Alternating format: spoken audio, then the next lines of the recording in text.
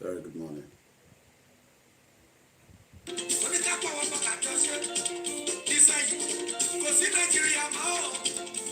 Nigeria, 2014 láti gbé 100 years. Yorùbá nation àti tó lọ. Ẹ wo gbogbo tẹ́lẹ̀ Yorùbá ò ní sí kí gbogbo ẹni tó sọ bẹ́ẹ̀. Bámi náà wọn lẹ́gbà. Mo bá jẹ́ president ló sọ bẹ́ẹ̀. Gbẹ̀lẹ̀ Yorùbá ò ní sí kí bámi náà wọn lẹ́gbà. Mo bá jámọ̀ sílẹ̀ lónílẹ̀ Yorùbá ò ní sí kí tó máa ní tọ́ bámi náà wọn lẹ́gbà. Mo bá jáwọn ẹlẹ́ṣà Ọlọ́run bámi náà wọn lẹ́gbà. Mo bá dẹ̀ jáwọn gọ́ọ̀nọ̀sì o tó nílẹ̀ Yorùbá ò ní sí kí tó máa ní pín bámi náà wọn lẹ́gbà.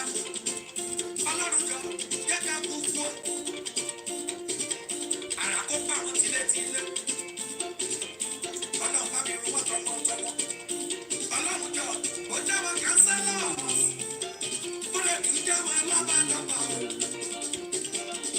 Tilẹ̀ Yorùbá pátápátá mi ò yọjú sọ́ba mi ò ní tẹ̀ fọ́ba. Àtọ̀ṣá gbogbo ẹni tó bá gbàgbọ́ ní fún wa. Ó bàbá bá mi rún wọ́n tilétilé. Bá mi pamọ́ tọmọtọmọ. Àpariwo a ò wá Fúlàní mọ́. Ṣé bí wọ́n pa wá kiri? Wọ́n dọ̀ wá láyà, wọ́n dọ̀ wá lọ́mọ. Àpariwo a ò wá wọn mọ́. Nílẹ̀ Yorùbá lórí ẹ̀ náà ṣe ní wọn lára. Oúnjẹ ti lọ wọ́n. Àwọn gbogbo oúnjẹ, àwọn gbogbo oúnjẹ. A ní ká máa lọ, wọ́n gbàgbọ́ dé fún wa. Wọ́n dọ̀ wá láyà o. Ọlọ́run ọba wọ̀ wá náà, wọ́n pa wá lọ́mọ o. Gbogbo èrè òkú pátápátá. Wọ́n ti bá gbogbo èrè pátápátá. A dẹ̀ sọ pé a ò wá wọn mọ́ o. Aláìsàn ní ká máa lọ. Bàbá bá mi fọ́ wọn lójú. Gbogbo àwọn tọ́jú wa lára o. Nílẹ̀ Yorùbá, a ní àfẹ́ kí Yorùbá ti tó lọ. Abẹ́ lórílẹ̀-èdè tuntun. Òtùtùwá rí pọ́pì sóhun la fẹ́. Lórí gbogbo ọmọ Yorùbá pariwo. Òtùtùwá rí pọ́pì la fẹ́ o. Lórí gbogbo ọmọ Yorùbá pariwo. 2022 mo kí gbogbo wa níbikíbi tí ẹ bá tuntun láǹfààní àti tó fẹ́ gbọ́ ètò tí a fẹ́ wọnú ẹ̀ ní àárọ̀ yìí. Ẹ farabalẹ̀ kẹ́ wo àkọlé ètò yẹn nítorí pé àkọlé ètò yẹn ti tàárọ̀ yìí ó ṣe kókó ó ṣe pàtàkì fún gbogbo àwa tí a ní à ń fẹ́ òmìnira. My name is Ola Yomi Koiki Media, bringing the world closer to your doorsteps.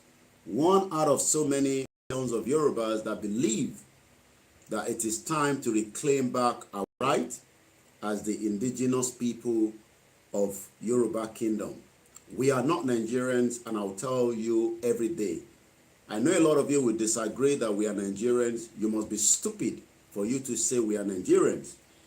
Even the Australian, from what I've watched this morning, one of their indigenous senator, which I'm going to share with us this morning, because a lot of Nigerians are, a lot of you have a little bit of knowledge about who you are, but my job is to educate you, enlighten you, and bring you to your level so that maybe you will be able to catch and understand the reason why it is much better now, before it is too late, to get back what belongs to us than to continue to pretend that Nigeria will be a great country and you will flourish, you will live there peacefully.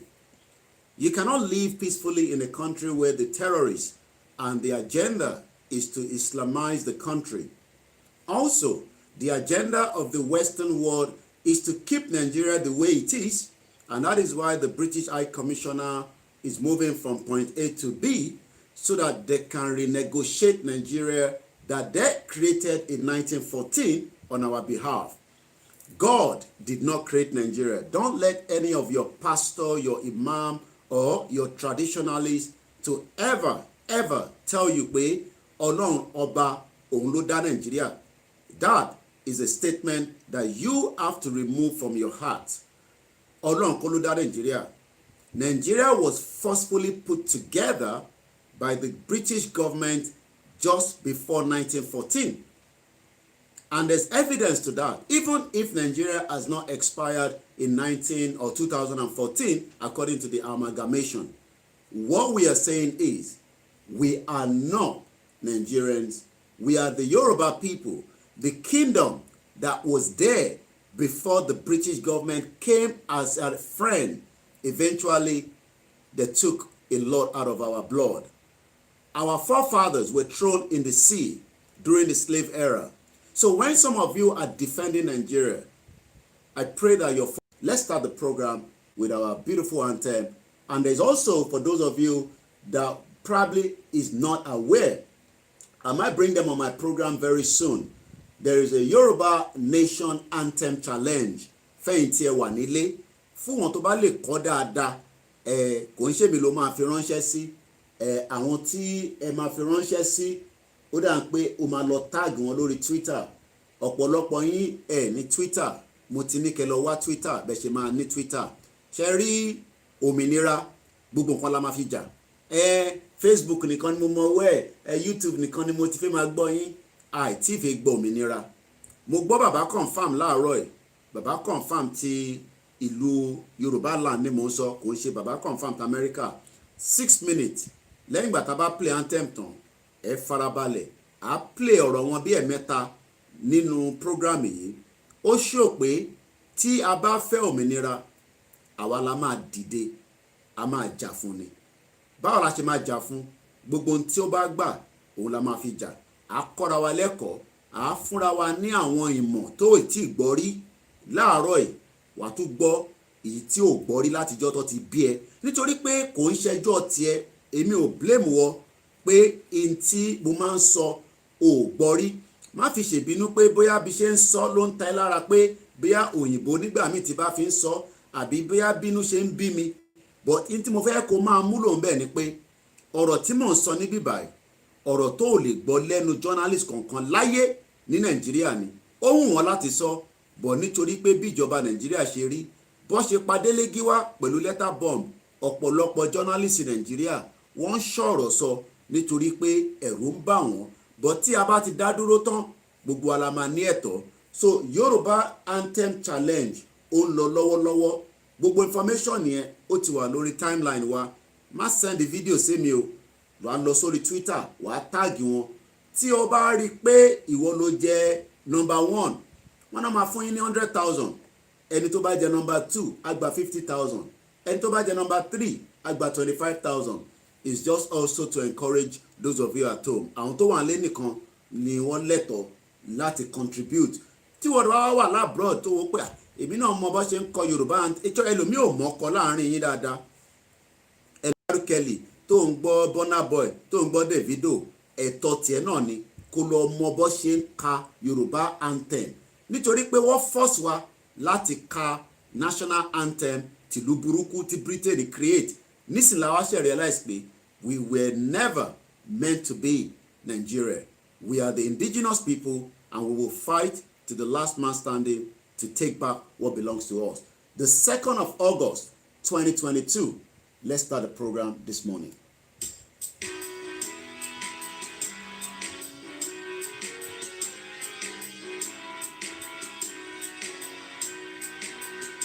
Iṣẹ́ wa fúnlẹ̀ wa forílẹ̀ èdè wa kàgbéga kàgbéga kàgbéga fàlẹ́rí. Ìgbàgbọ́ wa ni pé bá ti bẹ̀rù làbọ̀ mọ́. Ká ṣiṣẹ́ ká ṣiṣẹ́ ká ṣiṣẹ́ ká jọlá. Ìṣọ̀kan àtòmìnira ni ẹ jẹ́ ká máa lépa. Tẹ̀síwájú fọ̀pọ̀ ire àtòhun tó dára. Ọmọ Oòduà dìde bọ́ sípò ẹ̀tọ́ rẹ. Ìwọ ni ìmọ́lẹ̀ ògo adúláwọ̀. Àwa ni ìmọ́lẹ̀ ògo adúláwọ̀. Ẹ jẹ́ ká wá gbọ́ lára èyí tí wọ́n ti ṣe sí Yorùbá Nation channel, which is Twitter account àwọn tó ń ṣe Yorùbá Anthem Challenge. Ẹ jẹ́ gbọ́ ti ìyàwó ẹ̀.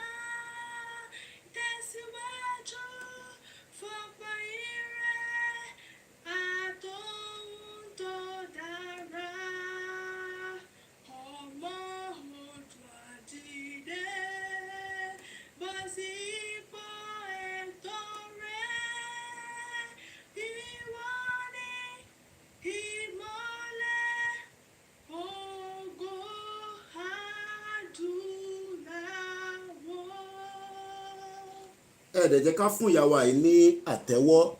Rójú wọn lóòótọ́ àmọ́ màá share link yẹn fún àǹfààní ẹ̀yin tí ẹ̀yin náà bá fẹ́ ṣe Yorùbá Nation Anthem Challenge. Ṣe rí pé anthem tí èèyàn bá kà inú yẹn á máa dùn. A lot of people ọ̀pọ̀lọpọ̀ it's gonna be in English and Yoruba, and please don't ever tell me hey, I speak Yoruba. No, ìwọ kọ́ ló máa sọ ẹni tí ẹni tó ń present máa fi communicate. Kò ń ṣàyìn tí ẹ ti gbọ́ Yorùbá Nation ni mò ń bá sọ̀rọ̀. Somebody sent me a message to show that message tí mò ń ṣe ní bíbá orin. I know that myself, but to prove it, I received a message from a Twitter handle. I'm not going to give you the details too much. Ẹni yẹn náà fẹ́ mi náà ní too much information, but something was shared with me that I would like to share with us. But before I do that, let's first read Psalm 121. Òun ni Psalm tó ní ká máa kà láti Simon Epa. Yeah, I've been following him. Psalm 121 ni mo fẹ́ kà, but I saw a comment there. I'll come back to that later. Psalm 121, according to what we have here. My help comes from the Lord, the maker of heaven and earth. Indeed, he who watches over Israel will neither slumber nor sleep. The sun will not harm you by day, nor the moon by night. The Lord will watch over your coming and going, both now and forever. Amen. Matuka. My help will neither slumber nor sleep.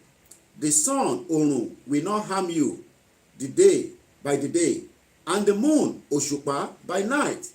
Elédùmarè, the Lord will watch over your coming and going ní orílẹ̀-èdè Yoruba land. Let me say this clearly to our Yoruba politician. We will continue to tell you we are not joking, and don't take us as just a mere miscreant on the social media. Your whole population, I'm talking about our politicians, from the senator to the House of Rep, to your governors, to your local government chairman, from Kwara títí dé Lagos State, to 1 million. You are not up to 1 million. Any right to tell us that a Yoruba kingdom tí ó ti wà before and prior to the establishment of the amalgamation. We are already still giving you the benefit of doubt. Pé ẹ come back sí sẹ́nsìn.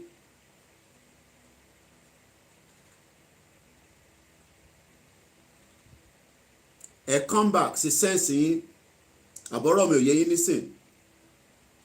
But I know you are not going to listen. Èṣù ni, ìkàdẹ̀ ni. But a fi sílẹ̀, a máa wò yín níran bígbà tí a rí yín. Mo sọ lẹ́ẹ̀kan sí, láti Kwara State títí dé ìsàlẹ̀ ní Lagos State, gbogbo Yorùbá politician tó 1 million. Tí àsìkò bá tó, a mọ̀ tá máa ṣe lórí ọ̀rọ̀ yìí. Ṣèbí inú ilẹ̀ Yorùbá lẹ́ ń gbé pẹ̀lú wa, àbí kò ń ṣe pé inú heaven àbí inú space àbí inú àjà ilẹ̀ kan ni ẹ wà. Kò dẹ̀ ń ṣe pé àǹjọ̀nú ni yín. Ìdí tí a ṣe ń fi ti ethos ọmọlúàbí tí a rí pé for now we have any reason or any right Yoruba politician kankan kò ní make decision fún wa before 2023. You will not make any more decision in Yoruba kingdom on our behalf. Ṣẹ̀rí tí ó bá tó àsìkò tí à ń sọ fún àwọn bàbá wa kó ṣe announcement the mega rally, which is going to be very peaceful in our millions lamajade. We will now prove fún yín pé níbi tí ọ̀rọ̀ dé láti ìgbà tí a bá ti. I've increased the volume on Facebook and my fan is working, so there might be a little bit of echo until I have an air condition that will not need me to turn on the fan. The weather is extremely hot in London. Lẹ́ẹ̀kan sí, we would leave you as if you are not there, but we know you are all there. Ẹ̀yin Yoruba politician, whether it's the PDP that is controlling Oyo State or the APC that is controlling Ogun State, or APC that controls Lagos State. Ẹ ń fi ọ̀rọ̀ Yorùbá nation ẹ fi ń ta yín nínú bí tẹ́ ti ń ṣe meeting. Ẹ ń ṣe bí tó kàn yín. À ń sọ̀rọ̀ orílẹ̀-èdè tiwa tí Elédùmarè dá dáadáa tó fún wa pẹ̀lú gbogbo nǹkan tó ní adùn rẹpẹtẹ. You are pretending as if you are not bothered and you are not care of what we are saying. mo sọ lẹ́ẹ̀kan pé a message was sent to me on Twitter. One of my video that I did recently, tí mo sọ pé wọ́n máa bomb Lagos State. This person sent it to me and say, nínú group one, which is according to the message, the person said, and I quote, "Your video is going far, Koiki. I found this within the group." Ìyẹn message tí ẹni sent to me. And he now said, wá screenshot message tí wọ́n copy láti inú group yẹn. Pé báwa náà ṣe ní different WhatsApp group. Làwọn náà ní different group. Àwọn tó fẹ́ ṣe president tí kò ní bọ́ sí ní 2023. Èmi ò lè sọ ní north àti nílẹ̀ Igbo. Ẹ sọ fún Tinubu, ẹ sọ fún Peter Obi, ẹ sọ fún Atiku, ẹ sọ fún Kwankwaso àti Sowore. Election ní wáyé nílẹ̀ Yorùbá because we will make our way out of Nigeria peacefully. But tí àsìkò bá wá di pé we make the time to make our way out and the government believe that it is not for us as Yoruba people to make that decision, then there will be fight. There's no doubt in my mind about that. Níbi tí ìjà máa ti wáyé nìyẹn. Ìjà tó dẹ̀ fẹ́ wáyé ni pé àwa máa protect the territory yẹn with the last man standing with our blood to defend that territory so that the next generation kò tún ní go through process yìí tá à ń go through nísìn. Because ìdí tí a ṣe pẹ́ nídìí Yorùbá nation tó ò tí bọ́ sí nísìn ni pé because àwọn bàbá kan tí ó jẹ́ kó ṣe ìgbésẹ̀ tí wọ́n play politics pẹ̀lú ọmọ Yorùbá for a very long time. Gbogbo àwọn bàbá yẹn ni gbogbo yín mọ̀, wọ́n pọ̀ lọ́pọ̀lọpọ̀, wọ́n fi Yorùbá wọ́n fi ta yín pẹ̀lú Fúlàní, wọ́n fi Fúlàní ṣeré, wọ́n rò pé Fúlàní ò smart, Fúlàní stupid.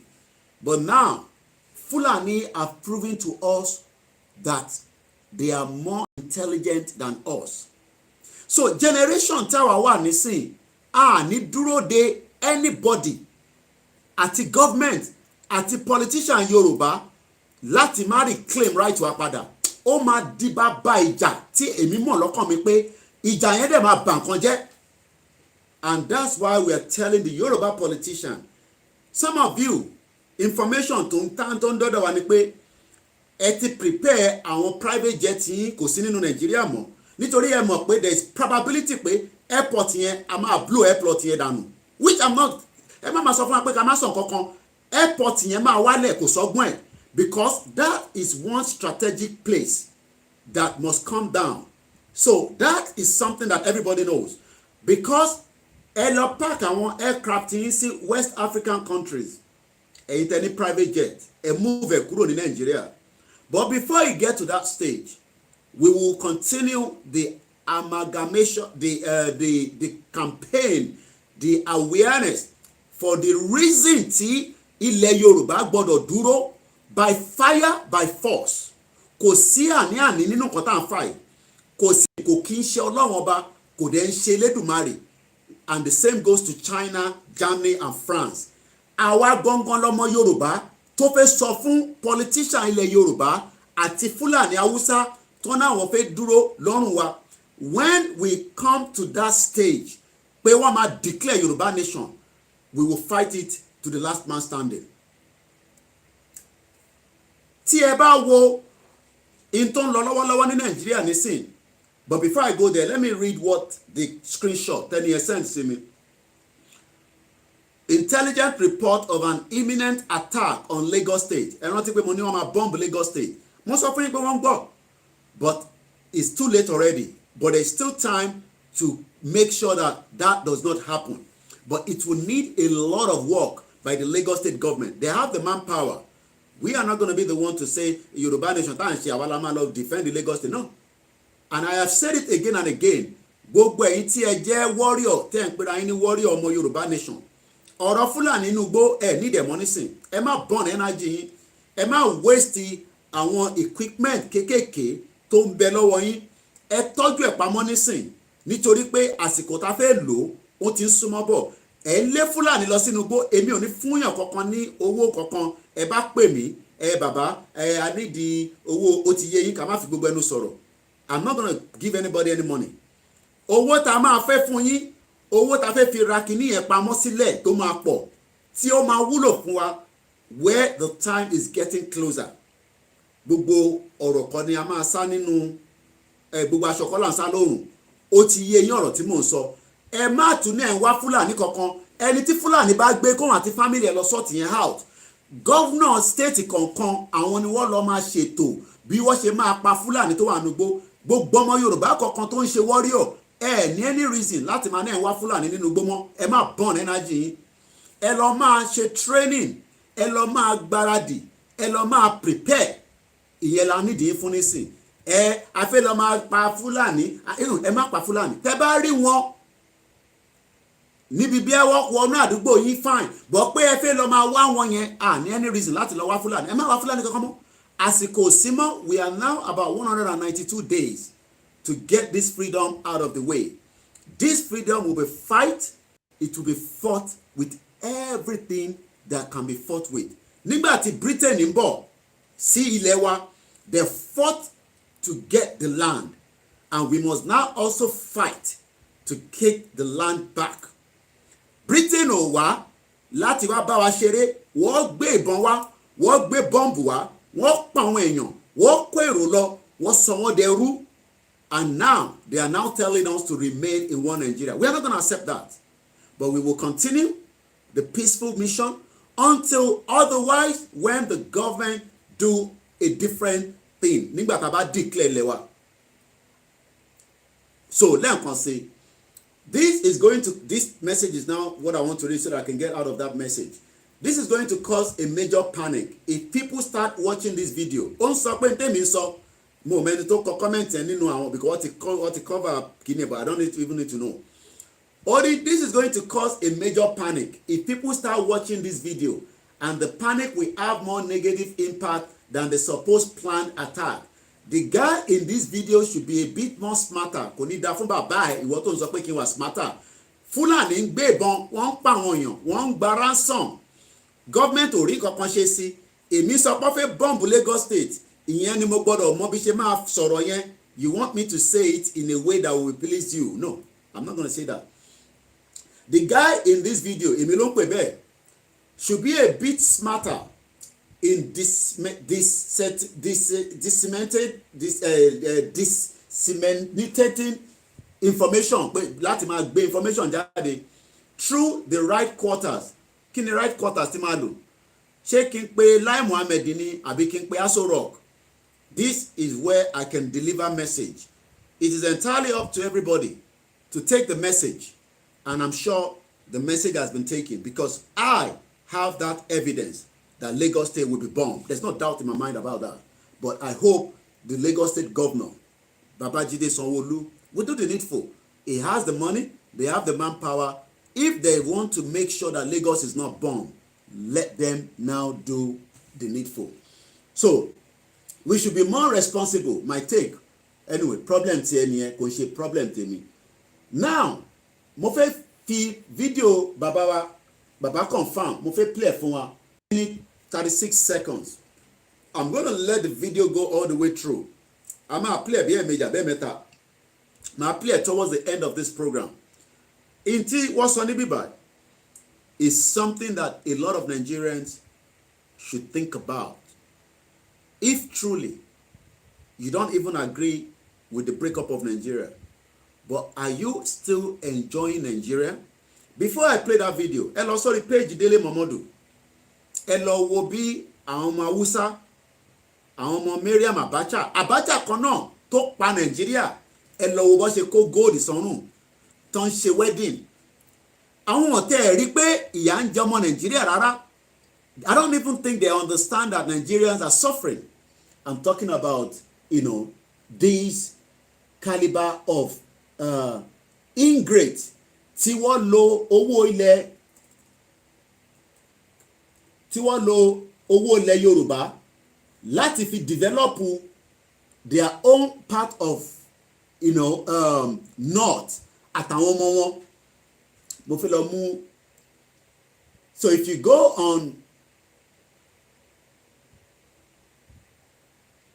tẹ́ bá lọ sórí page Dele Momodu, you will see that he posted some pictures as at yesterday at the Yaradua wedding reception in Abuja. Ẹ lọ wo gold tó wà lọ́rùn àwọn ọmọ wọn tí ìwọ tó ń sọ pé wọ́n Nigeria. I only pity a lot of you because ojú yín is completely dark. Ẹ lọ wo ayé táwọn ń jẹ. À ń sọ pé terrorism operate nínú Nigeria. À ń sọ pé kò sí welfare, kò sí students are completely out of school láti February. Lọ sí school láti February, ẹ̀yin ọmọ university àti polytechnic across the country. Tẹ́ feel pain, but àwọn tí mo sọ yìí, you have to go on his page.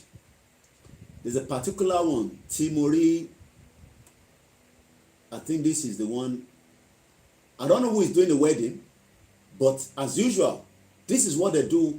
Àwọn early teen, Ẹ̀gbọ́n mi Alaba, I'm just want to focus on the broadcast, but I will appreciate everyone towards the end of this program. Looking at some of these images, sometimes I ask, are we not going to fight for this freedom, or we are just going to allow this same set of people? Ẹ wo iṣẹ́ tí Abacha dá lára while he was in government. Ẹ wo iṣẹ́ tí àwọn present government náà tó ti ṣe in terms of the damage in the lives of millions of Nigerians, even those that disagree, with breakup of Nigeria. You don't have to look. You don't even have to agree with it. But look at ṣé nínú circumstances tí Nigeria wà ló jẹ́ kó máa ṣe elaborate wedding, elaborate birthday party as if nothing is happening in Nigeria. Wọ́n gbé Nollywood actor tó jẹ́ kíru àwọn Mariam Abacha kó ṣe fídíò pé kó tẹ̀ ní sympathy pé okay tó tẹ̀ jẹ́ pé wọ́n kàn fẹ́ fi parọ́ fún wa, kó tẹ̀ ṣe fídíò.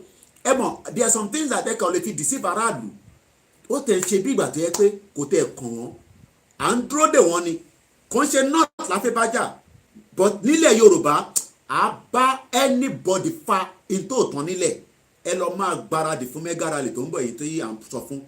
Mega rally tá a fẹ́ ṣe, àwa fẹ́ fi sọ ẹ̀dùn ọkàn ọmọ Yorùbá pé ìtẹ̀ ṣe fún wa lórí ilẹ̀ yìí, ní ilẹ̀ tí ó ní ọ̀rá tó ní gbogbo nǹkan tí Elédùmarè dá dáadáa, and yet we are suffering like this. It must stop before 2023, and that for me is no something that we can negotiate with anybody. I'm looking at it. Dele Momodu, as far as I'm concerned, òun kàn ṣe business ti ẹni, because as far as I'm concerned, he's a businessman, in a business way he's doing his own job. So he does these things by coming up, post it on social media, and then people go there, like me, we go and watch it. Okay, hey, he met with Yaradua's daughter. Hey, congratulations. Ẹ lọ wo gold tó wà lọ́rùn this particular one tí mò ń wò nísìn. Ẹ lọ wo set àwọn gold. Ẹ̀yin ìyá mi tẹ́ wà nílé tẹ́ ń ṣe business nígbà tí Nàìjíríà tẹ́ dá díẹ̀ tí ẹ ra gold pamọ́, gbogbo yín mà ti ta gold yẹn nísìn. Púpọ̀ nínú yóò tẹ rówó ra gold mọ́. Mo rò pé ní ọjọ́ kan ọmọ tí bàbá wa bí, my father had 19 children and 5 wives, because kò dẹ̀ ń ṣe politics ló ń ṣe, iṣẹ́ ọwọ́ ẹ̀ ló ń ṣe nígbà yẹn. Ìwọ fẹ́yàwó kan nísìn, o lé ọmọ méjì, o lè take care àwọn ọmọ yẹn. The last shopping tí bàbá tèmi ṣe ní UK ní Marks and Spencer, wọ́n ń béèrè lọ́wọ́ ẹ̀ pé ṣó fẹ́ lọ dá business sílẹ̀ ní Nàìjíríà ni, because they were confused when they saw the amount of luggage, 19 suitcases fill up with different outfits, bata, whatever you can think of. You now, Baba 43 years old, Olomo méjì, tẹ̀ tí lè fẹ́ yàwó mi nítorí pé tí tó fẹ́ gan sẹ̀, lè take care. The question now is, ẹ lọ wo ayé táwọn ilé ń jẹ. Dele Momodu, one picture, one video, snap, smile for me. Only this is Gunsu, Sani Abacha, and Adama Pinda. Wọ́n ṣayé bí tó kọ̀ọ̀kan wọ́n. And you want me to remain in Nigeria with these criminal people? èèyàn ọmọ Yorùbá kí ló ṣe yín náà ta là ń dúró dè ṣé kò ń ṣe pé nǹkan kan ti wrong pẹ̀lú medulla oblongata wa. These people are showing it to our face every day as if nothing is happening in Nigeria. Tíyàn bá ẹni tó bá jẹ́ òyìnbó tó bá ń wo page Délé Momodu abẹ́lé sọ pé Nigeria is working and some of you are not crying. Ẹ tún wá ń sọ pé ká lọ ṣe election 2023 to make them more powerful, to make them more relevant. Mo ń wo gold yẹn tẹ bá rí chunk of the gold tó gbé sọ́rùn and some of you don bàbá tèmi ilé tó kọ́ sí Sùúrùlérè street méjì ló face ilé yẹn sì ń bẹ bí ṣe ń bá yín sọ̀rọ̀ kò jìnnà sí Kílò ẹmọ Kílò hotel ilé yẹn face Ládéjọbí ó dẹ̀ face Inobi. He built that house before he was 30 years old. Kò ṣe politics rí. He's a businessman up to the last time he died in the 80s. Kò tọwọ́ bọ politics. Wọ́n dẹ̀ ní èmi ò bá bàbá tèmi láyé but a gbọ́ àwọn iṣẹ́ tó ṣe. Wọ́n ní tí ọba pàdé aláàjì ní site màmá tèmi sọ fún mi ni. Ó ní ó máa ń béèrè lọ́wọ́ àwọn pé ní pátí tẹ fẹ́ lọ ni. Ìwọ nísìn ìyàwó tó fẹ́ sílé ó tẹ̀lé fún ní owó ọbẹ̀ pé kó ṣe ọbẹ̀ sílé. Ó mọ̀ pé Nàìjíríà táwọn nọ́ọ̀tì tó bàjẹ́ tí Délé Momodu wá ń ṣe wọn nísìn and so many of them like that tó ń lo gold wọ́n ṣe bíbà tó yẹ pé wọ́n ò tẹ̀ ní any right láti feel sympathy ara Nàìjíríà. Bàbá tèmi á máa béèrè lọ́wọ́ àwọn ìyàwó ẹ̀ pé ní pátí tẹ fẹ́ lọ ni àwọn ìyàwó dẹ̀ á ní bóyá owó náà ni á dẹ̀ fún wọn ní owó á ní kó lọ ra aṣọ. Wọ́n máa ń change ìgbà tí ìyá tèmi fẹ́ bàbá mi ìtàn tí mo gbọ́ lẹ́nu màmá mi ni ìgbà tó ṣẹ̀ fẹ́ wọn lọ́ṣẹ̀ máa ń sọ pé wọ́n kì í da síbínú àti àwo tó bá ṣe nǹkan tán nílé Alhaji Ọmọ́táyọ̀ Kóìkì gbogbo nǹkan tó bá lò wọ́n máa ń give away ni. Mo sì mi ló wá nínú wọ́n láti máa ṣe bẹ́ẹ̀ èèyàn máa ń kópa mọ́ èèyàn tún lò níjọ ibi ọdún iléyà míì.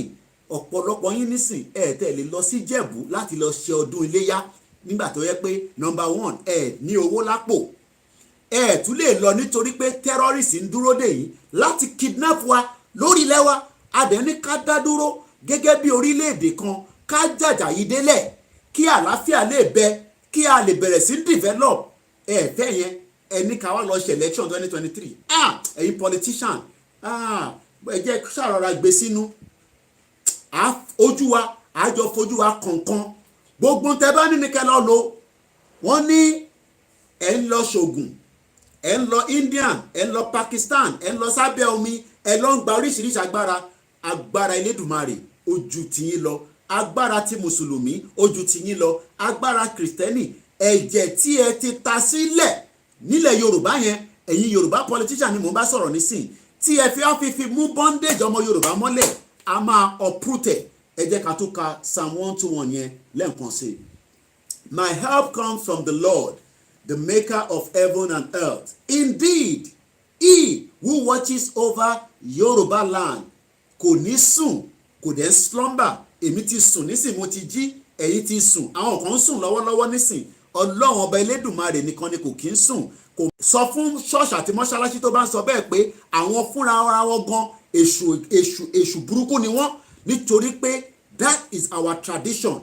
In tí a fẹ́ràn nìyẹn in tá a nífẹ̀ẹ́ nìyẹn kò delay kò disturb Christianity tó ń ṣe kò disturb wákàtí márùn tó ń ṣe. Ẹ má tún jẹ́ kéèyàn kankan sọ fún wa mọ́ pé ẹbọ tí à ń ṣe yẹn in tí kò dání ẹ gbọ́dọ̀ agree pẹ̀lú ẹ̀ mọ́ nísìn nítorí pé these are the things that àwọn òyìnbó lórí burúkú tí wọ́n ṣe tó fi ṣe jàǹbá fún wa láti máa sọ fún wa pé ìṣẹ̀ṣe tí a ní it is a criminal offence. Lẹ́ẹ̀kan sí, my help comes from the Lord, the maker of heaven and earth. Indeed, he who watches over Yoruba land will neither slumber nor sleep. The sun ìyẹn oòrùn kò ní harm wa by the day nítorí pé Ọlọ́run tó dálẹ̀ Yorùbá ó dá ní ìran tó dá. Sórí skin tó ń wò yìí ó gbájú tàwọn aláwọ̀ funfun lọ, but àwọn Yorùbá politician àwọn náà ní kẹ́ wá lọ ṣe election, á fojú kanra wa, àsìkò yẹn súnmọ́ bọ̀ ni, but àwa ń believe pé ẹ̀mí á yí padà kó tó time yẹn, but tó bá ti make a declaration which they have to, ẹ jẹ́ kí n sọ fún àwọn tó ń ṣètò, ẹ má ṣe mistake pé ẹ ní declare Yorùbá nation o. Tí ẹ bá lọ declare Yorùbá nation, wàhálà tó máa dé gan ó máa kọjá intero. Ẹ prepare, ẹ gbáradì, ẹ declare Yorùbá nation fáwa. Tẹ́ bá ti declare Yorùbá nation, ẹ fi tó kù sílẹ̀ fáwa àti ìjọba kájọ máa face ara wa. Níjọ́ tó bá ti declare Yorùbá nation, kò sí any right kankan fún any Nigerian whatever lórílẹ̀‐èdè wa. Immigration ni, police station ni, DSS office ni, navy building ni, military barracks ni, a máa kanra wa ní ìgbò. Ẹ gbọ́ mi dáadáa, a máa ṣe kí ni, a máa kanra wa ní ìgbò. Nítorí pé if truly Nigeria was working, ó jẹ́ kó defend the territory right now, but right now they could not defend that territory. Lẹ́ẹ̀kan sí káka kìíní yẹn délẹ̀. My help comes from the Lord, the maker of heaven and earth. Indeed, he who watches over Israel will neither slumber nor sleep. The sun will not harm you by the day, nor moon by the night. The Lord will watch over your coming and going, both now and. nípa ọ̀rọ̀ ẹ̀yin ọmọ Nàìjíríà ni wípé ẹ ò fẹ́ jẹ ìyà kí ẹ tó gba òmìnira. Kò dẹ̀ sí ìlú tó bá ń fẹ́ òmìnira tí kò ní jẹ ìyà. Bí ẹ bá ní ẹkọ̀ fẹ́ gba òmìnira láì la ìyà kọjá, ìnira náà lè ṣì máa wà nínú ẹ̀. Ṣùgbọ́n gbogbo àwọn tí wọ́n bá ń wá òmìnira, wọ́n máa la ìnira kọjá.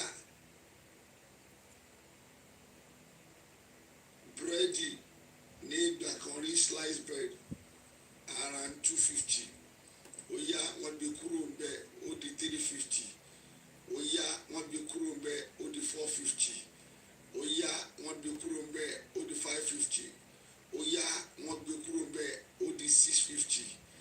Now bí mo ṣe ń sọ̀rọ̀ yìí, búrẹ́dì yẹn ti di 800. Búrẹ́dì kan wà a máa ń rà ní sanding bread, à ń rà ní 700 naira. As at inú ọdún yìí ní kọ́bí may àṣẹ̀rà níbi 700, kẹrẹ wọ́n ti tọ́ di 1050 naira. Síbẹ̀ náà ẹ ò ní jáde, wọn ò bá sọ búrẹ́dì di 200 naira. Ọmọ Nàìjíríà máa pariwo àwọn fẹ́ òmìnira, ṣùgbọ́n wọn ò ní dìde láti protest lé lórí. Bàbá ti sọ búrẹ́dì di 2000, wọ́n máa lọ máa rà náà ni. Ó mọ̀ pé ìjọba Nàìjíríà ohun tó mọ̀ nípa yín ni wípé ẹ kàn máa ń sọ̀rọ̀ ni, ẹ ò lè ṣe kankan, ẹ ò ní fẹ́ fi ebi panú. Ọjọ́ mẹ́wàá tí gbogbo wa máa fi wà lójú títì nítorí ẹ̀tọ́ wa yẹn, òun lẹ́yìn ò fẹ́ ṣe. Kí ló mú wọn láti 700 kí wọ́n sọ búrẹ́dì di 1050 naira? Gbogbo òmìnira nílùú òyìnbó kò wá easy now. Gbogbo wọn náà máa jókòó sórí títì ni, everybody, àti onílé àtàlejò àtọmọ àti bàbá àti ìyá, ojú títì la máa jókòó sí, tá máa protest, everybody máa gbà. Irú yẹn la nílò Nàìjíríà. Protest tó jẹ́ wípé kò ní sí anywhere anybody ti máa jáde. Worldwide protest la ní di Nàìjíríà. Wọ́n ta fúẹ́lì, ìṣojú wa náà ni wọ́n ta fúẹ́lì ní 80 something naira from there, 90 naira from there, one kìíní kan from there, ó ti di 170. a ò dẹ̀ protest, a ò ṣe kankan. Wọ́n tó bá tún yá, mo ti sọ fún ọ pé ìjọba Nàìjíríà wọ́n ní equation wọn náà ni wípé wọ́n kọ́ ni pé a máa ń sọ̀rọ̀ ni, a ò ní, we don't have actions. We only speak, we don't have actions. Wọ́n pè táwọn bá gbé síbẹ̀ ẹjọ́ lè máa sọ, lẹ́yìn tẹ́ bá ṣẹjọ́ tán ẹ máa bẹ̀rẹ̀ sí lọ́ra ni, ṣùgbọ́n kò jẹ́ kó rí bẹ́ẹ̀. Àwọn Salanka àwọn tí wọ́n ti tọ́tọ́ tó wọ́n lé president wọn kúrò nínú villa olóògbé bó ṣe ṣe nìyẹn ni they go outside with worldwide large protest gbogbo everybody ni kò sí pé ọ̀kan lọ bí iṣẹ́ ẹni tó bá lọ síbi iṣẹ́ kí wọ́n lù pa ẹni tó bá wa mọ́tò kí wọ́n lù pa kì í ṣe Boko Haram àwa fúnra wa náà la máa lù pa ẹni tó bá jáde tó ní pé ohun táwọn ń ṣe ń ta yẹn kòkó ká lù pa bẹ́ẹ̀ ṣe máa ṣe nìyẹn tí ẹ ò bá tí ì ṣe bẹ́ẹ̀ ẹ kàn wéṣẹ̀ àkókò yìí ní Nàìjíríà àwọn tí wọ́n ń darí wí wọn ò ní rí pé ẹ ti gbọ́n wọ́n sì máa wò pé equation táwọn máa ń ṣe tẹ́lẹ̀ yẹn pé 1+1 is equal to 3 yẹn a máa lérò pé òun náà lè ṣe wà lẹ́nu ẹ̀ nígbà tó yẹ pé tó bá ti inflate price báyìí ẹ ò sí nǹkan tẹ́ fẹ́ ṣe èyí fúnra yín lẹ́sẹ̀kẹsẹ̀ ìkọ́ tó inflate price ẹ ti bẹ̀rẹ̀ sí lọ́ra pé báyìí ti ṣe bẹ́ẹ̀ kẹ́ ti jó ilé epo 50 kí ilé epo 50 ti jó NNPC kẹ jó dúdú ẹ dànù ẹ máa rí wípé wọn ò ní kọ́ déédéé máa wá kọ́ láwọn inflate price kò sóhun tí wọ́n lè ṣe we need worldwide protest we need protest tó jẹ́ wípé gbogbo èèyàn ló máa jáde tí kò ní kú ẹnikẹ́ni nínú ilé I am telling you bẹ́ẹ̀ ọba wa ní orí méjì tó lóun gbé mọ́tò jáde tó péré ẹ̀ lólówó tó ní yàtá ń jẹ kòkòrò ẹ máa jó ni jíjó ni kẹ́ ẹ jó wọn òun tá a nídìí nìyẹn ìwọ tọrọ tí mo sọ yìí tó bá bá wí dandan tó sì rí i pé o nílò láti ṣe ẹ tí wọ́n ń lò kò sí agbára lọ́wọ́ ìjọba Nàìjíríà tágbára bá wà lọ́wọ́ wọn ni Boko Haram ní máa pa wọ́n kò ságbára lọ́wọ́ sójà kò ságbára lọ́wọ́ ọlọ́pàá bí agbára bá wà lọ́wọ́ wọn ni Boko Haram ní máa pa wọ́n tí gbogbo ọmọ Nàìjíríà pátápátá tí ebi ń pa tí Nàìjíríà ti sú tí wọ́n bá dìde tí wọ́n jókòó dẹ́ àkọ́ làwọn náà Boko Haram ni kì í sọ fún yín ìjọba Nàìjíríà á bá àwọn olùkà wa tí ò bá ti lè ka Boko Haram àwọn mélòó ni Boko Haram tí apá àwọn ò lè ká kámbọ̀sì gbogbo àwọn ọmọ Nàìjíríà pátá abọ́síta tán wípé sẹ́ enough is enough ká sọ́ra wá di Boko Haram wọ́n máa kúrò nílé wọn fún wa wọ́n á kúrò nínú fílà fún wa ṣùgbọ́n a ò fẹ́ ṣe ìrọ̀rùn là ń pè freedom ìrọ̀rùn là ń pè òmìnira irọ́ lè ń pa òmìnira kì í ṣe ìrọ̀rùn nínú ìnira òun ni wọ́n ti ń gba òmìnira bí mo ti sọ fún yín bẹ́ẹ̀ ló ṣe rí tó bá dẹ̀ ní kó kún ẹ̀ má wọ̀rí abẹ́rù anybody bàbá confam JB olótú wa bẹ́ẹ̀ láàárọ̀ yìí kò ṣíà ẹ̀ God bless you. I'm sure we've all hear from Baba Confam. Ṣẹ́rí ìta àndúródè òun ni pé àndúródè miracle kan kó sọ̀kalẹ̀ rather than let's face the consequence together now. Let's prepare our mind. Ṣẹ́rí yẹn ó máa dín kankan kò ní dín kankan ìyẹn kọ́ ló wà lẹ́mọ̀ nísìn. Like I said, ẹ lọ sórí page Délé Momodu. You will ask yourself, ṣáwọn people mọ̀ pé problem wà ní Nàìjíríà? They don't care.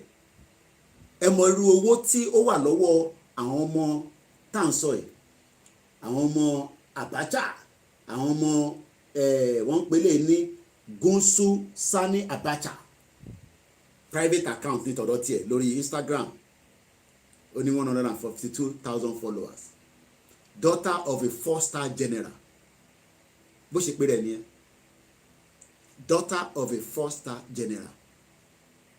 Ṣé Abacha gan fúnra rẹ̀ gan ṣó worth láti di 4-star general tàbí àgbéyẹ̀wò? It shows that the Endrode Igboho, Endrode Bami, when every one of us, Endrode Igboho kó wá rescue wa, when we should be also prepared to rescue ourselves and then fight along with everybody. Now, ṣẹlẹ́yìn tí ẹni jẹ́ olórí Yorùbá ẹ̀sùn mọ́bí olórí Yorùbá tó tún gba owó lọ́wọ́ ìjọba Nàìjíríà, gbogbo ẹ̀ láti gbọ́, so in terms of àyìn tí ẹ̀ ń follow wa òun ni pé ẹ má dúró de anybody. àwa mo ń bá bá mi sọ̀rọ̀ lánàá. I'm not going to go into all the details. àwa ń gbọ́rọ̀ yẹn yẹ̀ wò. Let me say this. We must fight to defend the land now. And when I say fight, does not literally mean I'm a kobonjadi. No. We fight in every sector. When the right time comes, gbogbo ọmọ Yorùbá, tásìkò bá tó for us to do every needful. Gbogbo sector la gbọ́dọ̀ bá jà. Every sector tó wà nílẹ̀ Yorùbá la máa destabilize. You start thinking of which sector. We will destabilize it so that it will have that ripple effect back to those in control of our resources. Start thinking about it now.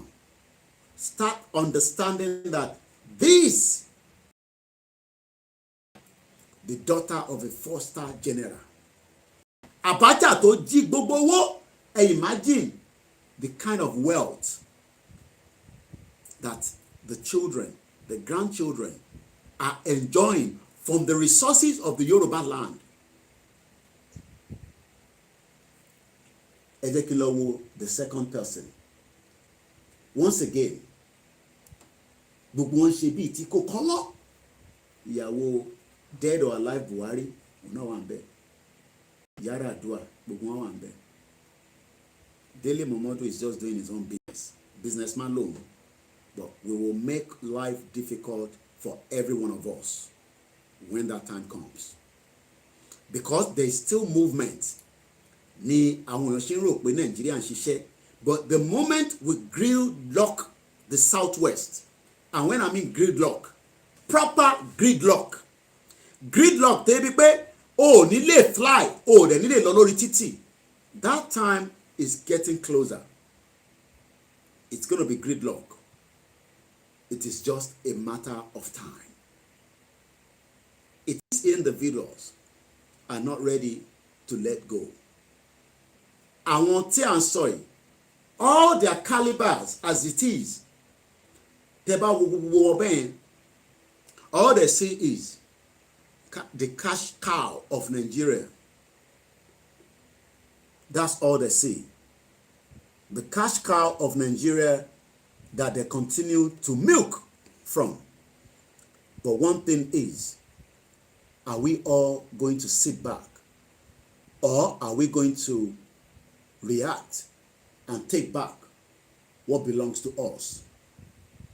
We can do it now before it is too late.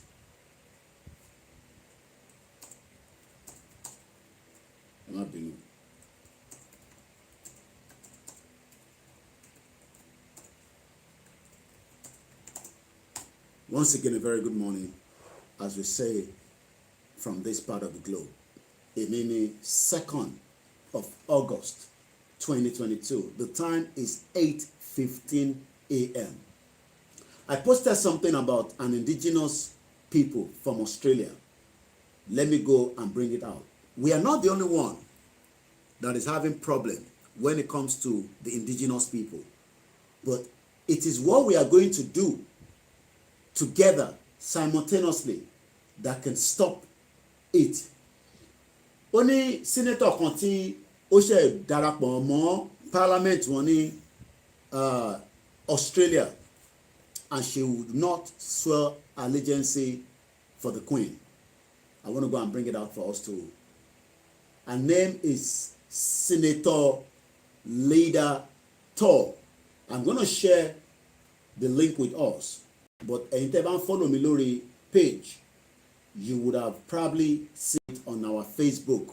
But if you don't follow it, then you probably would not have been able to see it. Once again, a very good morning to all our mothers, our fathers, our uncles, our brothers, from wherever you are, especially ẹ̀yin tẹ́ wà nílé, as we continue to encourage you that need láti wà scared, need láti wà fearful.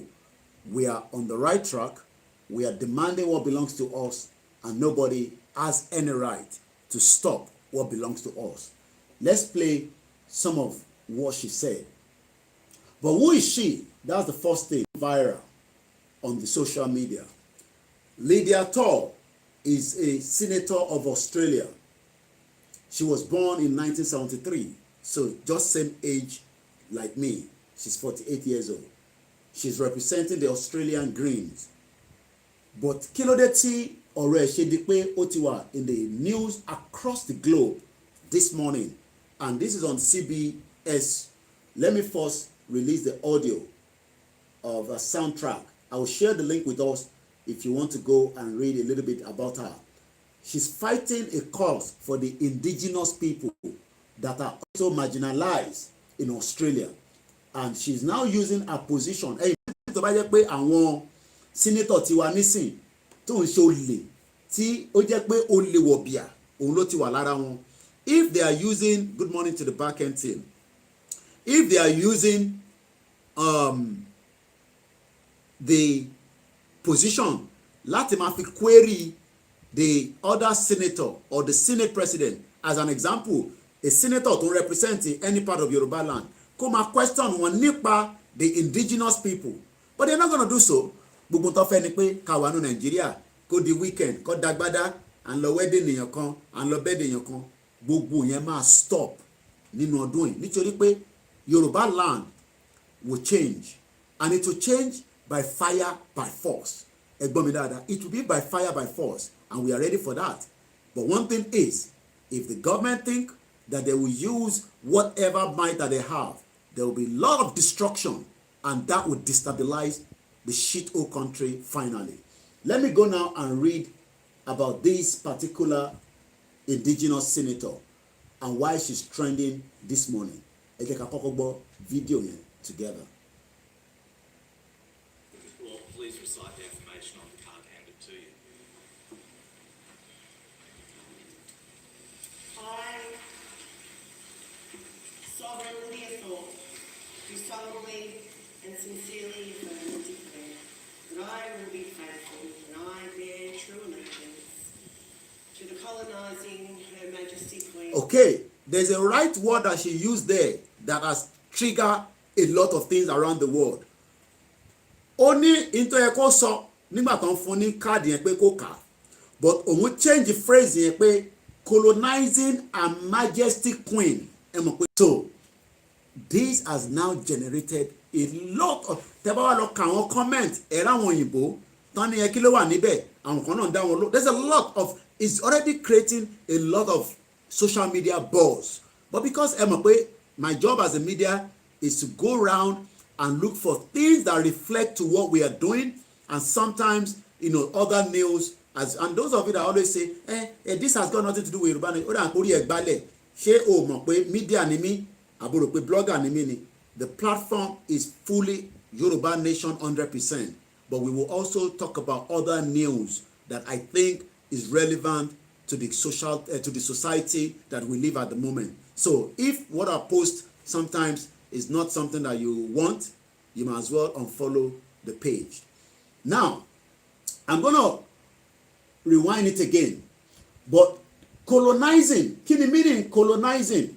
Ẹ jẹ́ ká kọ́kọ́ lọ wo meaning that word colonizing, to lo, tó fi di pé ó ń create buzz as at today.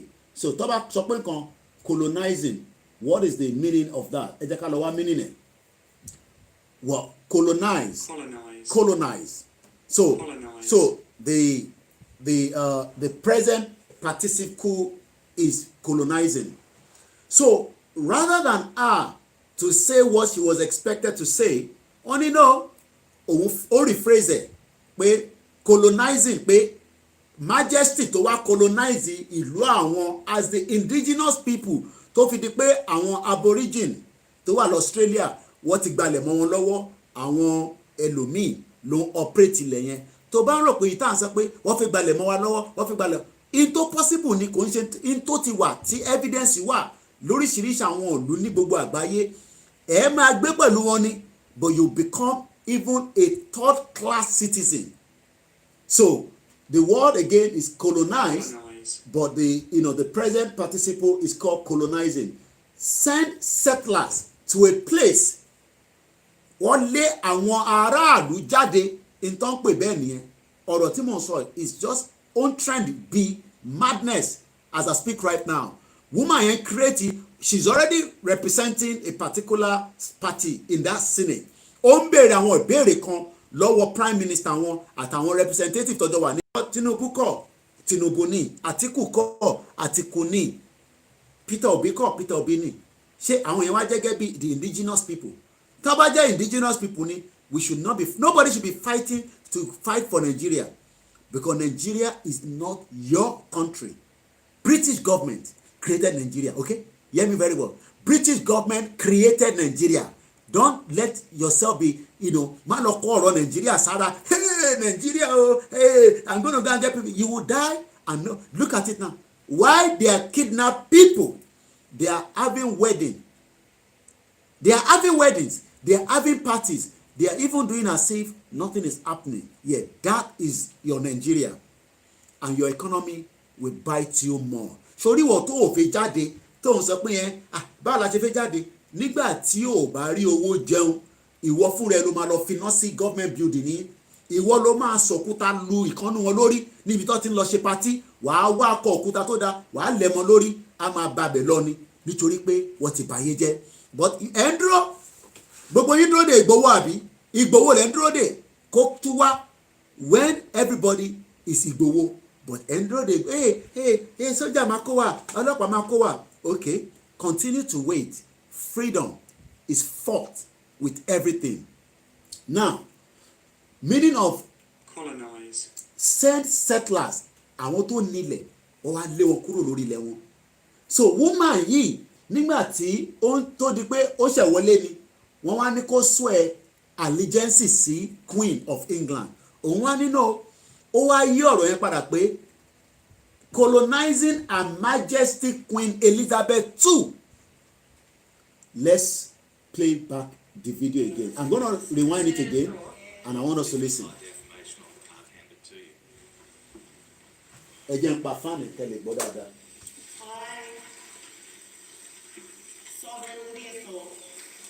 Ó ní I, solemnly Lydia Tor, do solemnly and sincerely affirm, then kí ló tún sọ? And sincerely declare. And declare that I will be faithful and bear true allegiance to thee. Ó ní kan tó yẹ kó tún wá sọ òun change ẹ̀ ẹ̀jẹ̀ àgbọ̀ sí. That I will be faithful. And I bear. Ńlá wọn ọ̀rọ̀ yẹn wá dùn wọ́n pé hé irú ìwọ tó wá ń sọ yìí ta ní kò sọ kọ́ nìyẹn. Ìwọ ọ̀dẹ̀ tá à ń sọ fún kò ń ṣẹ̀yìn tí ẹ ti gbọ́ àgbọ́yé yẹn, ìwọ tó sì ń claim wọn Nàìjíríà nígbà tí arábìnrin tó jẹ́ ẹni tí Australia wọ́n ní gbogbo nǹkan kò tẹ̀ jẹ́ kó máa bọ́dà, ó yẹ kó kàn máa wà láàrin wọn kó máa jọ ṣe. Ó wá ń sọ pé I truly swear allegiance, kò jẹ́ kó lo colonizing yẹn, ó mọ̀ọ́mọ̀ fìyẹn sí láàrin ni. Is not a phrase tó yẹ kó wà láàrin kan tó ní kó sọ. Ẹja àgbọ̀délẹ̀ sí colonizing Her Majesty the Queen. Ìwọ wá rò pé àǹtí ẹ̀ tó wà ní UK tó ń jẹ tọ̀ìtọ̀ì táwọn ọmọ ẹ̀ ti lọ sí school tó ń ṣègbádùn tó wà lọ́lídé nísìn, àǹtí ẹ̀ míì ó mọ̀ ọmọ kò wá, òun náà ti gbọ́ pé Nàìjíríà ò dáa kò yẹ nísìn, ó yá kó àwọn ọmọ ẹ̀ lọ sí Paris, wọ́n lọ sí Disney Wonderland. Ìwọ tó ń wò mí nísìn, no ìwọ wò mí ní ìjọ́ òru ti lọ sí amusement park, ìdí tí amusement park bá tẹ̀ wá, ìjọ́ òru ṣeré lọ sí amusement park, ìjọ́ wo ló ṣeré lọ pé èmi àtàwọn ọmọ mi bí i family mẹ́ta ní ọkọ àti ìyàwó àti ọmọ mẹ́ta, àǹtí ẹ̀ tó wà nílùú òyìnbó ó ti mọ̀ pé Nàìjíríà ò gbádùn mọ́ nísìn, òun náà yà ṣe kí ni ó yà ra ticket ó lọ àwọn short holiday, package holiday, but ó ń sọ fún ẹ pé Nigeria will be fine in Jesus name, Nigeria will be good, will be grateful. Mo tẹ̀lé bàbá kan ìyẹn á máa sọ pé ẹ máa wá ní Nàìjíríà ò lè pín, tí Nàìjíríà ò bá lè pín ẹ jẹ́ ń gbé sínú padà, intermarché Nàìjíríà máa pín by fire by force. Let's go and listen more to her. Her Majesty Queen Elizabeth II. Senator Thorpe. Lẹ́sẹ̀kẹsẹ̀ wọ́n dá dúró no allegiance ta ní kò sọ ẹ̀kọ́ nìyẹn o, allegiance tí a ní kò. Oh my God. When I watched it this morning, I was just like, okay. Lẹ́sẹ̀kẹsẹ̀ ẹ̀ tó bí ká sọ pé bí senate president wọn senator Thor ó porúkọ ẹ̀ pé ẹ̀gbọ́n kan tó sọ. Only Senator Thor, you are required to recite the oath as printed on the card. So please recite the quote. So what am I trying to bring out of this conversation is àwa nìkan kọ́ ni wọ́n ti marginalize ní gbogbo àgbáyé. So many indigenous people have been marginalized by Great Britain. We are waiting for the British government to come and intervene. We will wait till thy kingdom come. A dúró pẹ́ ẹlòmíì nínú wa a darúgbó sínú nǹkan tá a gbé dání. Tí a bá ṣe the needful gbogbo wa ni o kò ń ṣe àwọn ìlànà nìkan kò ń ṣe every one of us kò ń ṣe ìyá onítìrí nìkan. I spoke to her yesterday and I think she was going to be coming on air very soon. We spoke yesterday. Mo rí wọn bá sọ̀rọ̀ lánàá àlàáfíà dẹ̀ lọ́wọ́. You are required to recite the oath as printed on the card. Ṣẹ̀gbọ́n wọ́n ní kó recite oath yẹn as printed on the card. Má tún sọ pé colonizing bá ṣe jẹ́. But some of you are waiting. Ó dá lóòótọ́ bá ṣe ń fi àdúrà tá à ń fi ń tẹ̀ nídìí tá a fi ń gba lọ́tún tá a fi ń gba lósì. Bó bá ṣe wá ń ṣàwọn àdúrà yẹn àwa máa sọ fọ́lọ́run pé kó fún wa lẹ́mìí tí ìbẹ̀rù máa fi kúrò lára wa because gbogbo tó ń ṣe yín nísìn is fear. Mo sọ fún yín pé if we have 100 people that can be like Igboho today tó ń jáde léraléra 100 simultaneously tẹ́ ń jáde tẹ́ ń lọ ní gbogbo different state Nàìjíríà gan máa gbọ́ pé yes. Mo wá wo ẹ̀gbọ́n mi kan send the film kan sí mi series ni. Some of you would have to go and watch it if you have Netflix. The name of the film is called Justice Served. It's a South African series. They are like a freedom fighter. Walk by agent law she Google, but my share orúkọ film ẹ pẹ̀lú wa nísìn and tó bá ní Netflix kó lọ wò. Some of you will never appreciate Igboho for what he's doing because this film exactly in time go through. Ẹ̀gbọ́n mi tó ní kí n lọ wò yẹn mo dúpẹ́ lọ́wọ́ yẹn ṣe gan is in Manchester. I'm not going to mention his name. I've watched it and I'm going to watch it again today because mo wo in between ni but mo wo towards the end mo wo bere but seriously but ma farabalẹ̀ tí bá ti parí program lẹ́ni mo lọ bí kankan ma jókòó ma tuntun wò dáadáa. The name of the film is called Justice Served. Ẹ lọ farabalẹ̀ kẹ́ lọ wo film yẹn. To those of you, excuse me. Now I'm going to go and look for the film on the Google. Once again, ìtumọ̀ colonize tí mo sọ lẹ́ẹ̀kan. Colonize. Colonize. Sori Colonize. ìdí tí orúkọ ẹ tó ṣe ń jẹ́ orúkọ Yorùbá mọ́ is because Colonize. culture ẹ Colonize. identity wa Colonize. language wa Colonize. kí ló dé ká ṣe láti máa sọ òyìnbó kì í ṣe èdè wa náà àwọn olóòfin èdè yẹn Colonize. èdè ẹrú but we are too intelligent àti wà too intelligent jù a fẹ́ lè get ọ̀rọ̀ movement kò lè perfect until tá a bá débi tá à ń lọ it cannot be perfect so that's something we have to put at the back of our mind. Once again, you are watching a live transmission 2nd of August 2022 at 8:32. We will get the phone line open. We'll charge the current phone. So Emma Penisio, because I'm using that particular phone to transmit on quick Instagram. So when I'm ready, my phone has to charge there. It am official calling. I mean, it am a switch over. Not official calling. Yeah, the Australian politician name is Lydia Thor. Let me help you to bring that up, but mo kọ́kọ́ fẹ́ lọ mú details orúkọ film yẹn wá just to give us a brief about it. Let me share the name of that senator. Sherry, tẹ́ ẹ bá follow Koiki Media, I tell you that I don't know about any other platform, but mo rò pé platform kan ṣì give as much of different information than Koiki Media, and it's because we are Koiki Media, not because of anything. I have not seen any platform when it comes to sharing of information reason tí mo ṣe máa lọ mú àwọn information yẹn wá ni pé mo fẹ́ kẹ́ máa fi judge pé okay tí ìlú ìbá tí irú Lydia Toy ó jẹ́ ká ní àwọn senator kan nínú senator wa náà tó máa challenge wọn nínú chamber lórí àwa indigenous people, but they are not interested in that. All they are interested in Nigeria, and we will stop that for them. Ẹ máa lọ máa gbé l'Abuja ni ẹ ní lè gbé l'Èkó, because you are a threat to the Yoruba race. All the politicians in Nigeria from the southwest, you are a threat. Ẹ wò mí dáadáa, ẹ sọ fún gbogbo àwọn in tí a máa ṣe àgbésábẹ̀kùn wa ni. Ẹ kó tó tàmì ẹ. Ẹ rò pé eré ni, eré lẹ máa pè. Gọ́ọ̀mẹ̀ntì yìí ẹ máa bẹ̀ wá báyìí, àní dá yín lóhùn. À ń bẹ̀ yín nísìnyí pé kẹ́ come back, kẹ́ think about the indigenous people, and let us start thinking about how to finally wind down this contraction called Nigeria. Ẹ ń ṣe bí tó kọ̀ọ̀kan yín, ẹ ń gbé sójà, ẹ ń gbé mọ̀rẹ́ iṣẹ́ G49 ìbọn tí àwọn DSS máa ń gbé káàkiri. Oh my God of Jesus of Nazareth. Ẹ fi wá ṣeré. Ẹ ní kí la lè ṣe, kí la máa ṣe. But ẹ̀yin náà ní lè ṣèjọba ní state yẹn tó bá tó time kan. Ó dà pé ẹ understand. Ẹ mọ̀ pé collateral damage òun ló easy jù. Ẹ̀yin náà ní lè ṣèjọba lórí state yẹn, and that will force the whole country to go into the anarchy stage. Until you understand nìyẹn.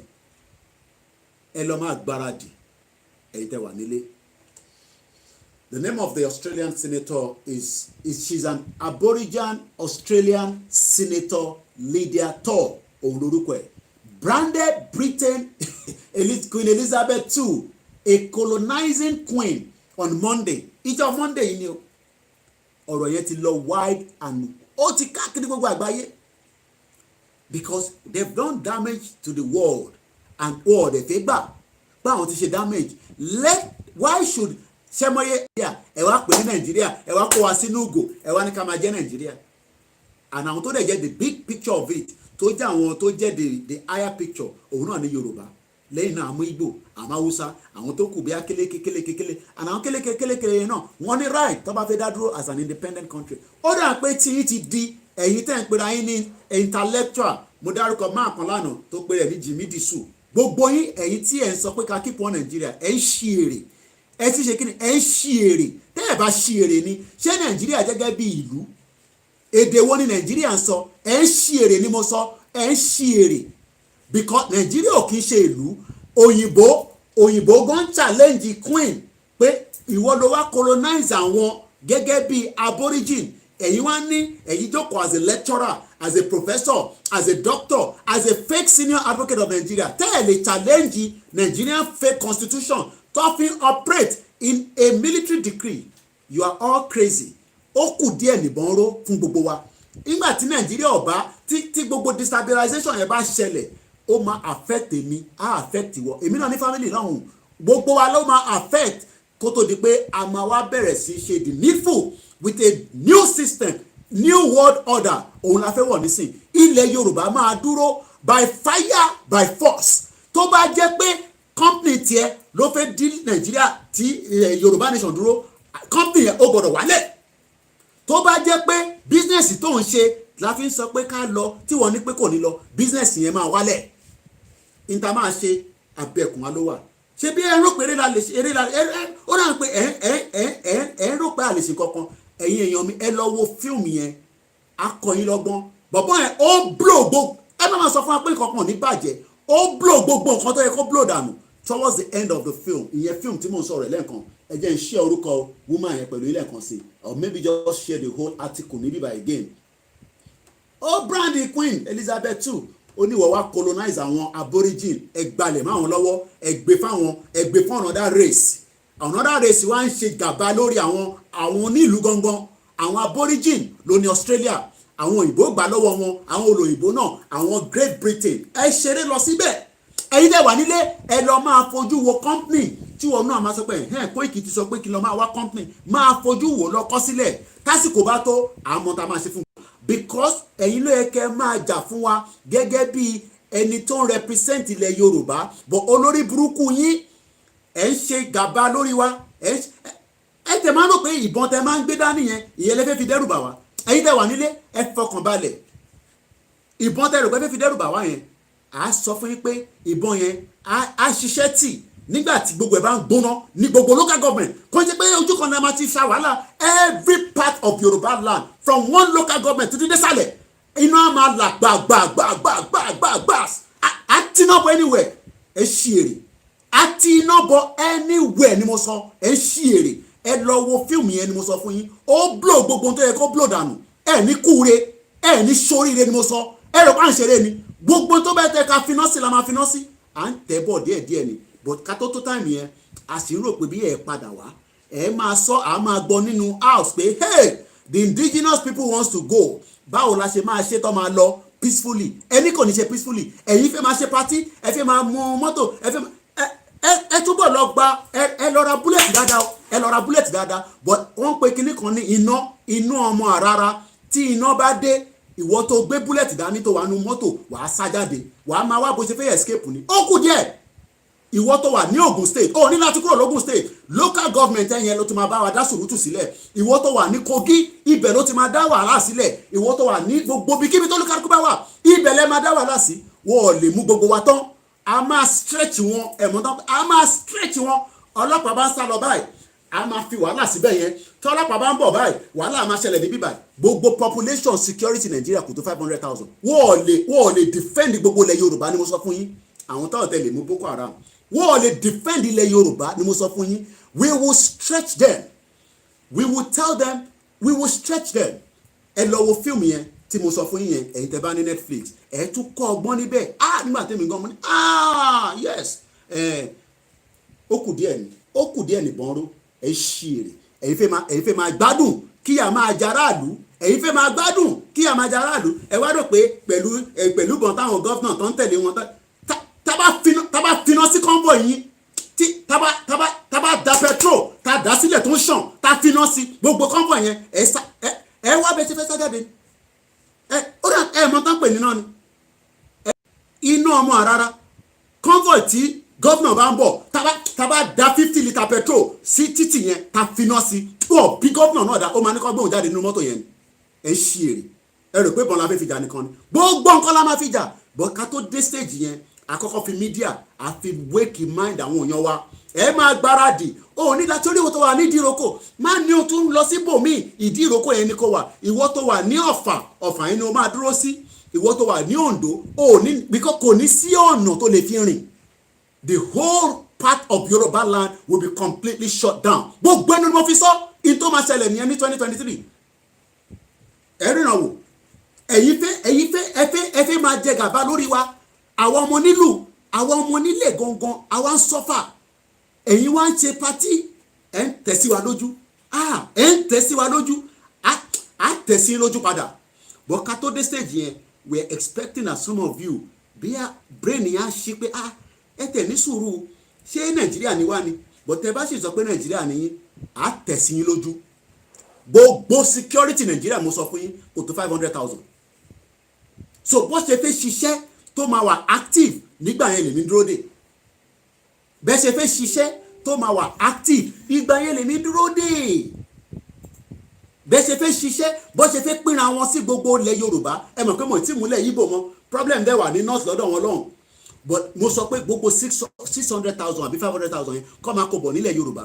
Ẹ lè defend gbogbo ilẹ̀ Yorùbá. Iná ọmọ rárá, èyí tẹ wà nílé, ó yẹ yín.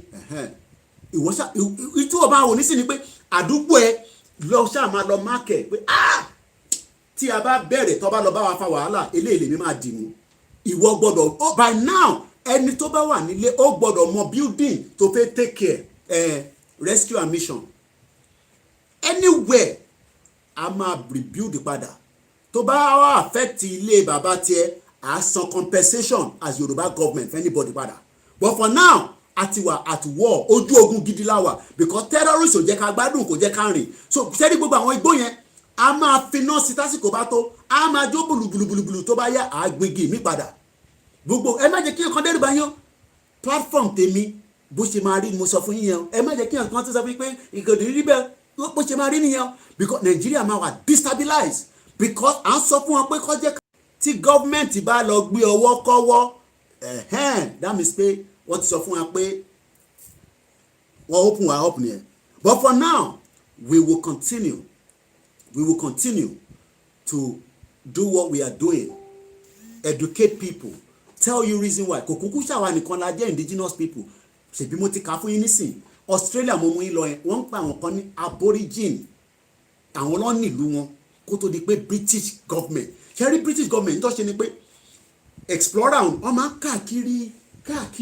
káàkiri tó bá wá débì kan pa àwọn olówó àbíbà ẹ̀yin ilẹ̀ Yorùbá ni àwa jẹ́ ẹni tó da bá ṣe gbà wọ́n wọlé nìyẹn, wọ́n wá wọlé a fún wọn níyàn, a fún wọn lẹ́fọ̀ọ́, a bẹ̀rẹ̀ sí sọ fún wọn pé sórí mosquito wá jẹ wọn ní no amọ́ta máa ṣe mosquito wà lóòótọ́ ẹ da ẹ fi kíní ẹ fi pa òṣìṣẹ́ òyìnbó àpé ọmọ àwádẹ́ mosquito dẹ̀ ti fẹ́ pa àwọn lọ́dọ̀ tí wọ́n bẹ̀rẹ̀ sí wọ́n fimú fínlẹ̀ bí ẹlẹ́dẹ̀. Àwọn òyìnbó bó ṣe kó wa lẹ́rú nìyẹn, because people keep asking báwo gan ló ṣe kó wa lẹ́rú, wọ́n deceive wa ni, deceive yẹn dẹ̀ lọ́ sì ń ṣe nísìn. ẹ imagine kí kùkùté ambassador wọn ní Nàìjíríà kùkùté yẹn kó tún máa káàkiri ó ń fimú bí ẹlẹ́dẹ̀ lọ bá Tinubu kí ló máa ṣẹlẹ̀? Àtíkù ẹ̀mọ́ tó ṣẹlẹ̀ ẹ̀mọ̀ pé méjèèjì náà la nífẹ̀ẹ́ ẹ̀rí pé àwọn èèyàn ti ń pariwo fún break Nàìjíríà, but tabasa ti selection ní selection kankan, kò ní selection nílẹ̀ Yorùbá ṣèrè election kọ election ni èyí tẹ́ ti ń ṣe láti 1999 kí lẹ fi ṣe? Ìwọ tó ń ṣe politics gan romi politics ẹ̀bà politics àmàlà tẹ́ ń ṣe láti 1999. ok mọ́tò tó rà nígbà tí Ọbásanjọ́ jẹ governor àbí tó jẹ president, ṣé mọ́tò náà ṣì ń ṣiṣẹ́ nísìn ọ̀dẹ̀? ṣó mọ̀ pé mọ́tò citizen wà lórí ó lè testify sí mọ́tò 1978 àwọn kan ṣì ń gùn nílùú yìí nígbà tó yẹ pé títì dá.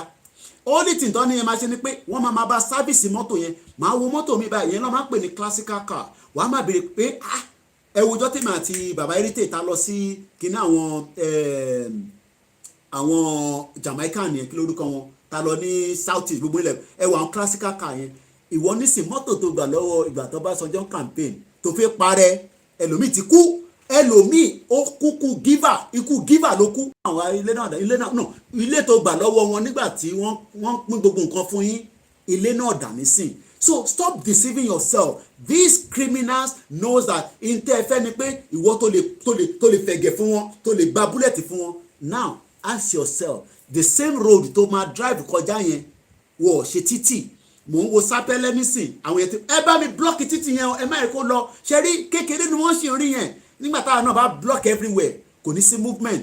olúkálukú máa ìyẹn ní mísà fẹ́yìntẹ́ wà ní ilé nísìn bó jẹ́ small little backyard ẹ lọ máa wá gbogbo seed ẹ tọ́jú ẹ because ó máa dé stage kan nílé lọ sọ ọjà ó dà pé ẹ mọ̀ pé kí ni máa gbóná ó lè jẹ́ 3 months ó lè jẹ́ 6 months I don't know, but there will be anarchy stage ń bọ̀ but kò tí ì dé, but kó tó dé à ń build ẹ à dẹ̀ ń push ẹ fire for fire ó kù díẹ̀ ni. British kan ló máa sọ nǹkan tá a máa ṣe fún wa, àwa la máa sọ ní ta fẹ́ ṣe fúnra wa tásìkò bá tó. So let me share this and then by 9 o'clock you will now also have your own. You can always disagree with me. I love when people disagree with me. ẹ má nítorí pé mo gbádùn bó ṣe ń sọ̀rọ̀ no olè ní Koiki náà gbọ́dọ̀ jọ airport nísìnyẹn problem tí wọ́n fi pé ó ṣẹlẹ̀ nìyẹn.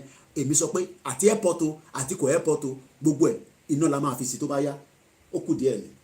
ṣèbí pé ẹ̀ ń rí bí fly lẹ ṣe ń káàkiri bí ẹṣin oníwòlé mọ̀ nígbà tẹ́ ẹ̀ bá rí bí fly mọ̀ láti bẹ̀ ẹ̀ mọ̀ pa serious kò dẹ̀ ń ṣe airport ẹ̀ kan gbogbo airport tó wà nílẹ̀ Yorùbá àtinúbọ̀ a máa ṣe míì nígbà tá a bá dá dúró tá a gba resources wa padà. So orúkọ details the senator yẹn if you want to go and do more background check on him. lẹ́ẹ̀kan sí mo kí gbogbo wa pátápátá gbogbo ẹni tó bá sọ pé ilẹ̀ Yorùbá ò ní dúró ìrọ̀lẹ́ pa mo kíyàn ìyá mi tẹ́mítẹ́mí mo ti rí logo yín tẹ́ bá ti share link yẹn always pop up on my end as well. Once again ẹ jẹ́ ká tó ka àdúrà yẹn kí a tó wá sọ nípa justice serve. Ok mo ti rí orúkọ fíìmù yẹn màá wò tí bá lè rí trailer ó yẹ ká lè rí trailer so màá play trailer yẹn náà but ó kù díẹ̀ náà so a máa play trailer yẹn I do not own copyright of that, it's just the trailer that is on, but màá dẹ̀ sọ background orúkọ fíìmù yẹn náà, Justice Serve. If you have Netflix, go and watch it. Wàá máa dúpẹ́ fún Chief Sunday Adéyẹmọ Ìgbòho Òòṣà ìmọ́lẹ̀ Yorùbá. Mo kí gbogbo ẹ̀yin White Garment Church, mo kí gbogbo àwọn tí à ń bá àdúrà lọ lọ́wọ́lọ́wọ́ bá ṣe ń ṣàdúrà ẹ jẹ́ ká lọ máa gbáradì ẹ lọ fún patrol, because when it gets to that time we will deal with any invaders, because as at that time they become an invaders on our land. Now let's read that psalm again. Psalm 121 òun ló ní ká máa kà lóòrèkóòrè tí wọn náà kò ń ṣe dandan pé mo ń ṣe Christian o àdìká ẹjọ́ torí Ọlọ́run tálájà fi kú àwọn neighbor wa tó ń gbé nísàlẹ̀ tó bá ṣe free john tó bá gbé dókè ẹ̀rọ gbígbé àtẹ́ pé ìjà ti wà láàrin wọn tẹ́lẹ̀ rí ni tó bá ń ṣe free john yẹn tó bá ṣe rẹ́dì báyìí lọ́ máa ń gbé wá sókè ó dà sáwọn Catholic ló máa ń ṣe free john àbí mo gbádùn ẹ̀ tó báyìí wọ́n á fi gàrí kékeré sí ni. We have always lived side by side as Muslims and Christians and oníṣẹ̀ṣe àwọn wèrè Haúsá Fúlàní Islamic jihadists tí wọ́n dé àwọn ló da gbogbo ẹ̀rú lọ́n ti sọ fún yín pé làwọn church kan wá dé nísìn ẹ má lọ ṣẹbọ o ẹ̀jẹ̀ ń gbé yẹn sínú orí yẹn ò pè tó bá wùn mí máa ṣẹbọ tó bá wùn mí máa ka Quran tó bá wùn mí máa ka Bible 3-in-1 kò sí kankan tó ṣe Ọlọ́run máa dájọ́ fún gbogbo wa ẹ̀yin ìkà ẹ ti bayé jẹ́ ẹ̀yin lẹ lé ọ̀pọ̀lọpọ̀ kúrò nídìí tradition àwọn ìgbésẹ̀ kọ̀ọ̀kan wà tó yẹ ká mọ̀ gẹ́gẹ́ bí ìlànà tradition tí a mọ̀ òun ló kó bá ọ̀pọ̀lọpọ̀ ẹlòmíì nírìn àjò ẹ̀ kò ń ṣe ìyá ẹ̀ ló ń ṣe ẹ́ kò dẹ̀ ṣe bàbá ẹ̀ ebi tó ń pa ẹ́ òun ló ń ṣe ẹ́ ebi ò rí jẹ ò ríṣẹ́ ò jí làárọ̀ nísìn ò wá ń fagbó ò yàgbẹ́ ní ètè èbúté ò wá ń wá ibi tó ti máa jẹun ọ̀fẹ́ o fẹ́ jalè o fẹ́ já báàgì gbà o fẹ́ já kinní kan ṣé ìlú tí wọ́n ti ń já nǹkan gbà tó ti ń já kinní gbà ní terror ní tourism wa. It is not your own relation that is doing you. Nigeria ló ń ṣe ọ̀pọ̀lọpọ̀ wa. The moment we break away from that contraction, because ọmọ tó ń pè contraction gidi ní Nigeria tí a bá já kúrò lọ́wọ́ ẹ̀ you will continue to suffer, and the reason why we are suffering is not because we are not good people. Yoruba people are good and we will continue to remain good, but immigration wa ó gbọ́dọ̀ tight. 14 years ni mo lò nílùú yìí kí British tó fún mi níwèé. Immigration wa ṣe rí ìjà yóò ti tán tàbá wa gba Yorùbá nation media tàwa oh my God tí a bá débẹ̀ tí ẹ bá lọ ń ṣe tí ẹ jẹ́ kí ẹ kẹ́ ṣe àbá yín fan tó tán nílẹ̀ nítorí pé àní jàjà yìí lọ train tó ń rìn lójú títì tẹ́rù ọ̀bẹ mi náà irú life ta fẹ́ gbé nìyẹn tí bá jáde nísìn mo lè rí David Lamy MP mi hello David Lamy where you going? I'm going to the parliament. adéjọ́ máa sọ̀rọ̀ lórí train wàá máa wò pa ṣé MP náà lélẹ̀ bó ṣe láti rí nìyẹn. So the fight is still to take back the control, but tá a bá wá débẹ̀ àwa media tiwa báyìí ó máa fímú fúnlẹ̀ ni tẹ́ bá lọ ṣe tí kò yẹ kẹ́ ṣe ó lọ gba bribe níbì kan a máa bá tiẹ̀ jẹ́ ni bó ṣe máa rí nìyẹn. So ẹ̀yin tí ẹ̀ ń wò pé ta ló máa ṣe ẹ̀yin máa bèrè ọ̀rọ̀ ọ̀dẹ̀ ta ló máa ṣèjọba kí ni Nàìjíríà ọ̀fẹ́ látijọ́ tó ti bí bàbá ẹ̀ ni mo sọ àtìyẹ́ ẹ̀ látijọ́ tó ti bí wọn kí ni Nàìjíríà tó ọ̀fẹ́. What have you enjoyed in the shit olórí burúkú country called Nigeria? Ìlú òṣì ìlú mùjẹ̀mùjẹ̀ ẹ̀rí pé tá a bá ti gba Yorùbá nation a máa ní research center ìṣẹ̀ṣe wa a máa ṣe research ilé even Christianity wa a máa ṣe research ilé Muslim wa a máa ṣe research ilé ẹni tó bá fẹ́ lọ Mecca problem tiẹ̀ nìyẹn ẹni tó bá fẹ́ lọ a create Mecca tiwa náà a wà nílẹ̀ Yorùbá a ní àwọn gbòógì ilé àdúrà tó pọ̀ dáadáa ìbá pé kò sí development ní gbogbo bẹ̀. Let us work together now and take control back. Tí ẹ bá gba resources ẹ kàn máa rí Délé Mọ̀mọ́dù a kàn máa tẹ̀ sí yín lójú ni and that you will suffer for that. Once again, my name is Olami Koiki. So we are just about 7 minutes. Ẹ má ti pè until I say we start taking calls, because I'm just ebi mi face sọtẹmi tẹ bá sọtẹmi ẹ̀yin náà ní right láti wá sọtẹyin and you can say whatever you want to say. Ẹ má ma sọ fún wa pé ẹ ká má sọ kankan lórí social media o ká má sọ kankan lórí social media o kí ni ká má sọ lórí social media. Ìjàngbara là ń jà ibi báyìí yóò rẹ̀ ń ṣe platform ẹlòmíì Koiki Media ni tó bá wọn la máa ti náà bọ̀ nígbà tá a bá wọnú government office ta bẹ̀rẹ̀ sí ń dáná níbẹ̀ bíyá gọ́vnà máa lé gbogbo ajáde ni nígbà yẹn ó kù díẹ̀ ni.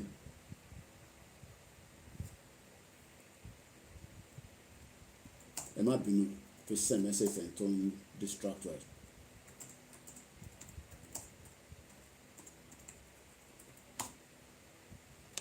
Once again, a very good morning and welcome. Mo fẹ́ ka Psalm 121 tó ní kàkà yẹn ni. Tẹ́ bá ń wo program tí ẹ̀ dẹ̀ tún pè the conversation. But tó bá yẹ pé n tó wo program then that's fine. Kí ló tún ṣẹlẹ̀ EONS intelligent because I normally receive headlines from them all the time. Okay, according to what I have here, report indicate that there is an heavy truck accident inward Anthony bus stop causing serious traffic on the outer lane heading to Ilupeju bypass as the second lane is completely closed off. Accident does happen, but do we have the necessary resources, manpower to deal with it? Tí helicopter máa park tó tètè kí ni kó má kú o tó máa gbé kíní sí lára sometimes wọ́n kó máa wà ambulance àfẹ́ kí yàn kọ́ kú bàbá 80 something nílùú yìí wọ́n fẹ́ yẹ kó kú ìwọ wá ṣe ń sọ pé ìyá ẹ̀ ló ń ṣe Nàìjíríà ló ń ṣe yín kò ń ṣe ìyá ẹ̀. So let's read that psalm one more time. Malomo Fumiwa, and then we start taking our calls at about 9 o'clock. Still more 5 minutes. I want to make sure of my 5 minutes. My help comes from the Lord, the maker of heaven and earth. Indeed, he who watches over Israel will neither slumber nor sleep. The sun in your will not harm you by the day, nor the moon by the night. The Lord will watch over your coming and going both now and forever. Ọlọ́run ọba là ń pè ní ti ìlànà mẹ́tẹ̀ẹ̀ta. Ìwọ ló mọ ìrìn àjò yìí ju àwa lọ. Àwa kàn ń gbìyànjú ni. Tá bá ṣe sọ, bàbá ṣe ń rò. Ìwọ lọ́lọ́run mo bá àwọn ìyá wa kan títí di òru àná nígbà tí mo ṣe tán pẹ̀lú ìjìnlẹ̀. I still had 2 calls. Mo bá ìjayà náà sọ̀rọ̀. And àwọn ìyá wa they were concerned just as so many people are concerned. But what I always say is ìrìn àjò yìí ìrìnàjò Ọlọ́run ni ẹ̀dá kan lè dá dúró kódà kó tún máa lọ gba àǹjọ̀nú tó ju àǹjọ̀nú lọ ìrìnàjò yìí Nàìjíríà máa pín by fire by force kò dẹ́ ṣàwà nìkan dáwà ṣe ń sọ bẹ́ẹ̀ làwọn Biafra náà ń sọ gbogbo ìtàn ìsẹ́pẹ́ àwọn kan lọ follow Peter Obi gan nílé ìrìn lẹ́kọ̀ọ́ tó bá tó tá nǹkan nígbà tá a bá da gbogbo adó sí most of them Abuja ló máa wà anyway I can assure you ẹ máa wo fíìmù yẹn láti inú social media àtòrí TV station wọn. We will hijack whatever we can hijack. Mo gbé àwọn yẹn sábẹ́ ẹ̀kún ká má gbé síta. Ó kù díẹ̀ nìbọn ró ni but wọ́n pe kinní kan ní fire F-I-R-E iná ntí iná máa ṣe nínú ìrìnàjò yìí búlẹ̀tì tí wọ́n gbé dání inú búlẹ̀tì yẹn fire bá wọnú ẹ̀ á react padà sí wọ̀. Mo kí gbogbo ẹni tí ẹ wà ní soka mo kí bàbá wa emir mo kí bàbá wa Professor Banji Akíntóyè dáadáa mo kí gbogbo ẹgbẹ́ mo kí bàbá wa Báṣẹ̀gùn ti UK chapter mo kẹ́yìn tẹ́ wà ní Canada mo kí gbogbo ibi tí olúkálùkù bá wà ní títí dé Côte d'Ivoire Sierra Leone gbogbo ibi tọ́mọ Yorùbá wà pátá àsìkò tó tí a fẹ́ lọ́lé àdèmá gbà by fire by force. Now let's quickly read about this justice sir. Freedom fighters invaded the trial of a white police officer who shot a black man and a hostage situation unfold on the screen nationwide. Like I said, ẹni tó bá ní time ẹ lọ wo justice serve ẹ mọ̀ pé ìrìnàjò tá gbé dání no be ṣeréṣe own opinion.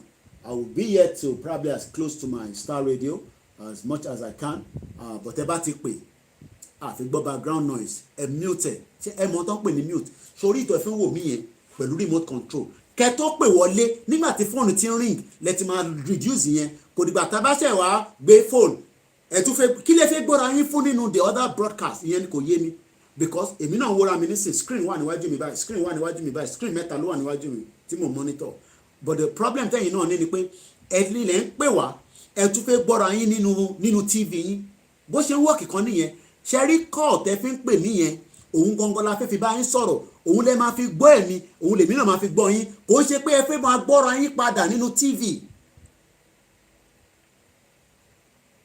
Once again, a very good morning and welcome to the program. Káwa wa máa sin àwọn ọmọ Sokoto ká máa sin ọmọ Sultan of Sokoto ká máa sin ọmọ kìnìún kan ká máa sin ọmọ Abacha. Imagine ọmọ Abacha àwọn ọmọ àbáta ṣì wà relevant ju èmi lọ nílẹ̀ mi. Ẹ ṣí èrè ẹ̀yin politicians yìí ó ń rúgbó bọ̀ ni ó kù díẹ̀ ó ń rúgbó bọ̀ ni. Àwọn olè burúkú ẹ ti báyé jẹ́. Mo kí gbogbo ẹni tẹ́ wà lórí Mixlr. We have 7 people that are listening. They can't see me, but they are listening attentively, and I appreciate you as you are watching from that. Once again, let me now play my music, and then we will start, our calls in just about. But for now, enjoy this. My name is Olami Koike. If you're joining me for the first time, this is a freedom fighter platform. Probably some of the things you are hearing like, yes, if you can hear another person views from another platform, gbogbo ẹ̀ náà ló dá elephant ní Nàìjíríà. Èmi sọ pé ẹmu ọ̀la máa gbà. We will fight for it.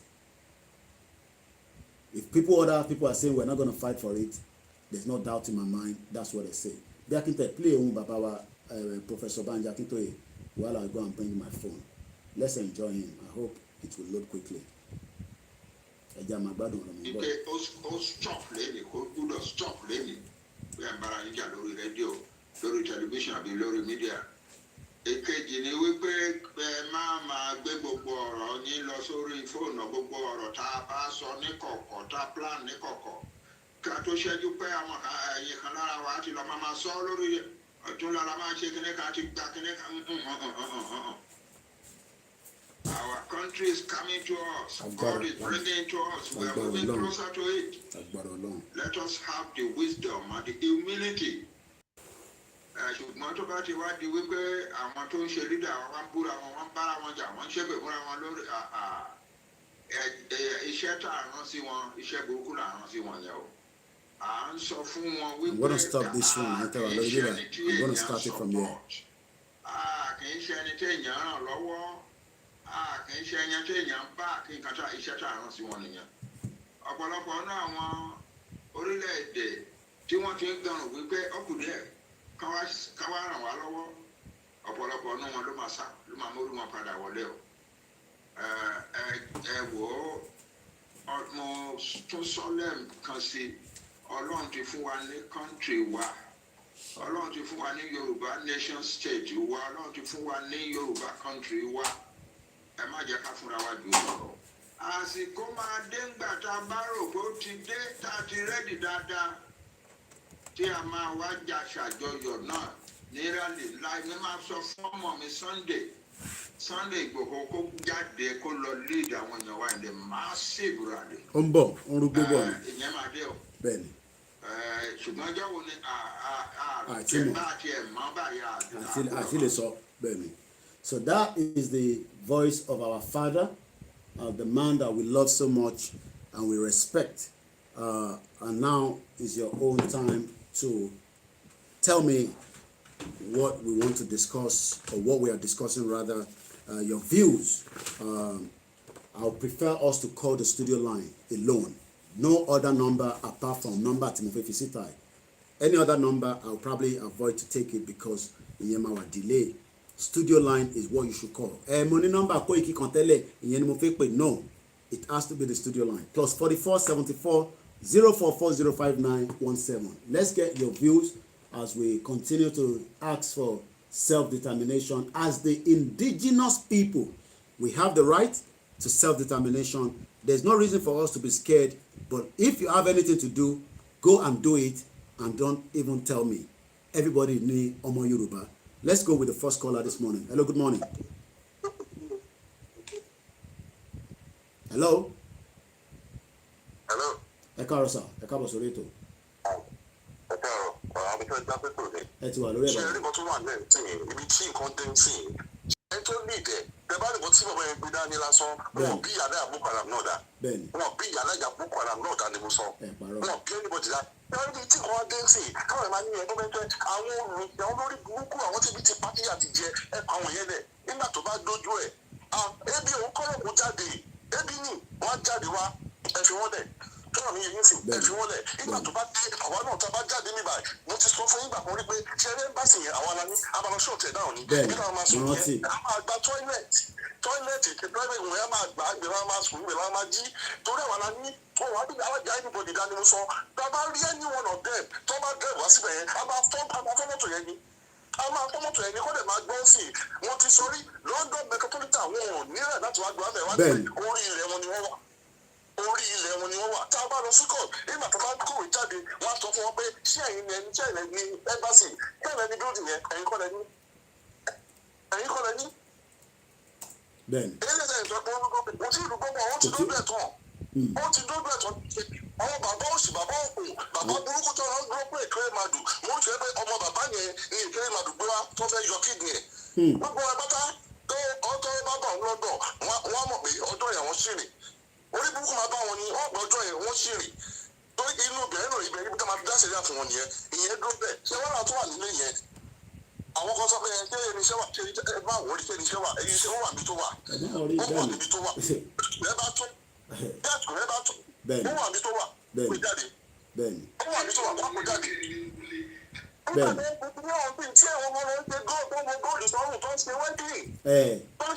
ẹ lọ wo picture yẹn ẹ máa sunkún ni wọ́n tẹ̀ ń ṣe bí àtẹ́ pé nǹkan kan tẹ̀ ṣẹlẹ̀ Nàìjíríà wọ́n tẹ̀ ń ṣe bí àtẹ́ pé nothing is happening.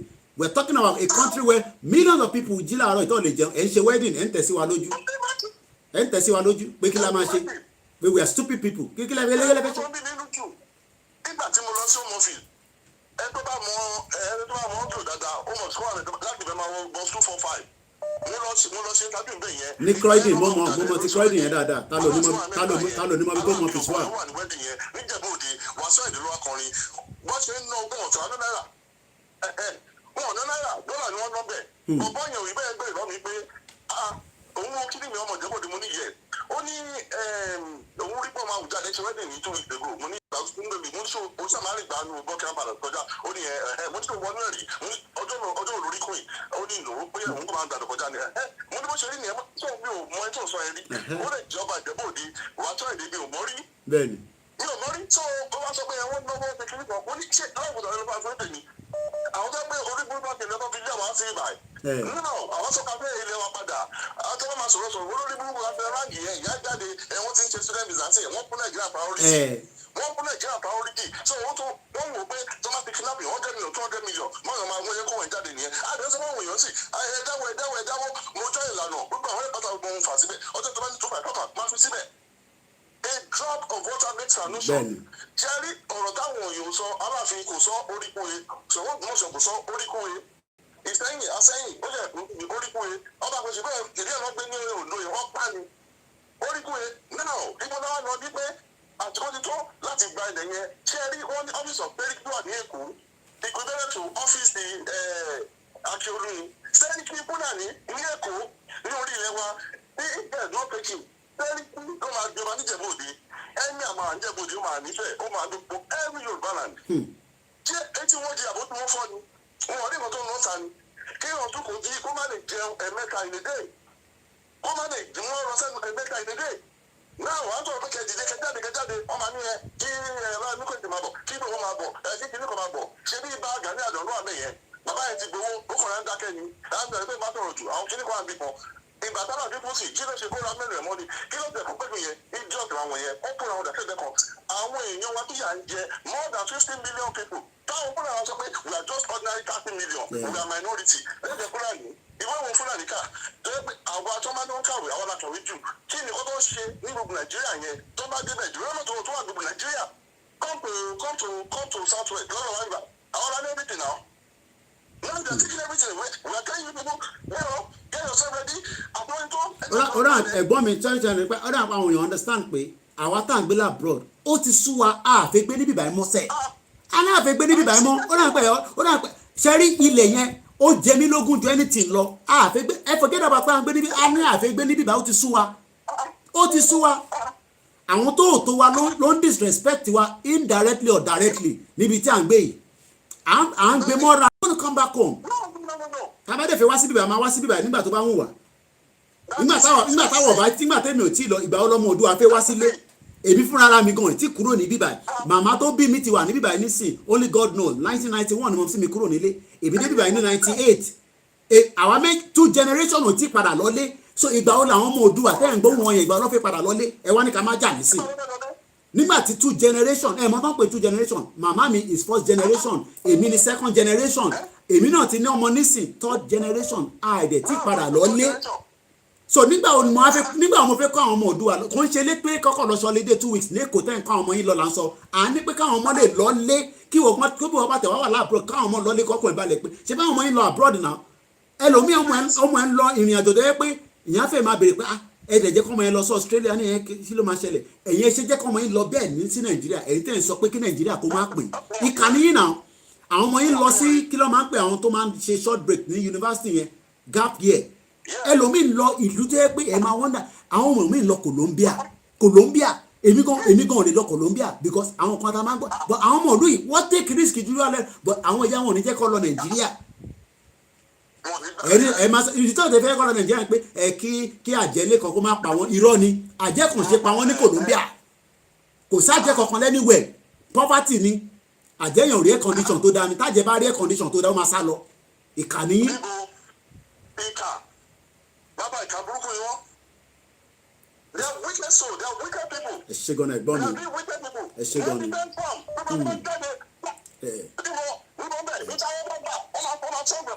ayé máa wòrán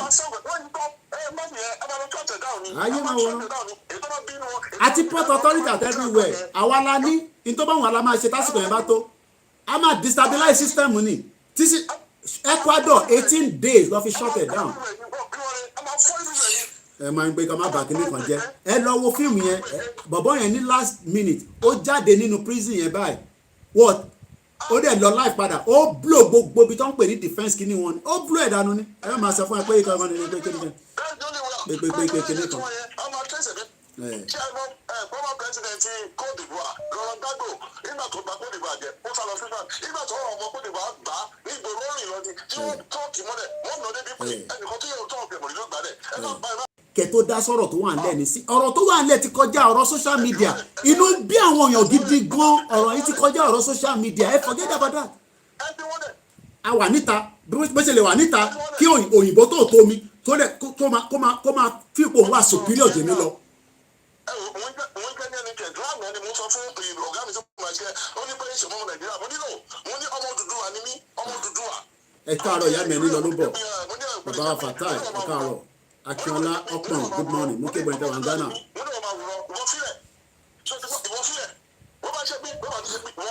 ṣé àwọn èèyàn ẹ máa tí kékeré máa dùn tó ń kó bọ̀ nígbà tó ń bọ̀ $20,000 ló ń kó bọ̀ $20,000 èmi kan tí mo gbé nílùú yìí mo ò rí káàṣì $20,000 mo ò rí rí kò ń ṣe pé àìsí ìṣiṣẹ́ tó kọjá £20,000 rí o but pé káàṣì pé kí n rí káàṣì lọ́wọ́ báyìí ẹ mọ iye tí bọ̀bọ̀ lórí burúkú yẹn rántí bọ̀bọ̀ yẹn ó ti padà sílé nísìnyí ìbòrí wọ́n ní ìbòrí nígbà táwọn ọlọ́pàá délé ẹ̀ owó tó bá nínú ilé yẹn àwọn ọlọ́pàá yẹn náà jẹ́ tiwọn nú ẹ̀ wọ́n ní owó tó bá nínú ilé yẹn àwọn ń ṣe big boys wọ́n ṣe kinní kan ní bíbá adé sọ fún gbogbo yín pé ká stop gbogbo nọ́sẹ̀nsì yìí káwọn ọmọ yàrá àdúrà kan máa wọ góòdù àwọn ìyá tẹ̀mí tó ṣe wàhálà tó ṣiṣẹ́ ẹ ní góòdù nínú ilé mọ́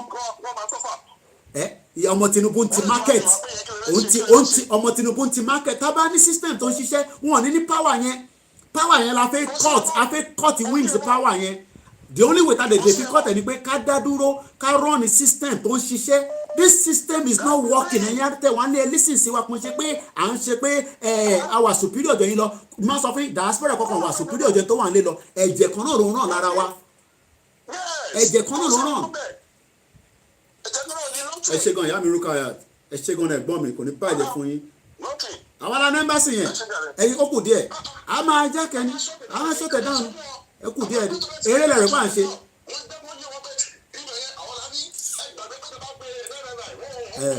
ọ̀wẹ́ ọ̀rọ̀ tó ń sọ yìí ó máa di mídíà àti gbogbo mídíà máa wá dúró síwájú Nigerian embassy nígbà tí wàhálà bá ṣẹlẹ̀ ó kù díẹ̀ ni ẹ ṣe gan ẹ̀gbọ́n mi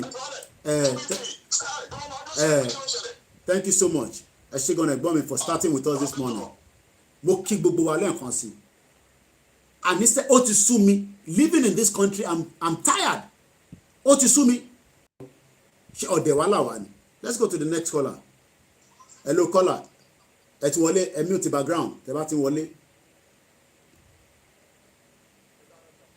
ẹ káàárọ̀ ẹ̀mẹ́ta ọ̀tà. à ń gbọ́ yín kí níyì ẹ má pe the other phone níyì láti Germany mo ti sọ fún yín pé studio line nìkan ní kẹ́ pè níyì from Germany please do not call that number again studio line nìkan ta fi síta ní kẹ́ pè kò mí pé ẹ bá ní second number mi kẹ́ bá máa pe number yẹn ẹ ní sùúrù alàgbà tó ń pè mí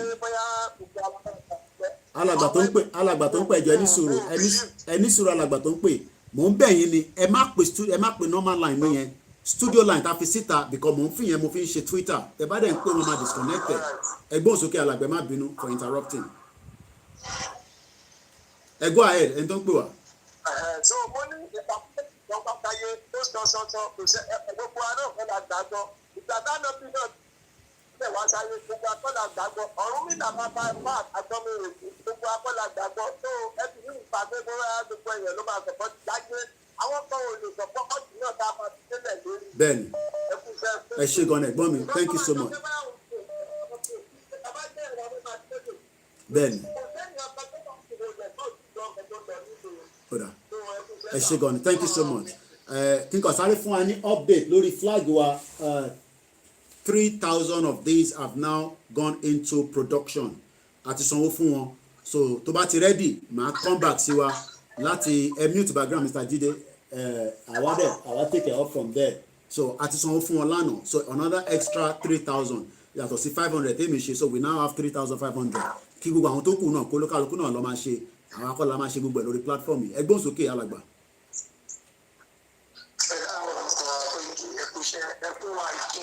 ààrẹ tó dúpẹ́ bí bá ń sọ màá tún dúpẹ́ lọ́wọ́ ìyàwó yín àti àwọn ọmọ yín fún ẹ̀dínwáàsì wọn dúró tí ìtọ́lẹ̀ ń faradà wọn dúpẹ́ fún wọn ọlọ́run máa wà pẹ̀lú àwọn náà. kẹ́rì ìyọ́ máa wọ gbogbo wa pátá gbogbo àtàwọn platform different platform ìyọ́ máa wọ gbogbo tó ṣe ọ̀rọ̀ àwọn tó ṣe mídíà nìkan àbẹ́yìn àbí bàbá wọn lórí ẹ̀. ní èyí o iṣẹ́ tẹ̀lé mi ṣe onímọ̀ kan tó wà ní àdúgbò mi tó jẹ́ bíi ọmọ sími tó dẹ̀ mọ̀ pé ó jẹ́ èèyàn tó jẹ́ pé ìpátá mo máa fà sọ̀rọ̀ èsì ìjẹ̀bú wọn jẹ́ pé olùkọ́ tí mo sọ yìí mo dẹ̀ mọ̀ yín pé ní ìdílé wọn wọ́n ní ìkan rẹpẹtẹ tó ní confam wọ́n ní kó gádà gbogbo àwọn ọmọ ìjà àdúgbò tó máa fún wọn ní ìkan every time almost every month ló lọ sí. èyí tó bá nídìí igbó ẹra gbó fún èyí tó bá nídìí igbó ẹra igbó fún wọn èyí tó bá nídìí igbó ẹra igbó fún wọn mo rí ẹ̀ńbẹ̀ Saheed ọmọ bọ̀tá káàárọ̀ báwo ni. ẹ gbẹ́ ẹ fún wọn ní gbogbo tó bá fẹ́ máa sọ pé kíní kan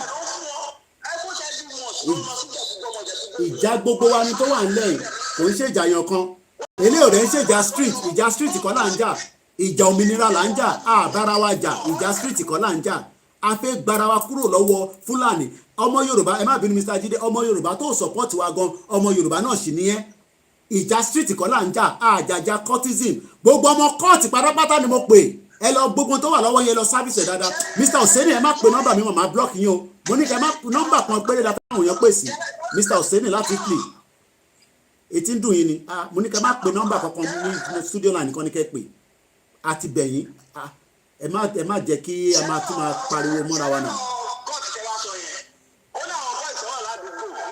gbogbo yín náà lè máa ráyè wọlé ẹ ṣe sùúrù I mean enough time ṣì wà.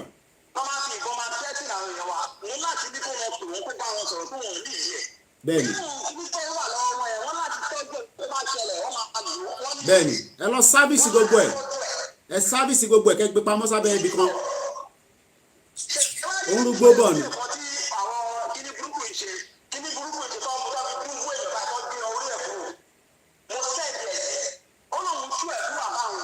ẹ tó bá fẹ́ support ẹ pè wá lẹ́yìn ìtẹ̀bá ní ẹ fún wa iṣẹ́ ń lọ́dọ̀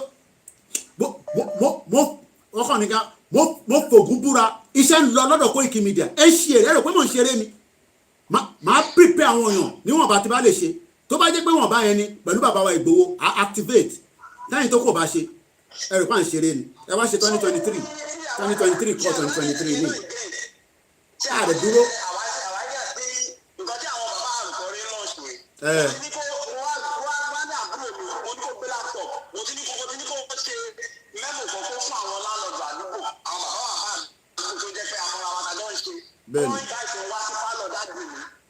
bẹ́ẹ̀ni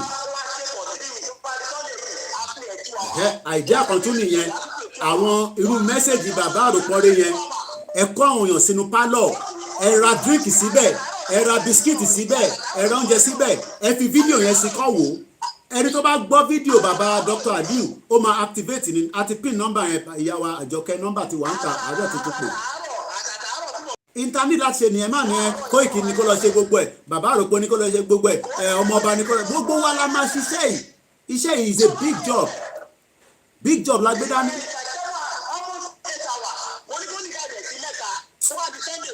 a ní kẹ́ máa pè gbogbo ẹ̀ tẹ́ ń pè sórí tún yẹ orí nọ́mbà yẹn kí ló tẹ́ ẹ̀ gbọ́ náà a ní studio line nìkan là ń gbà.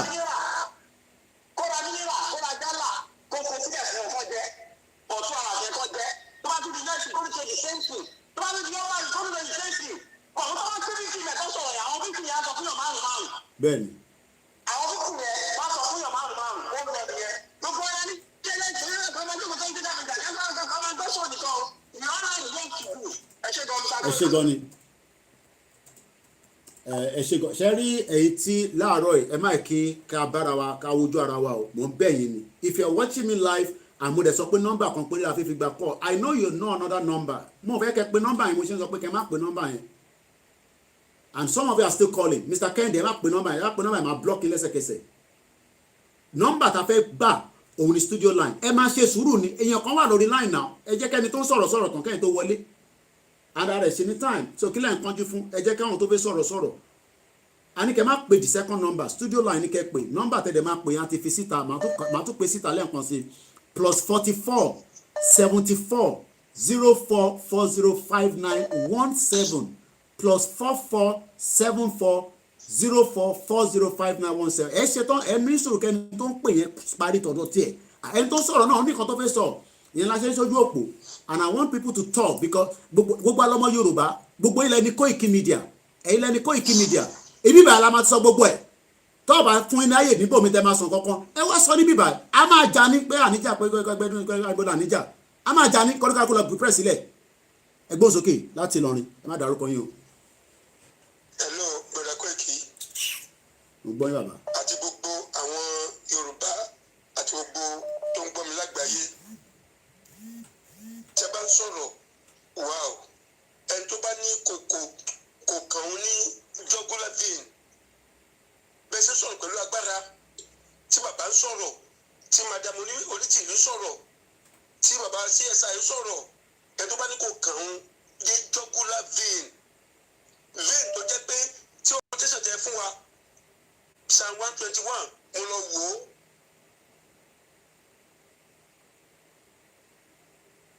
in as much as tó gbé prayer ní gbogbo ẹ̀ mo lọ wò ó èmi yóò gbé ojú mi sí orí òkè wọn ni níbo ni ìrànlọ́wọ́ mi yóò ti wá ìrànlọ́wọ́ mi yóò wá látọ̀dọ̀ Ọlọ́run tó ní heaven and earth. bó bá gbà lọlẹ̀ èyí ó rí pé àdúrà ńlá ni Ọlọ́run kó gbàdúrà gbogbo àwa Yorùbá nation. Inshallah mi lórúkọ Jésù láṣẹ ìdùnnú. ẹ má mi kàn bẹ̀rẹ̀ Koiki it will just be like Alice comment.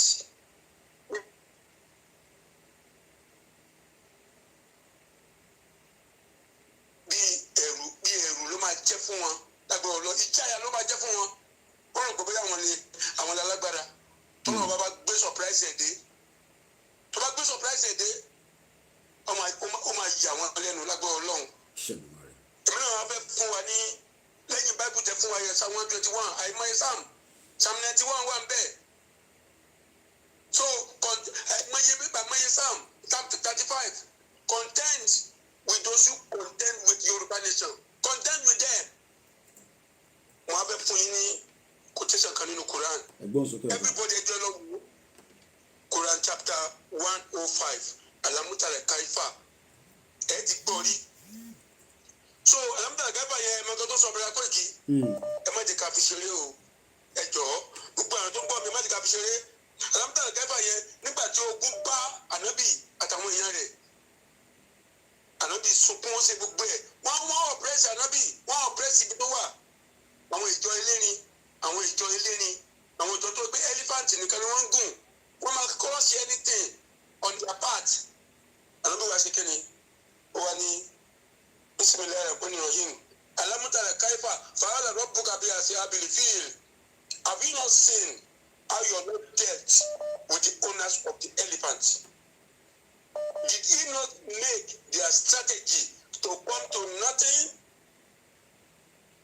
After that, he sent a base against them, creatures from the sky like birds.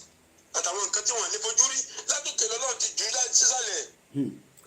Wọ́n dàbí òkúta tí ó pé àmà gbígbóná ni wọ́n fi bẹ́ẹ̀kì ẹ̀. Ó wá dà lórí àwọn ìka. tí àwọn ìgbàlejò máa ń win. Quran 1 chapter 105. Bẹ̀rẹ̀ Kóìkì ẹ̀ ní ṣe lásán. Àmín. Ẹ̀ ní kígbe lásán. Àmín. Ẹ̀ ní fẹ́ gẹ́gẹ́ lásán gbọ́dọ̀ lọ́hùn. Àmín. Wọ́n ní ànígbà Yorùbá ní sọ̀lẹ́ yìí o. Inshallah. Lẹ́yìn bàbá wa Akíntóyè, lẹ́yìn CSI, lẹ́yìn àwọn yìí dára gbogbo tó ń ṣe nítorí Ọlọ́run àtẹ̀yìn náà Bẹ̀rẹ̀ Kóìkì ẹ̀ ṣe gàmà bẹ́tò lọ o. Ẹ má gbàgbé àwọn quotation tán fún wa ní Bible àtẹ̀yìn táwa náà fún yín nínú Quran. A máa tó papọ̀ ní àjọ máa délẹ̀ ìlérí pẹ̀lú gbogbo ẹ̀sìn ní. I was in the US now. Nobody discriminated against us. Bẹ́ẹ̀ni. Nígbà tí mo wà ní US tí mo fẹ́ ṣe charity ní Nàìjíríà tí mo jalè. Mo wá pe àwọn Muslim organization ẹ máa gbọ́ o. Muslim organization àwọn Saudi àtàwọn Muslim wọ́n sọ pé no kí ló fẹ́ kí Nàìjíríà fẹ́ lọ ṣe pẹ̀lú charity. Mo wá pe Texas. Joel Osteen náà pé pastor yẹn Joel Osteen ó sẹ́ndì $500 sí mi sí Chicago láti Texas ó kó wá sí Nàìjíríà ó lọ pé lọ́sítítù àwọn aláìní. That was about 15 years ago. Joel Osteen in Texas. So ẹ máa bẹ́tò lọ àbórí o lágbára Ọlọ́run àbórí tá a bá dé àbórí láyéláyé inshallah. Ẹ ṣé gan ni lẹ́ẹ̀kan sí i fún gbogbo ẹ̀yin tí ẹ fi pè ẹ jẹ́ kí ẹni tó ń sọ̀rọ̀ kó sọ̀rọ̀ tán gbogbo àná la máa láǹfààní àti pè nọ́mbà tẹ máa pè sí náà ni a ti ń fi síta ní gbogbo ìgbà ẹ má tún pe nọ́mbà míì torí ó ń disturb transmission tá à ń ṣe torí pé phones là ń lò kò ń ṣe software ẹgbẹ́ òsókè ìyá wa. Hello Mr. Koiki. Ẹ káàárọ̀ sà. Ẹ káàárọ̀ àlàáfíà ni ẹ kú iṣẹ́ takuntakun. àwa ni ẹ sà. Engineer Bukola ló ń sọ̀rọ̀ láti ìlú Àbújá. First of all mo fẹ́ bá yín dí àlárọ̀ yìí mo pè yín the other day pé mo ní the account number chief. Má bínú. I must have missed that. Send the message in lórí WhatsApp. You acknowledge it and you said okay no problem. Mo dẹ̀ wá send ẹ̀ mo máa miss ẹ̀ nìyẹn má bínú tó bá ti late send ẹ̀ sí ẹ má worry má send ẹ̀ sí ẹ má bínú. No problem sir. Mo yẹ sọ láti lu location 9 mo ti ń pè federal capital mo wà lágbára náà. And I'm using this opportunity to beg every Yoruba son and daughter. Conjure to know ibi tó máa wà ká máa gbáradì because we cannot kò sí kí wọ́n kú lórí ọ̀rọ̀ tá a gbé dání a máa gbára wa kalẹ̀ ni because àwọn tó wà ń bẹ̀ they are not ready to leave àwọn tó wà ń bẹ̀ they are not ready to leave. Engineer, they are not ready to leave and they are not ready to make life better for everybody. Gbọ́dọ̀ yẹn. They are not ready to leave and they are not ready to make life better for everybody because what they want to do is wọ́n fẹ́ conquer wa ni o. Tẹ́bá ẹni tó ń gbé l'Abuja ẹ̀mọ́ tó ń sọ o tẹ́bá lọ sí gbogbo federal territory tó wà l'Abuja èmi débẹ̀ rí ẹ̀ẹ̀kan ni mo débẹ̀ rí o. Ẹ máa rò pé north lẹ wà ni the weight of East Hausa síra wọn.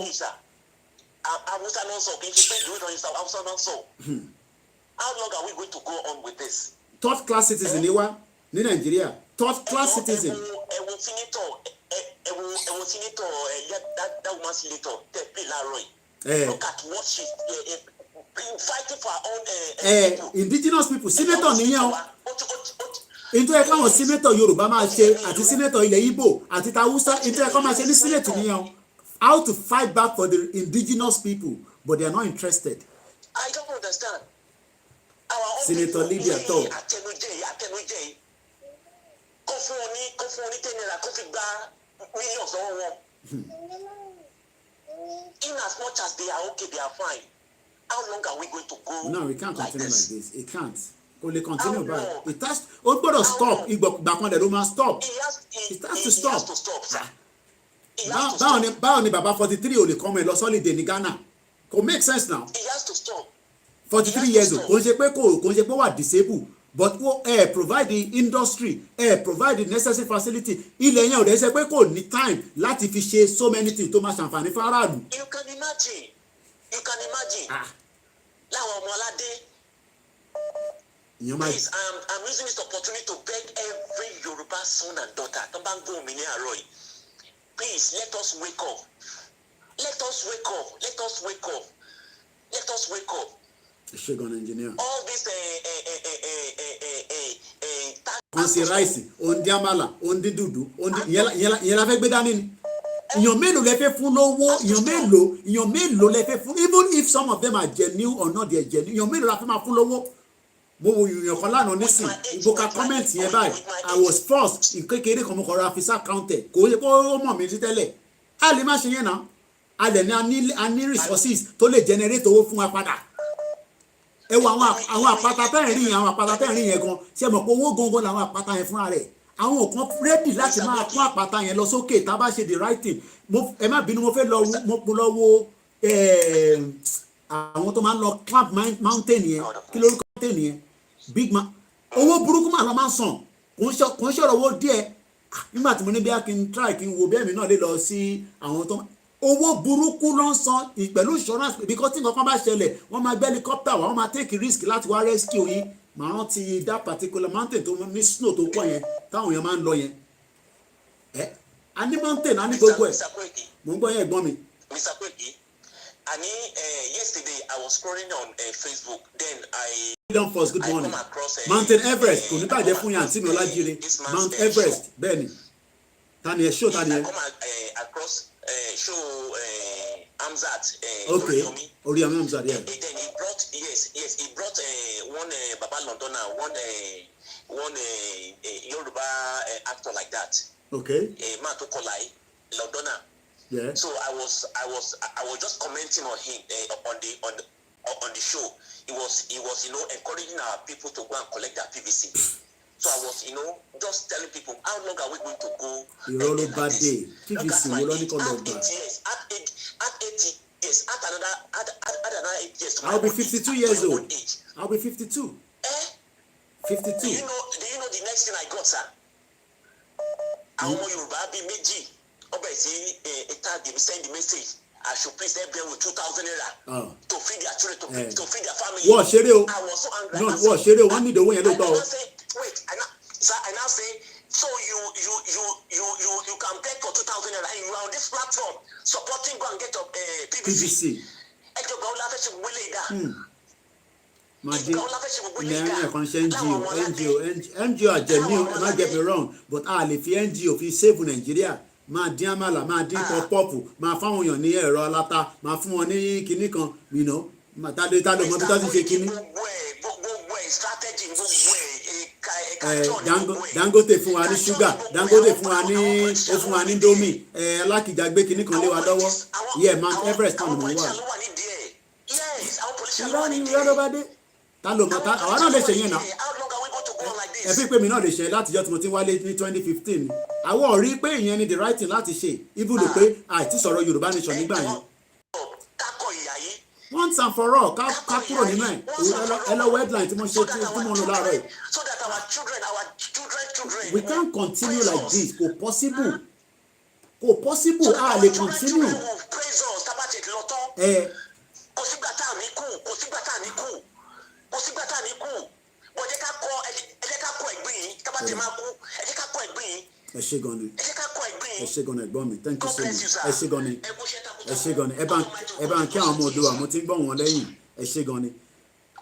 Ẹ̀yin èèyàn wa ẹ má bínú lẹ́ẹ̀kan sí I know I was a bit nígbà tí mo ní káwọn èèyàn máa ó ní reason mo ti rí Mr. Niyi máa pè yín nísìn tá bá ti ní studio line mo mọ̀ pé ní nọ́mbà mi tó wà lọ́wọ́ yín kò ní bàjẹ́ fún ìyá mi Adébímpẹ́ on Instagram but ó ní ìdí tá a ṣe ní kẹ́ máa pè ní amorova ó máa freeze kò ṣeé gbé fóònù gidi ni mò ń lò iPhone 13 ìkànnì àwọn tájọ́ ń ṣe lára àwọn ẹranko mi kan mò ń bọ̀ Mr. Niyi tí bá ti ní kẹ́ máa pè ẹ̀yin mọ̀nà ẹ̀ ń ṣàlejò wa náà. Ọ̀yà ẹ̀gbọ́n sókè láti Germany. Nǹkan tí ìbí ẹ sọ ni pé ẹ má kí mi purọ́ fún mi bẹ́ẹ̀ fáyà gan ló fi wá gidi gan ẹgẹ́ tì mí ń sìn. inú gbọ́dọ̀ bí wà ẹ̀yin wà ní Germany nísìnyí ṣé ẹ wà òkè ní Germany ni èdèlédè lẹ́ ń sọ ẹ mọ̀ pé wọ́n pa ẹ má bínú Mr. Niyi ṣé ẹ mọ̀ pé wọ́n pọ̀ ọmọ Nàìjíríà kan ní Italy. ẹ fi àyè lẹ̀ fún pé ẹni tó máa fún wa fọ́ntì ara ẹ̀ láti kọ́ńtì ní ìbáyìí kí ẹni yẹn kó fi àdírẹ́sì ẹ̀ sílẹ̀ kó fi ẹni tì ní pẹ̀lú sílẹ̀ ẹ̀wọ̀n wúwo. àtẹ nídìí tó bá yá ẹni tó fẹ́ lọ láti abroad á lọ ẹ má ṣẹ́rí gbogbo yẹn gan à ń fagùn ni ẹni tó bá wà lábroad tó bá fẹ́ lọ ẹ jẹ́ kó lọ I need address anybody. mo ti gbọ́ sí ẹ lẹ́sìn.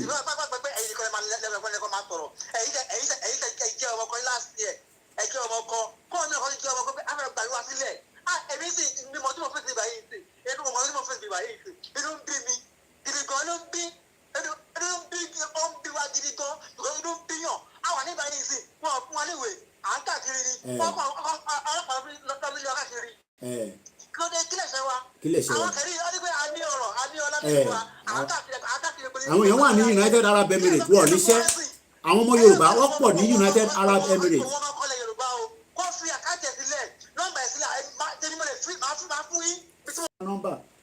ìjà tá gbé dání ìjà ọmọ Yorùbá ni gbogbo wa ni olúkálukú ló máa decide ìgbà tí ó tó ẹ tó bá dẹ̀ lè lọ á support àwọn tó wà nílé that's all.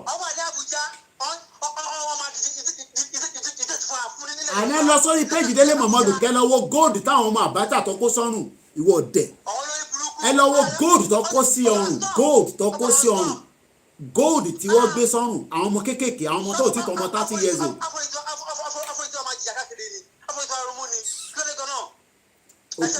ó kù díẹ̀ ni.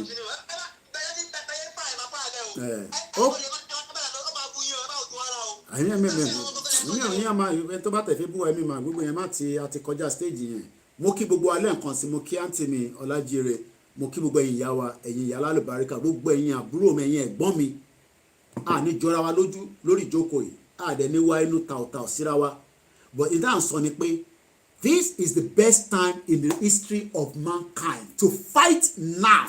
ìṣẹ́rí ẹ má máa sọ pé ìyẹ àwọn tó bá fẹ́ já sí ni kó já sí ẹ má máa fẹ́ má jẹ́ kó máa dẹ́rù bàrà pé bí kan ló máa já sí nígbà tó àwọn òyìnbó dé ibi tó fẹ́ já sí òun ló ń jẹrọ ẹ̀ nísìnyí o àwọn òyìnbó tó dé òkè mo ti rí Saheed Ọmọbọ̀tà jẹ́ ń pẹ́ padà àwọn òyìnbó tó dé nígbà yẹn àwọn tó jẹrọ ẹ̀ àwọn tó jọrọ ẹ̀ gan nígbà yẹn àwọn ọmọ wọn ló ń jọrọ ẹ̀ nísìn ẹ wo British High Commissioner tó lọ sọ́dọ̀ Àtíkù ẹ wọ àwọn ọmọ kéékèèké tó kó dání gbóhùn sókè Ọmọbọ̀tà.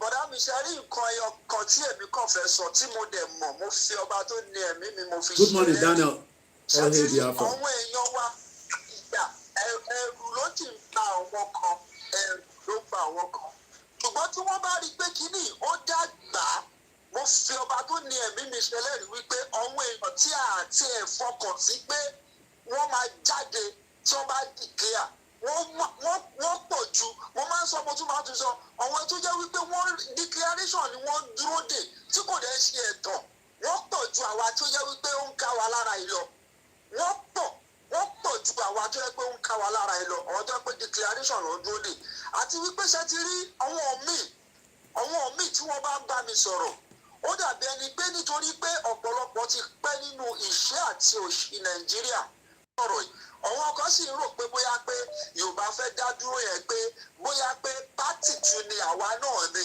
pé bóyá pé àwa náà tún fẹ́ kọ̀ǹté pé Nàìjíríà yẹn náà ló sì fẹ́ máa kọ̀ǹtínú Ọlọ́run á kúkú jẹ́ kí Sunday Igboho ìbá wa tún Nàìjíríà yìí ṣe Nàìjíríà kọ́ làwọn ìlú àwa fẹ́ kúrò lára Nàìjíríà ni so dẹ́kọ̀yìnbó tó dé ni àwa ti ń jẹ́ ìlú nítorí pé òyìnbó wò pé àwọn dúkì wọn gbọ́n àwọn ò dẹ̀ lè rí ọrọ̀ wọn kó ló fi wá kó wa pọ̀ mọ́ ẹranko ló wá gbé agbára fún àwọn ẹranko yẹn káwọn lè máa rí ọrọ̀ ajé tiwa kó ṣùgbọ́n gbà tó lóòrùn máa wá mú wọn 100 years wọ́n wá fi sáà yẹn so 100 years tó wọ́n fi sáà yẹn ó ti wọ́n pé iye wọn wá sí so èèyàn púpọ̀ ò tí ì mọ̀ wípé ìlú fẹ́ já ó fẹ́ kú lára ìlú ni wọ́n ti fi òṣì àti ìṣẹ́ wọ́n ti fi ba ayé èèyàn tó pọ̀ jẹ́ ní ilẹ̀ yìí ṣùgbọ́n nǹkan tí mo mọ̀ tó dá mi lójú ni pé Yorùbá máa lọ we just need someone that will come out with force. But for Batone Mimi Sheleri, everybody will support. Ẹ ṣé bọ̀dá mi, ẹ máa ṣe gan ni Saheed ọmọ bọ̀tá nìyẹn. Lẹ́ẹ̀kan sí màá máa sọ pé gbogbo àwọn tó wà nílé tó jẹ́ mídíà wa látòrí Saheed títí dé Ọmọlúkà títí dé mass burial Omeyo, àwọn tó ń ṣe rally káàkiri Alájà Ẹlẹ́hà ta ló tún wà ní bàbá gbàgede mọ̀ bàbá Aluf Hakim bàbá ẹ bá wa máa support wọn. It is very very important that we support them. Wọ́n rán mi sí anybody but let us support them as little as we can. Ẹ má ní ẹ ṣe bíyàn mẹ́ta ti support. No, we need continuous support. Mo ń bọ̀ Bishop Adesina àtẹ̀yìntẹ́ fẹ́ pé ẹ fún mi ní just 2 minutes.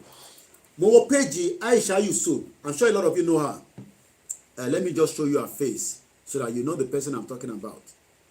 Right? UK, maybe I know about how will, at least as far as I know. And some of them like that, they make advantage of when they say they are, activists or whatever. I want to show you her face so that you know the person I'm talking about. I'm sure you know her anyway, but you might probably not know the person. But I'm going to show you from the place. Once again, we're fighting the right cause and we fight it now. Now or never.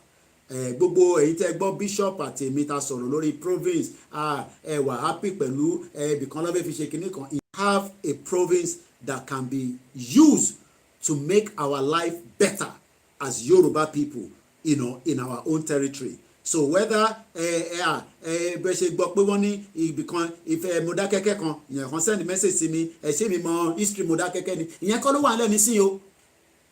In tó wà lẹ́ni sí ni pé Mọdákẹ́kẹ́ gan ní sìngọ́sẹ̀ kò ní àlàáfíà kò ní ìsinmi rárá. So all those little nitty gritty we will resolve it. Yeah, this is the person I'm going to talk about right now. Okay, everybody, I'm sure you know her, right? She said this on her timeline yesterday. Ẹ máa gbọ́rọ̀ ọ̀dẹ̀ tó ń sọ. I am so proud of being Nigerian. Ẹ bá ń bèrè lọ́wọ́ ẹ̀ pé who is a Nigerian? I'm talking about this woman. Then activists is on. All they've done is, right? I don't know whether our children were born in this country, but I know that our children, at least one of them, I followed her. I know schooled in this country, somewhere in Scotland. The question is, how many of you are Nigerian that will have the same access as she has it right now? So Tebanya want activists say the same thing like Shege Link, Reno, and all these little, celebrity or influencer. It is not about them, it's about you. So when she's saying that I am so proud of being Nigerian, that is fine with her because I believe she's not Yoruba, but she's from the Hausa side, so she can be proud of Nigeria. But we are not proud Nigerian. We are proud Yorubas.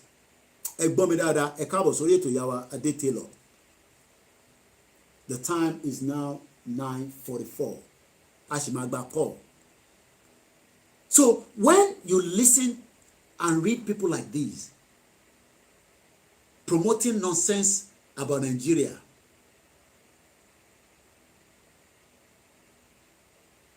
she says, I am so proud of being a Nigerian. Being proud of being Nigerian. The question is, who is a Nigerian? Because there's nothing called Nigeria.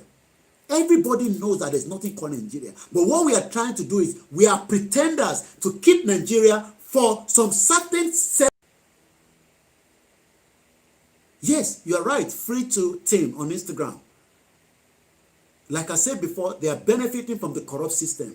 And there's so many people like that. Some people are benefiting and they are not even in politics. Either they are working in a government office, they know where money is passing through. But what we are saying is, when we have a system, tabati daduro gẹ́gẹ́ bí orílẹ̀-èdè tiwa, we will control things where tó bá sanwó parking fine, ó máa lọ sínú system ni. Kò sẹ́ni kankan tó tún máa rí owó yẹn tó máa dé kó fẹ́ gbà. You know, there are some money that some people are making in Nigeria. Ó lè jẹ́ bí 30 naira, but 30 naira comes in millions.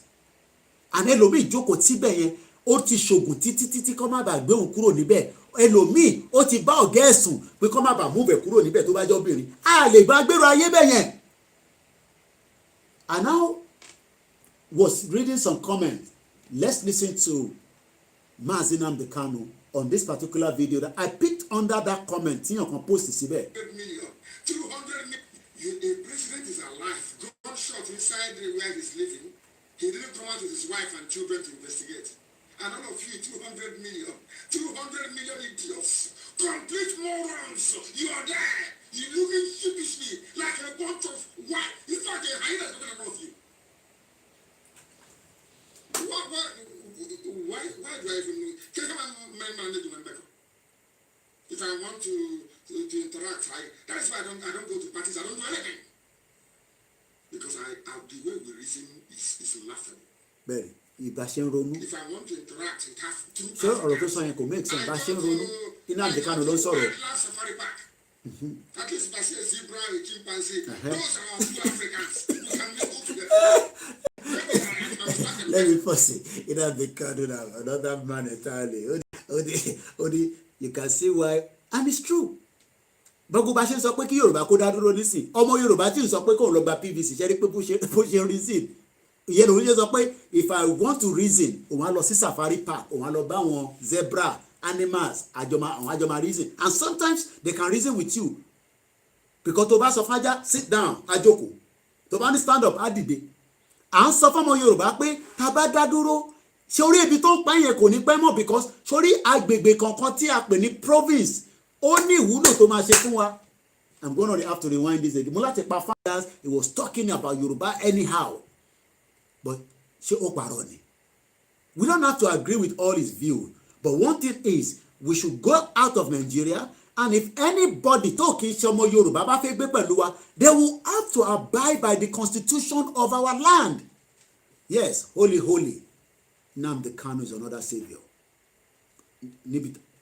Okay fóònù ilé tí ń sọ pé battery mi ti lọ́lẹ̀ díẹ̀ ọ̀nà Ọláyọmí Kóìkì on Instagram so I'm gonna start charging it. I'm gonna turn it on the landscape.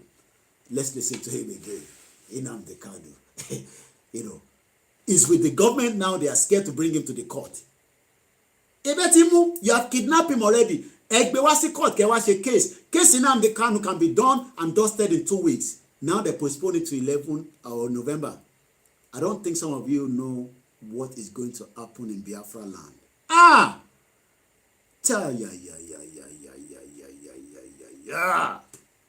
Nigeria máa gbóná 2023 la fẹ́ wọ̀ yìí kò sẹ́ni tó lè sọ Nigeria ṣẹ́rí ẹ máa mọ̀ tó máa fi máa di September àwọn foreign kìíní ọmọ bẹ̀rẹ̀ sí issue travel advisory fáwọn ọmọ wọn get the hell out of Nigeria. Let's listen. A president is alive, gunshot inside where he's living. He didn't come out with his wife and children to investigate. And all of you, 200 million idiots, complete morons. You are there.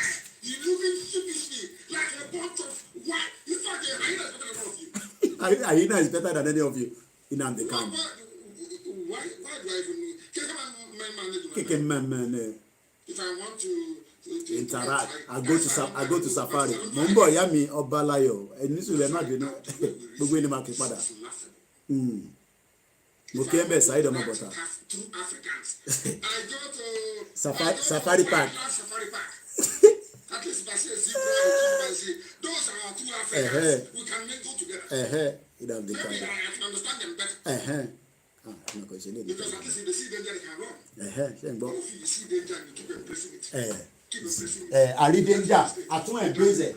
Àníká lọ, danger wà níwájú wa, àníká lọ, àwọn èèyàn níká embrace ẹ̀. Ẹ̀rí pé àwọn èèyàn sí àwèrè. Came forth in an election. They push him to number 1. Everybody is just like this. Even some bishops want to go and congratulate. Some people say when they kill in America, he said, when they kill America, you say it's racism. You're a fool. There's nothing like racism. They are killing you because of your natural stupidity. But they are killing us. And possible. Only they are killing us. Fulani are killing us because of our natural stupidity. Àníká lọ nísìn, àwọn kan ní ẹ jẹ́ ká lọ dìbò Tinubu o. Ṣé o tẹ́ bá wá dìbò Tinubu, terrorist máa kọ̀ kúrò lórí ìlú. Orí yín ti gbálẹ̀. Stupidity ló ń pẹ́ lẹ́rìn Saheed ọmọ bọ̀tà. Nígbà tí mo gbọ́ fídíò yìí, mo rẹ́rìn lánàá. Oyè ń dùn. Nnamdi Kanu ìjayà government British bẹ̀rù Nnamdi Kanu ju kí ló dálẹ̀ lọ. Hey, British government scared of this guy. Àwọn lọ facilitate bó ṣe gbé ní Kenya. As a black person, do you have running water? Without, Do you have running water? Maybe solar charger and generator. Ṣé gbọ́ ṣé n tó sọ yẹn sọ parọ́ ni? Do you have running water? Ní running water. Àdán sọ fáwọn èèyàn pé ká dá dúró ní sàn ní nana kéèké. Iná ní oúnjẹ rí jẹ kò ṣe pé a ní ilẹ̀ ṣé n tó sọ yẹn sọ no ìwọ ẹjẹ rìn wá níbẹ̀ ẹlẹ́ǹkan sí ẹgbọ́n kan tó sọ bíbẹ̀. Without maybe solar charger. Irú Saheed dìde sí mo bọ̀ bí ó ti ra jẹrẹrétọ̀ tó bá ra jẹrẹrétọ̀ fún ẹ̀yìn á wá lọ sí ilé kẹta. Imagine màá wá gbé fóònù mi ẹ má bínú ọ ti mọ̀ mí o ládùúgbò ọ̀yá ẹ bá mi chájẹ̀ wàá lọ sí ilé kẹta ilé kẹrin ṣé mo pé gé ọ̀kan lọ ṣe bẹ́ẹ̀ tí wọ́n pa ní Ìbàdàn ẹni tó bá rántí story yẹn tó ná lọ chájì fóònù ilé kẹta I think somebody got into the house bí àwọn rape ẹ̀ wọ́n padà pa àwọn ní kìíní ìtútù ti wọlé ẹjẹ ń take one off àwọn ní sex whatever ti hide from our channel àbọ̀dọ̀ mo yẹ yín nísìn how can you leave your own house o lọ sí ilé kẹrin ilé kẹta o lọ ń charge phone mobile phone níbi tí ayé dé nísìn it's crazy madness not even thinkable in 21st century but it's happening in that shit hole. Generator, will you be watching me now? If you don't have generator, will you be watching me now? Are you not ashamed of yourself? Are you not ashamed of yourself? And the electric cars were all rubbish. The report has it. Gbogbo university ní engineering department nínú for 62 years. Nnamdi Kanu, may Almighty Eledumare protect you where you are as we continue our program from here. All hail our Biafra brothers and sisters. Let's now go back to our calls back. I think Bishop ni Odan Pokoko pè lẹ́ẹ̀kan. Okay, and it's hijack. About Shinikia, we only have less than an hour and I need to get as many people in. Oh yeah, Egbon Soke. Hello, Beck. That you are on. Yeah. Hello. At you are on. Go ahead. There might be delay. Nigeria Mowa. Okay, sir. Location now. Location stupid. Location idiot. Ibẹ̀ la wà. But bẹ́ẹ̀ ṣe sọ, àwa kan wà tàbí kóra wa jọ. Okay. A kóra wa jọ. Are ready. Oda. We are ready. Oda. We are ready for. We are ready.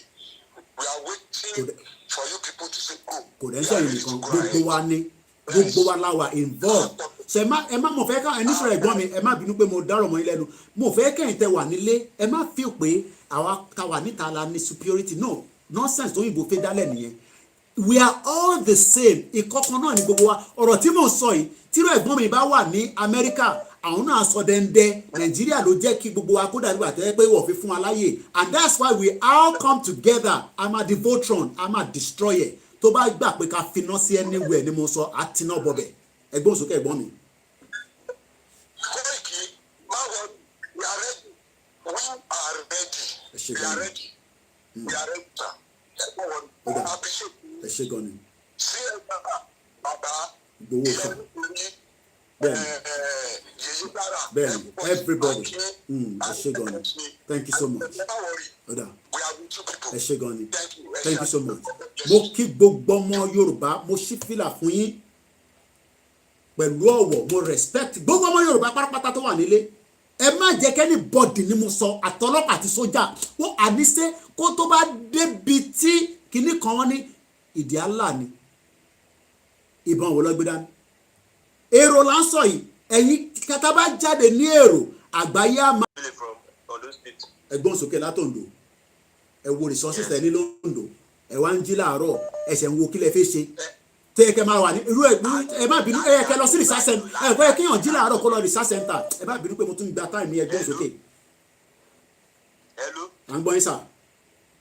Mo mo ní rally yẹn ti pẹ́ ju òun là á dúró de Ó láti ń súnmọ́ bọ̀. gba Yorùbá nation ó fast. ń súnmọ́ bọ̀ díẹ̀ ni ó kù díẹ̀ ni ẹ fọkàn balẹ̀ gbọ́n tẹ wà ń lé kò sí kankan tí Nàìjíríà àníṣe mo sọ pé tọ́ba gbé ọwọ́ kọ́wọ́ nínú rally yẹn àti iná bọ̀ everywhere nìyẹn anywhere la máa finá sí petrol ni á dà sórí ẹ̀ tọ́ba bí wọn dání tó wà ń bẹ̀ kó má sàjáde ẹ ṣí èrè ẹ gbé ọmọ ẹ ń gbé lọ sí Àbújá ẹ ń tì mọ́lé ọmọ Haúsá ń ṣe yànmọ̀yànmọ̀yànmọ̀ ẹ lọ sórí délé pọ̀mọ́dù kẹlọ́wọ́ góòlù tó gbé sọ́run wọ́n tẹ̀ sí gbàtẹ́ pé kò sí yà ní Nàìjíríà ní sá wọ́n ṣe bí gbàtẹ́ pé Nàìjíríà àwọn nìkan làwọn ní kò ní dá fún gbogbo yín ẹ̀yin nìkan lẹ́ni Nàìjíríà ilẹ̀ wa là ń jà fún àjà fún ilẹ̀ Haúsá àdèjàlẹ̀ fúnlẹ̀ Yíbò bó bá wọn Yíbò kó ṣe Nàìjíríà bó bá wọn Haúsá kó ṣe Nàìjíríà àwọn ò ṣe Nàìjíríà mọ́ ẹgbọ́n sókè ẹ̀ tó ń pè wá ẹ káàbọ̀ sórí ètò ìyá wa.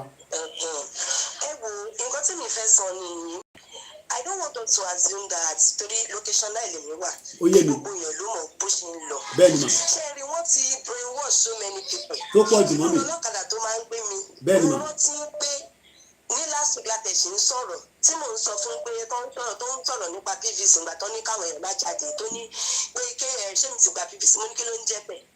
I now have to sit him down and educate him. Tó ń sọ pé pé ṣé aṣọ pé kíní yẹn máa pẹ̀ kò dẹ́ ṣòwò ní port tó ń sọ ní second ẹ̀pẹ̀ tó jẹ́ youth every week they don't know what is going on. So yẹn thank God for the grassroots awareness that they are trying to do.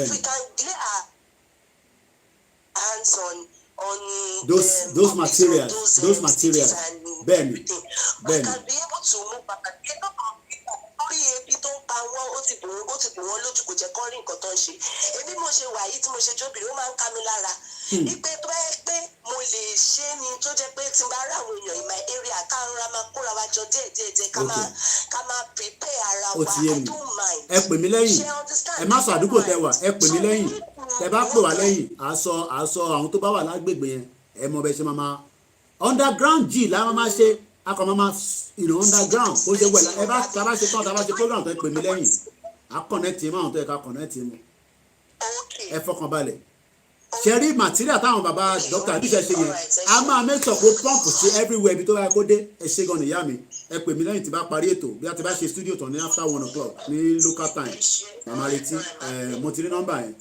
ẹ save ẹ nísìn ẹ fọkàn balẹ̀ pé yẹn kan máa dẹ́rù bà wá níbi tá a dé yìí èmi ń béèrè pé àná òyìnbó ò dẹ́rù bà ara wọn gan sẹ́yìn àtọ́ ń bọ̀ wá kó wa lẹ́rú ta ló máa dẹ́rù bà wá kíyàn kankan má dẹ́rù bà anybody. We are all in this together. We are all in this together. Bí yà ṣe ń jẹ yín ló ń jẹ mí náà. Ó dà pé ẹ̀mọ́ ni bí yà ṣe ẹni sùúrù ẹ̀gbọ́n mi bí yà ṣe ń jẹ yín ló ń jẹ tó wà nílùú òyìnbó. Ìyà gidi ìyà lójú pálí 14 years ní ìlú jágbajàgba yìí kó tó fún mi ní ìwé pé tẹ̀lé ọmọ ṣèbí iṣẹ́ ọmọ ọ̀dọ̀ náà ló fẹ́ wá ṣe máa lọ ṣe ẹmọ tó ń pè ní 14 years ṣèbí torí pé mi dé in my 20s lèmi ò ṣe fílẹ̀ ni ìyẹn ẹ mọ̀ pé 44 ní mí nísìn imagine kíyàn lo 14 years nínú ìlú kan kó má rí ìwé gbà ẹ wá ní pé ká má dàbẹ̀rù ẹ ń ṣeré ni a máa tiná bọ anywhere a máa finá sí anywhere ni mo sọ ẹ máa jẹ́ kíyàn kan dẹ́rù bá yín ẹgbọ́n sókè jàre alàgbà ẹgbọ́n sókè ẹgbẹ́pá and create violence lórí iṣu ẹ̀ ń ṣe òyìnbó wá ó wá create violence àárín wa ẹ fọkànbalẹ̀ Ìbàdàn olóyè fọkànbalẹ̀ níbẹ̀. Ìkan tí à ń dúró dé ń sin declaration ni ṣùtì even everybody be ready nípa àwọn kan ò gbọ́ yẹn ẹ jẹ́ ká tuntun ẹ̀dá kò sẹ́ni tí ò tí gbọ́. ọ̀dọ́ bá gbá máa gbọ́ tó bá yẹ. Sú everybody even ó ti sú everybody ṣùtì nígbà tí ìjà tó ṣẹlẹ̀ ní Mobi ní last week. ní 24th of July mo gbọ́. Yes ibẹ̀ nìyàwó mi tó tajà. ok ṣùtì ìṣojú ìyàwó mi nìṣẹ́ ìjà ẹ̀ ti ṣẹlẹ̀ everybody wọ́n sá lọ even àwọn Haúsá yẹn wọ́n kọ́ rú àwọn Yorùbá yẹn lọ kó ló di pé àwọn ọmọ ìgboro ẹ̀sìn wà wá ẹ̀sìn wà lé àwọn Haúsá yẹn ṣeré kí wọ́n níbẹ̀ ìbọn mẹ́fà ni wọ́n ká wọn lọ́wọ́ wọ́n sọ bẹ́ẹ̀ mo gbọ́ fídíò bàbá yẹn. nígbà yẹn ṣùtì everybody ó ti sú àwọn èèyàn nǹkan tó kàn ṣẹlẹ̀ ni pé kátà àwọn èèyàn rò ní pé bóyá tí Yorùbá bá nìjọba bá dá dúró igi báwo ló ṣe fẹ́ rí ṣùtì ṣẹ́rí gbogbo yẹn bí a ti bá wá ní ọ̀sán mọ́rọ̀lẹ́ àtúnṣe analysis lórí ẹ̀ pé báwo la ṣe fẹ́ ṣèjọba, báwo la ṣe fẹ́ gbádùn, báwo ló ṣe máa ràn mí lọ́rọ̀ tó máa ràn wọ́n lọ́wọ́. The first thing is àkọ́kọ́ gbọ́dọ̀ identify gbogbo ara wa nínú system. Bí ṣe wà nínú ìlú ìnísìn, mo wà nínú system. Ẹ̀yin tẹ́ jẹ́ ọmọ Nàìjíríà tẹ́ pé ní Nàìjíríà, as far as Nigerian government is concerned, you are not in the system. Ẹni tó bá dẹ̀ sí nínú system, báwo ló ṣe fẹ́ cater fún yín? Ẹ gbọ́ mi dáadáa. Okay, bàbá yìí wà ní Ìbàdàn nísìn. Tí bá béèrè lọ́wọ́ pé ṣé local government wọn sọ mọ̀ wọ́n mọ̀ wọ́n, because as far as they concerned, ọkọ̀ bí wọn aráàlú bí ṣe wà nílùú government mọ̀ mí. So government ló máa wá mọ̀ pé okay, kí ni needs mi? Ṣé onífẹ́ ṣe self-employed? Ó dá lọ máa ṣe business. So need owó lọ sí bank kò gbọ́ owó díẹ̀. So need wọ́n pe kíní kan ní grant. So gbogbo ìtẹ́ ń sọ pé okay, tẹ́ bá wá ń tẹ̀ ń sọ yẹn, kí ni Nàìjíríà offer yín láti jọ́ta tí ń ṣe Nàìjíríà? Ṣáwọn gọ́ọ̀mẹ̀ntì wọn rí anybody o, gọ́ọ̀mẹ̀ntì ò rí anybody. Gọ́ọ̀mẹ̀ntì ò rí anybody rò. Bẹ́ẹ̀ni, ọ̀pọ̀ àpárá wọn ni wọ́n dù. So gbogbo àwọn tó máa ń wà concern pé hey, tá bá kúrò ní Nàìjíríà àmọ́ bí tá à ń lọ náà àmọ́ bí tá à ń lọ. Kò dẹ̀ ń ṣe àwa tá à ń ṣe Yorùbá nation yìí nìkan la fẹ́ ṣe. Everybody will be involved because it's a collective job. UK tá à ń rí àwọn kan ti lọ síbi iṣẹ́ lálẹ́ àná, wọ́n ti ṣe night, wọ́n sùn báyà bí kò máa gbọ́ program. Àwọn kan ti jí láàárọ̀, wọ́n ti lọ. System ni system yẹn dẹ̀ máa work because akọ́kọ́ fẹ́ identify ara wa. àfẹ́ bá terrorist gbé. UK ò lè bá terrorist gbé, so ó ṣe jẹ́ àwọn afẹ́ máa bá terrorist gbé. Bó ṣe rí nìyẹn. And development dẹ̀ máa wá, báwo ni development ṣe máa wá? Development máa wá by the people that will build that particular location tá à ń sọ yìí, which is Yoruba land. So ẹ má jẹ́ kó máa fún yín ní impression pé it cannot work. Wọ́n ò fẹ́ jẹ́ deliberate act ló ṣe destroy ilẹ̀ Yorùbá, wọ́n destroy education system, wọ́n destroy gbogbo tí àwọn bàbá in western region wọ́n destroy ẹ̀. Even tá a bá tẹ̀ sọ pé cocoa house ká tẹ̀ fi gbogbo yẹn sílẹ̀. By now níbi tí technology dé nísìn, ẹ má pè mí lórí nọ́mbà tẹ́ ń pè sí Mr. Wolabi láti Morocco. Nọ́mbà tẹ́ máa pè sí àti sọ pé studio line ni, nobody should call any other number. Mo bẹ̀ yín ni, ẹ má yẹ kí n bínú láàárọ̀ ẹ̀. Àbọ̀rọ̀ mi yé yín nísìn, bàbá mi láti Ìbàdàn. Because system tó wà nísìn gbogbo okay, ṣé mọ̀ pé ní bíbá nísìn tó bá bí ọmọ automatic tó ṣe bí ọmọ yẹn nísìn ẹ̀tọ́ ti wà fún ọmọ tí o bí. Mo sọ fún yín pé o lè yẹ tán fún àwọn ọmọ mi ní every week automatic lówó yẹn. Ibo lówó yẹn ti ń wá? Àwọn kan ló ń ṣiṣẹ́, industry wà nínú ìlú yìí, tax tó ń san ni government fi ń run ẹ̀. So ẹ má jẹ́ káwọn tó wá máa sọ fún yín pé ẹ bá la ṣe fẹ́ ṣèjọba Yorùbá nation yìí o, ta ló máa ṣe o? Gbogbo wa náà làjọ máa ṣe. So bó ṣe jẹ́ nìyẹn. Lẹ́ẹ̀kan sí ẹni tó ń pọ̀ láti Morocco, ẹ má pe nọ́mbà yẹn. Nọ́mbà tẹ máa pè é studio line. Ẹni tó bá ti ní studio line ẹ fi bá wa sọ̀rọ̀ nìyẹn láàárọ̀ ẹ̀.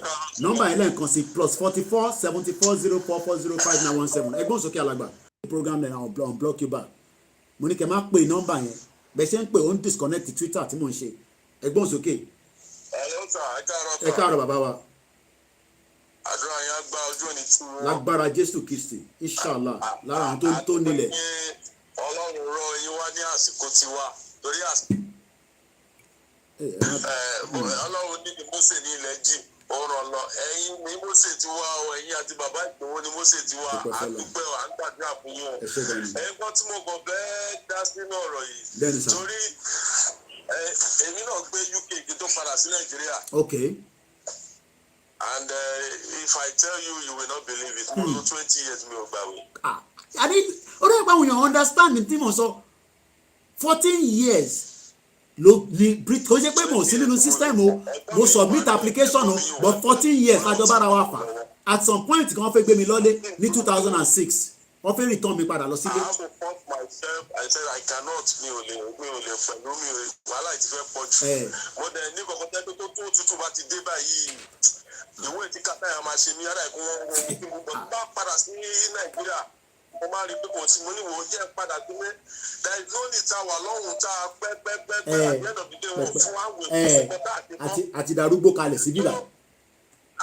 Ẹ̀sà mo sọ fún yẹn gbọ́n mi ìṣòwò is about 80 something now he speak there the medical doctor yìí wà lọ́hùn. So kò nídìí ká máa tọ́ra wá sà. kí ló wà ní UK system ni system tó ń ṣiṣẹ́. Àtẹ̀ ní kú àwọn agbájọ máa débẹ̀ ní ọ̀kan máa dẹ́rù bà wá. Màá ṣe fídíò máa ṣe fídíò àdúgbò mi fún kẹ wo bí wọ́n ti lo nọ́mbà yẹn la ti ń fi síta gbogbo yẹn tẹ́ ń béèrè nọ́mbà studio line yẹn wà ń fi síta lẹ́ẹ̀mẹ́wàá. kò ní ìdíkà máa tọ́ra wá sà nǹkan tó bá máa gbà. òun ni ká fún and this is the right time gbọ́dọ̀ miss the opportunity tó wà nílẹ̀ nísìn. This is the right time to get the hell out of that shito country called Nigeria. So kò ní ìdíkà máa padà sẹ́yìn we are going forward ìlú ìkọjá pé mo ń sọ pé mo ń jí láàárọ̀ ìyàn wá pọ̀lẹ̀ kó lè kó òun fẹ́ lọ òun lọ fún interview kí n jẹ́ òkè bọ̀ wá 2000 fún ìlọ fún interview. òun lọ fún interview kò dẹ̀ lówó lápò. ó ń lọ fún interview tó guarantee ni o interview tó guarantee ni o. láti owó débì ó lọ sórílé ó ní kí n jọ dìbò òun wá tó wá rí ibi tí mo park ó ní kí n jọ fóun lọ sí interview ní orílẹ̀ Èkó bí kí fóun 2000 ẹni tó ti kọjá Yorùbá ló sọ ẹ̀ ìbájú ẹ̀ dáàbò gbọ́dẹ̀ ní. ṣé tó bá jẹ́ pé elísùrù ẹ̀gbọ́n mi tó bá jẹ́ pé wọ́n develop province ẹ̀ ta fi ṣe program níjẹta èmi àti dọ̀dọ̀ àṣìṣe náà kò nídìí láti ṣẹ̀ máa ń lọ sórílẹ̀ because nínú province ṣe mọ̀ fáwọn kan àwọn ládùúgbò kankan àwọn ọmọ kankan máa sọ̀kalẹ̀ ni kirikirikirikiri wọ́n ti wọnú asda lọ wọ́n ti ṣiṣẹ́ tán wọ́n tún padà sókè wọ́n ò kúrò ládùúgbò wọn ẹ̀fín tó bá kọ̀ pé explore ló tún máa rìnrìn àjò díẹ̀ lọ kúrò lọ sí àdúgbò bòmíì lọ wáṣẹ́ bó ṣe láti rí nìyẹn ní ibi tí mò ń gbé ẹ rántí fídíò kan tí mo ṣe mo mọ̀ bí ẹ wo fídíò yẹn gbọ́n mi tí mo ní prayer kan ló máa sọ̀tọ̀rọ̀ school sórí gbogbo school maximum 10 minutes ní school ilé ọmọ mi gbọ́dọ̀ jẹ́ sí school 10 minutes kò gbọ́dọ̀ tó 10 minutes lọ 10 minutes láti ibi tí mò ń gbé presently àti school àwọn ọmọ mi mo sọ fún ìpamọ́ Oòduà ó máa bẹ̀rẹ̀ full time ní September wọ́n ti parí gbogbo system school tó wà tẹ́lẹ̀ wọ́n ti move gbogbo file wọ́n ti move ẹ̀ lọ sí new school ẹ ṣe wọ́n sọ pé ká wà nù Nàìjíríà ń ṣe èrè ní ẹ̀yìn tẹ́ ní ká wà nù Nàìjíríà òṣìwò ní ká wà nù ẹ̀. mo ti pè yín rí tí mo ní láti Badagry nígbà kan tí mo pè é láàárọ̀ ọjọ́ kan tí mo ní láti Badagry mo wà pé mo fẹ́ try kẹ́ connect àwọn àtàwọn aládùúgbò ẹ̀ máa tún wà ní Yorùbá ní ṣùgbọ́n yes mo rántí yes. So but Ogun State lè ní gbé. Okay. So mo nǹkan tí mo ń try àtìtọ́ ni pé nígbà tí mo bèèrè lẹ́ẹ̀pẹ́ irú wọ́n fi yé mi pé 97 gan lòun ti ṣe tán 1997 lòun ti ṣe tán. 1997 ó dẹ̀ máa brilliant bó ṣe wà yẹn because kò sí ẹni tí Elédùmarè ò fún ní. ìbádìí kan tó gbé dání tó fi wọ̀n mí in fact mo sọ mo bèèrè lọ́wọ́ ẹ̀ mo ní ẹjọ́ ṣó ń gbọ́ nípa Yorùbá nation ó sọ fún mi wípé bóun ṣe wà yòówù àwọn dúró de rally níbẹ̀. rally yẹn làwọn èèyàn dóde ẹ lọ máa gbáradì peaceful rally yẹn a gbọ́dọ̀ jáde in millions tá a bá ti jáde in millions part of declaration wa nìyẹn ó kù díẹ̀. ẹ má jẹ́ pé sọ ma sọ fún mi pé sójà kan máa kó sójà kan jáde sójà wo níbi tí million people tó ń jáde táwọn wọ́ lọ sójà wo ṣé sójà máa wà á rìn wa ni ṣé sójà fẹ́ wà á rìn wa ni èrò là ń sọ yìí èrò kẹmùkẹmù láti gbogbo state wọ́n ti sọ state àti fẹ́ ṣe gbogbo state tó bá ti pè fún Yorùbá nation mega rally yẹn everybody ẹni tó bá jẹ́ pé 5 days ló máa tẹ́kẹ̀ bí ọmọ àrìn dé mo kí gbogbo ẹ̀yin gbogbo àwọn olórí ìjọ tó ti lọ àwọn wòlíì ńláńlá àwọn bẹ Ọlọ́run pé kí Ọlọ́run kó jẹ́ kí Nàìjíríà kó ṣe nígbà tó wá rí pé ìlú burúkú yìí èṣù ti wà láàrin wọn àbẹ̀ Ọlọ́run ní sí pé àwọn bàbá kan bẹ Ọlọ́run fún Ọlọ́run pé kó jẹ́ kí ìrọ̀rùn kó wà ní Nàìjíríà ẹ mọ̀ pé àwọn wòlíì kan bẹ Ọlọ́run fún ẹ rò pé eré lásán ní Nàìjíríà fi jókòó ni àwọn kan bẹ Ọlọ́run ọbẹ̀ Elédùmarè ni bó ṣe bẹ Elédùmarè làwọn kan bẹ Ọlọ́run. ẹ̀jẹ̀ wa pọ̀ rẹpẹtẹ wọ́n ṣe the needful ẹ ti tẹ̀jẹ̀ sílẹ̀ ẹ̀jẹ̀ ti pọ̀ jù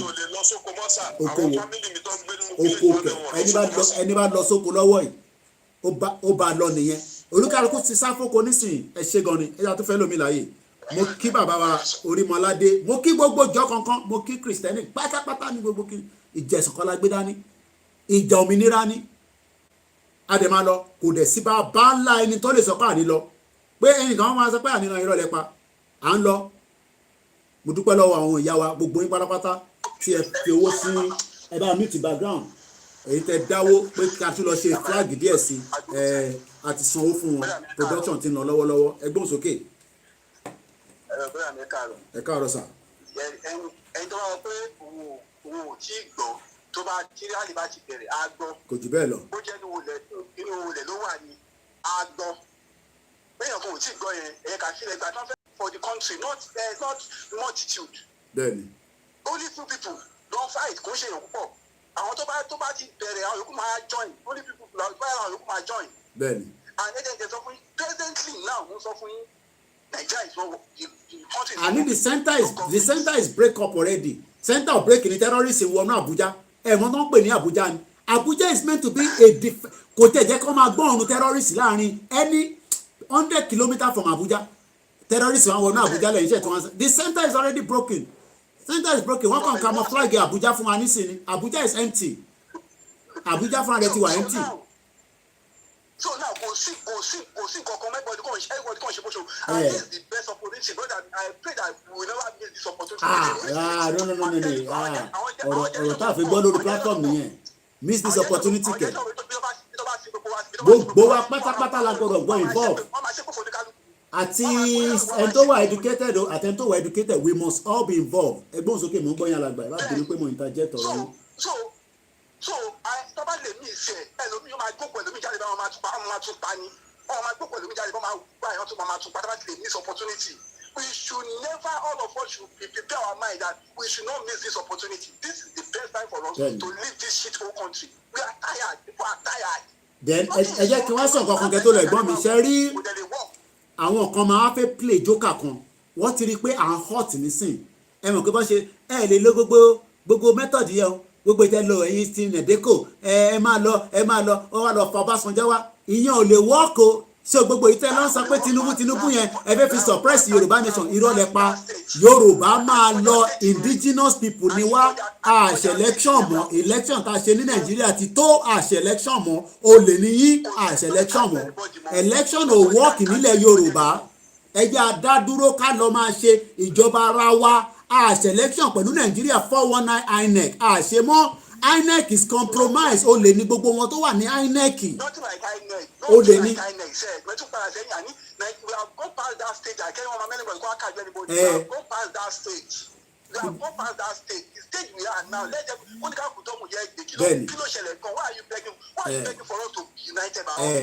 aná àṣẹ Nàìjíríà mọ́ àfẹ́ gbé pẹ̀lú yín mọ́ we want to be on our own àwọn ọ̀nù kéléje wà lágbàáyé tí fáwọn máa dùn à ń lọ.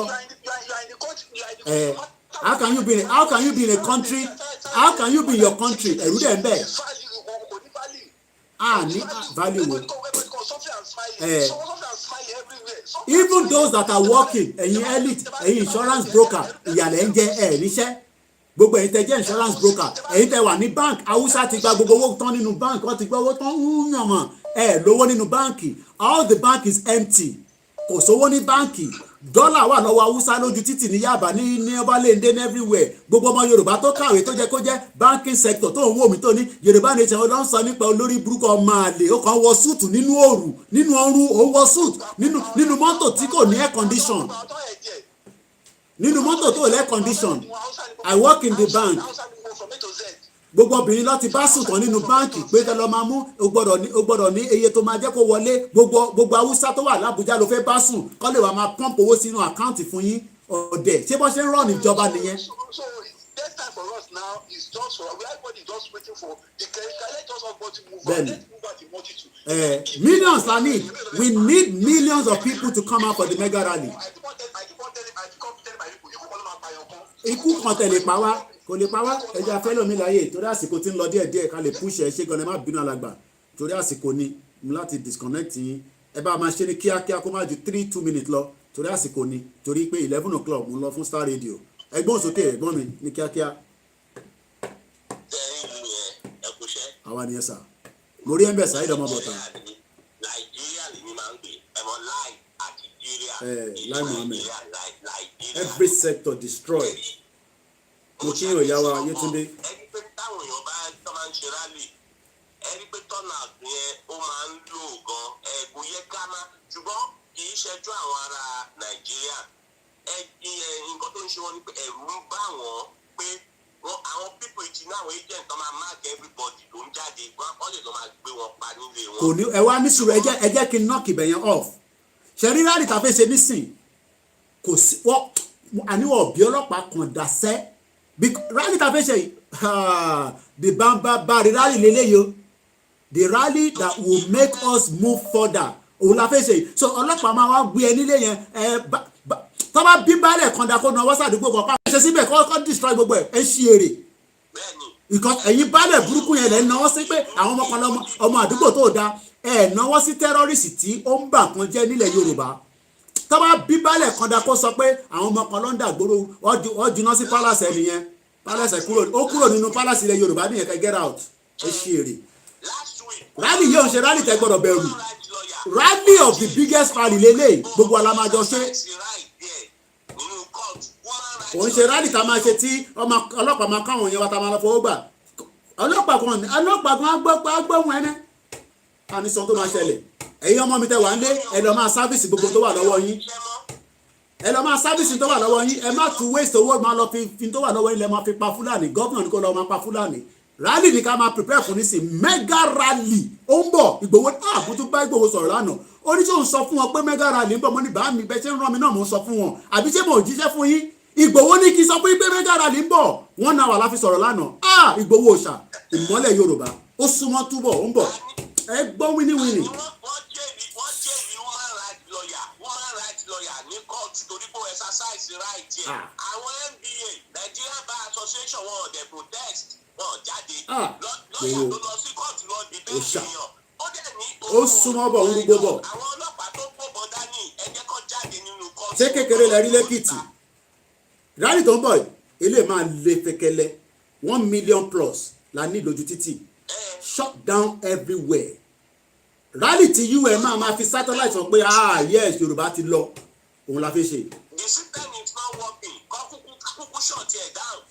the center is broken ní government o ní government kankan mo sọ fún yín látijọ́ Sultan of Sokoto ló ń control Nàìjíríà mega rally tó ń bọ̀ Ìgbòho tún ní sọ fún wọn pé mega rally ń bọ̀ bá mi ẹ rán mi iṣẹ́ mò ń jẹ ẹ gbọ́dọ̀ rán mi iṣẹ́ kí n má jẹ rally lè máa le Ọlọ́run ọba o gbogbo ẹ̀yin ìyàwó lóríṣà gbogbo yín ni mò ń kí gbogbo ẹ̀yin babaláwo ẹ lọ máa gbáradì ó súnmọ́ bọ̀ ẹ ṣe gan ẹ̀gbọ́n mi thank you so much ẹ fọkàn balẹ̀ máa kàn dẹ́rù báyìí pé ọlọ́pàá fẹ́ kú à ń sọ̀rọ̀ rally with 1 million people ọlọ́pàá náà dà sójà náà dà àwa lánìlẹ̀ wà a dẹ̀ sí níjọba military a dẹ̀ ní right láti ṣe rally àpàyàn mi sọ̀rọ̀ lánàá oníṣòwò ń jíṣẹ́ mo ní mò ń jíṣẹ́ ó ní kẹ́ lọ máa gbáradì ẹ lọ máa wá fìlà kẹ́ lọ wá gbogbo ń tẹ́ fẹ́ lò ẹ lọ máa prepare sílẹ̀ ẹ gbóhùn sókè ìyá mi.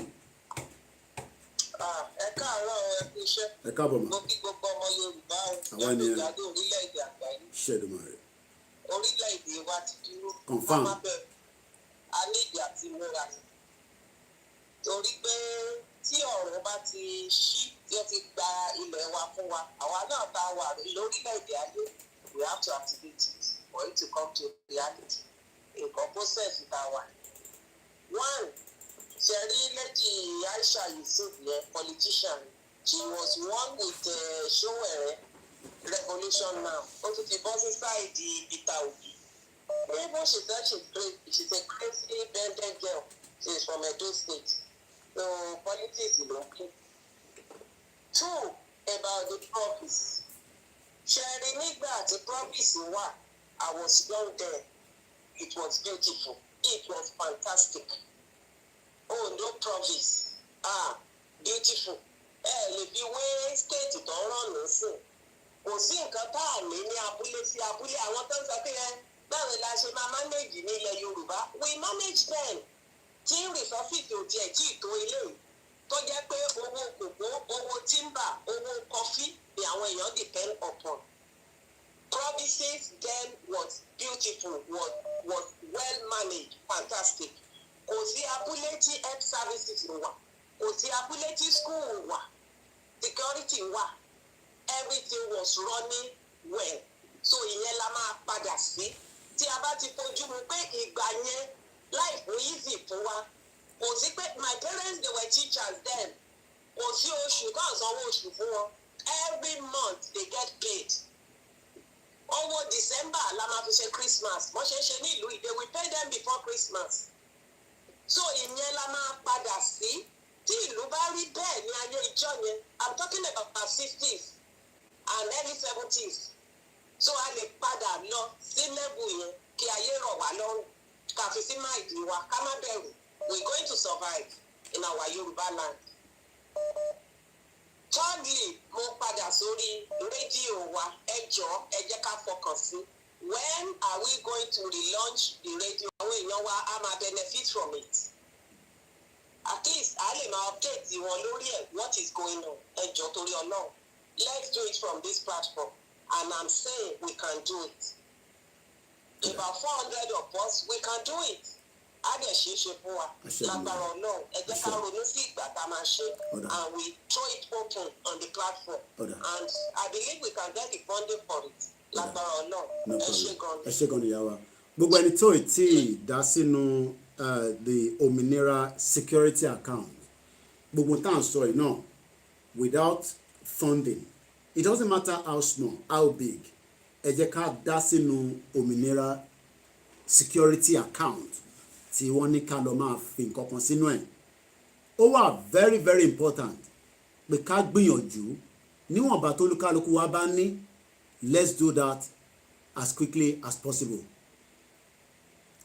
Ẹgbọ́n sókè ẹni tó ń pè ní kíákíá because 10:30 ti fẹ́ lù adẹ̀ lọ sí studio ní 11. I go straight to the point. Ẹ káàárọ̀. Ètò nìyẹn. À ń gbádùn gbogbo bí ẹ ṣe ń tóra ẹ ṣe ń encourage wa. Ẹ ṣé gan ni. Bọ́ńtà láwọn tó ń tẹ̀lé nísìnyí lórí láti nísìnyí wọ́n ní pé gbogbo àwọn sáradàtà tó wà lọ́ba lè gbé lọ́nà lọ lé gbogbo lórí tv tó wọ́n ti important tv yẹn lórí thinking yẹn wọ́n wò pé náà ìgbà tó di pé election bọ̀ ẹ̀yin lè léyàn pé léyàn lọ gba tv pé tó tv ti máa kárí ìgbà tó di pé bóyá nǹkan rere tó máa àlè yóò gba covid-19 lè sọ pé bí nǹkan ṣe máa kárí níbi òde ní pààyàn báwo ni òde ní máa ọrọ̀ jẹ sọ̀rọ̀ yẹn ó wá di tv léyàn ká tv ẹ̀yin kan máa jẹ ẹni kan máa tó gbogbo ẹ̀gbọ́n tá a bá jù gbogbo fẹ̀ ó ti pínyàn gbà ó ti pínyàn ogun bọ̀ because everybody ò fi dáadáa everybody ò fura sílẹ̀ o because wọ́n ń pèpè Yorùbá rèdè bọ́ Yorùbá rèdè o bọ́mọ́ ṣe respect wa pé àwọn ọmọlúwàbí làwọn ṣe bàbá sì gbé ti kejì jáde fà ó máa yà wọ́n lẹ́nu o because nǹkan fọwọ́ fà yìí ọlọ́ọ̀dẹ ká gbára wọn kà tó àtúntò gbogbo ẹ̀ nígbà àtọ́. Ẹ ṣé gan ni. Thank you. Ẹ ṣé gan ni. ìlànà tó ń ṣẹlẹ̀ gbogbo ọmọ Yorùbá ní láti ronú fún wa rẹ̀. Ẹ ṣé. àní láti kéèyàn kan máa ká aṣẹ́rú fún wa. Ẹ ṣé gan ni. àní láti máa ṣerú èèyàn fún ọ. àwọn alábàá tó kú ẹ ká máa agbọ́gbọ́n yẹ ká máa ṣe kí ni ká máa mú. Mo rí ẹ̀bẹ̀ mass burial. I shout you. Torí àsìkò ni bàbá wa ẹ má bínú torí àsìkò yẹ mo ń gbọ́ yẹn gbọ́ ẹ yẹ.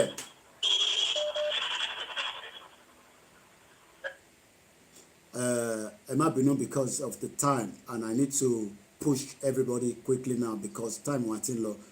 Fulani wants to invade our land, we will defend that land. Ẹ gbóhùn sókè. Ẹ bá mute the background. Ẹ káàárọ̀ Mr. Kweke. Ẹ káàárọ̀. Iṣẹ́ takuntakun. Àwa nìyẹn. I thank you. I really appreciate you for your life. Thank you so much. Thank you. Thank you. God bless you. Nǹkan tí mo fẹ́ sọ mo mọ̀ pé mo rò pé a máa ṣe meeting ní Saturday ní Sunday ni ṣùgbọ́n wọ́n tọ́ pé ṣe ń Saturday. Mo fẹ́ ṣe flag ni like 500 or 1,000. Mi ò bóyá kí n send owó yìí ní sọ́dọ̀ tiẹ̀. Yeah, that's fine. Tó bá ti ready yẹn sí problem. Ẹ máa ní láti tẹ̀lé get in touch so that ká lè add ẹ̀ mọ́ èyí tí production tó ń lọ. Because mo ti sanwó production lánàá. Ẹ bá ti ṣe kẹ́ jẹ́ kí n mọ̀. Then tó bá ti ready, what number the numbers? A sọ̀rọ̀ lẹ́yìn, ẹ jẹ́ kí n mọ̀. Tó bá ti délé, ẹ jẹ́ kó kọ́kọ́ délé náà. Tó bá ti délé àmọ́ sọ yẹn. Ó gbọ́dọ̀ kúrò níbí ìyẹn ṣe problem. Ṣé chief imam àbí? Ṣé chief imam Ìlọrin lẹ́mìn?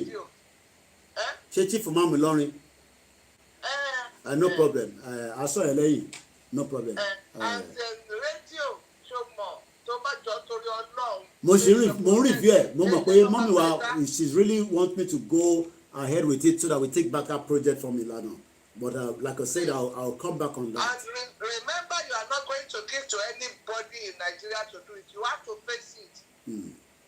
And tó tẹ̀ fẹ́ ṣe gan kò ń ṣe Nàìjíríà ló fi lẹ́ni wá tẹ́lẹ̀. It's just that the whole project was, anyway, ó lọ bó ṣe lọ nígbà yẹn. But like I said, I'm reviewing it. I know the radio is very, very important, but we're working on something, and I'll review how we will take it off Ìlànà.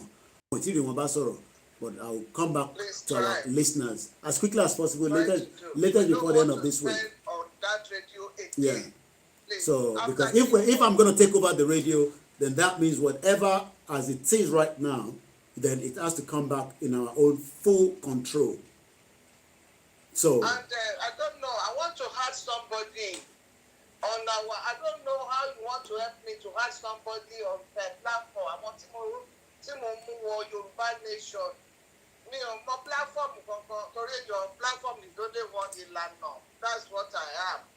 So, me mo bóyá kí n pè é lẹ́yìn àbí kí n ó depend ibi tẹ́ni ẹ bá wà, ibi tó bá wà Nàìjíríà, ọmọ láti link pẹ̀lú àwọn tó wà ní. Kò sí Nàìjíríà, bus driver ní.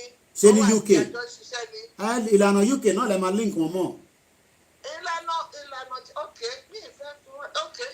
Ìlànà UK náà ni, whoever is here in UK, as far as we are concerned, works with Ìlànà. Àfi tó bá yẹ kọ́kọ́ tó fẹ́ that work with any other organization, maybe the global directorate. So it doesn't matter. So Ìlànà UK náà ni àwọn tí bá ṣe ẹ bá ti bá ṣègùn sọ̀rọ̀ wá hard wọn, wá link wọn, so ẹ ṣe gan ni, so màá bá yín sọ̀rọ̀ lẹ́yìn regarding the production here, because already ẹ ṣe gan ni grandma, ẹ ṣe gan ni bá ń kí dáàdì náà, like I said, 3,000 because of ẹ̀yin èèyàn wa náà ni a fi rí extra ṣe, so we now have 3,500, so it should be ready in no time. As soon as they are ready, I will be moving them to Yoruba land. Tó bá délé, like I said, àwọn tí wọ́n fún wa lówó, if you really want out of it, ẹni sùúrù ẹ̀gbọ́n mi, we will give you out of it, just like mommy wa ṣe sọ. So ìyẹn ṣe problem. I don't have any issues with that, but like I said, we will get this home. We need about 1 million plus of these. That is the job of Ìlànà. That is the job of the YSDM. It's not my own job. I am only doing my own little bit from the media perspective as Koiki Media.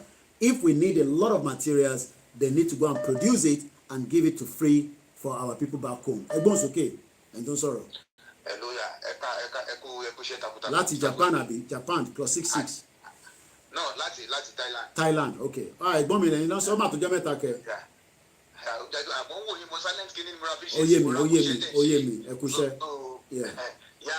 So nǹkan méjì ni mo mọ̀ pé orí platform yìí wà sensitive pẹ̀lú mo kàn fẹ́ bring ọ̀rọ̀ kan ẹ wo ẹ̀nà tẹ́bà láìpẹ́ lórí program yìí náà because wọ́n mi láìkí bọ́mọ̀ náà ṣe ń ṣe ẹ̀nà kìtẹ́ gbé jáde lé ní àti ànánsìn ara oníkálukú. Ìgbòho ló rán mi iṣẹ́, Ìgbòho ní lọ sọ fún wọn pé Mega Rally ń bọ̀, ẹ forget about any platform kankan.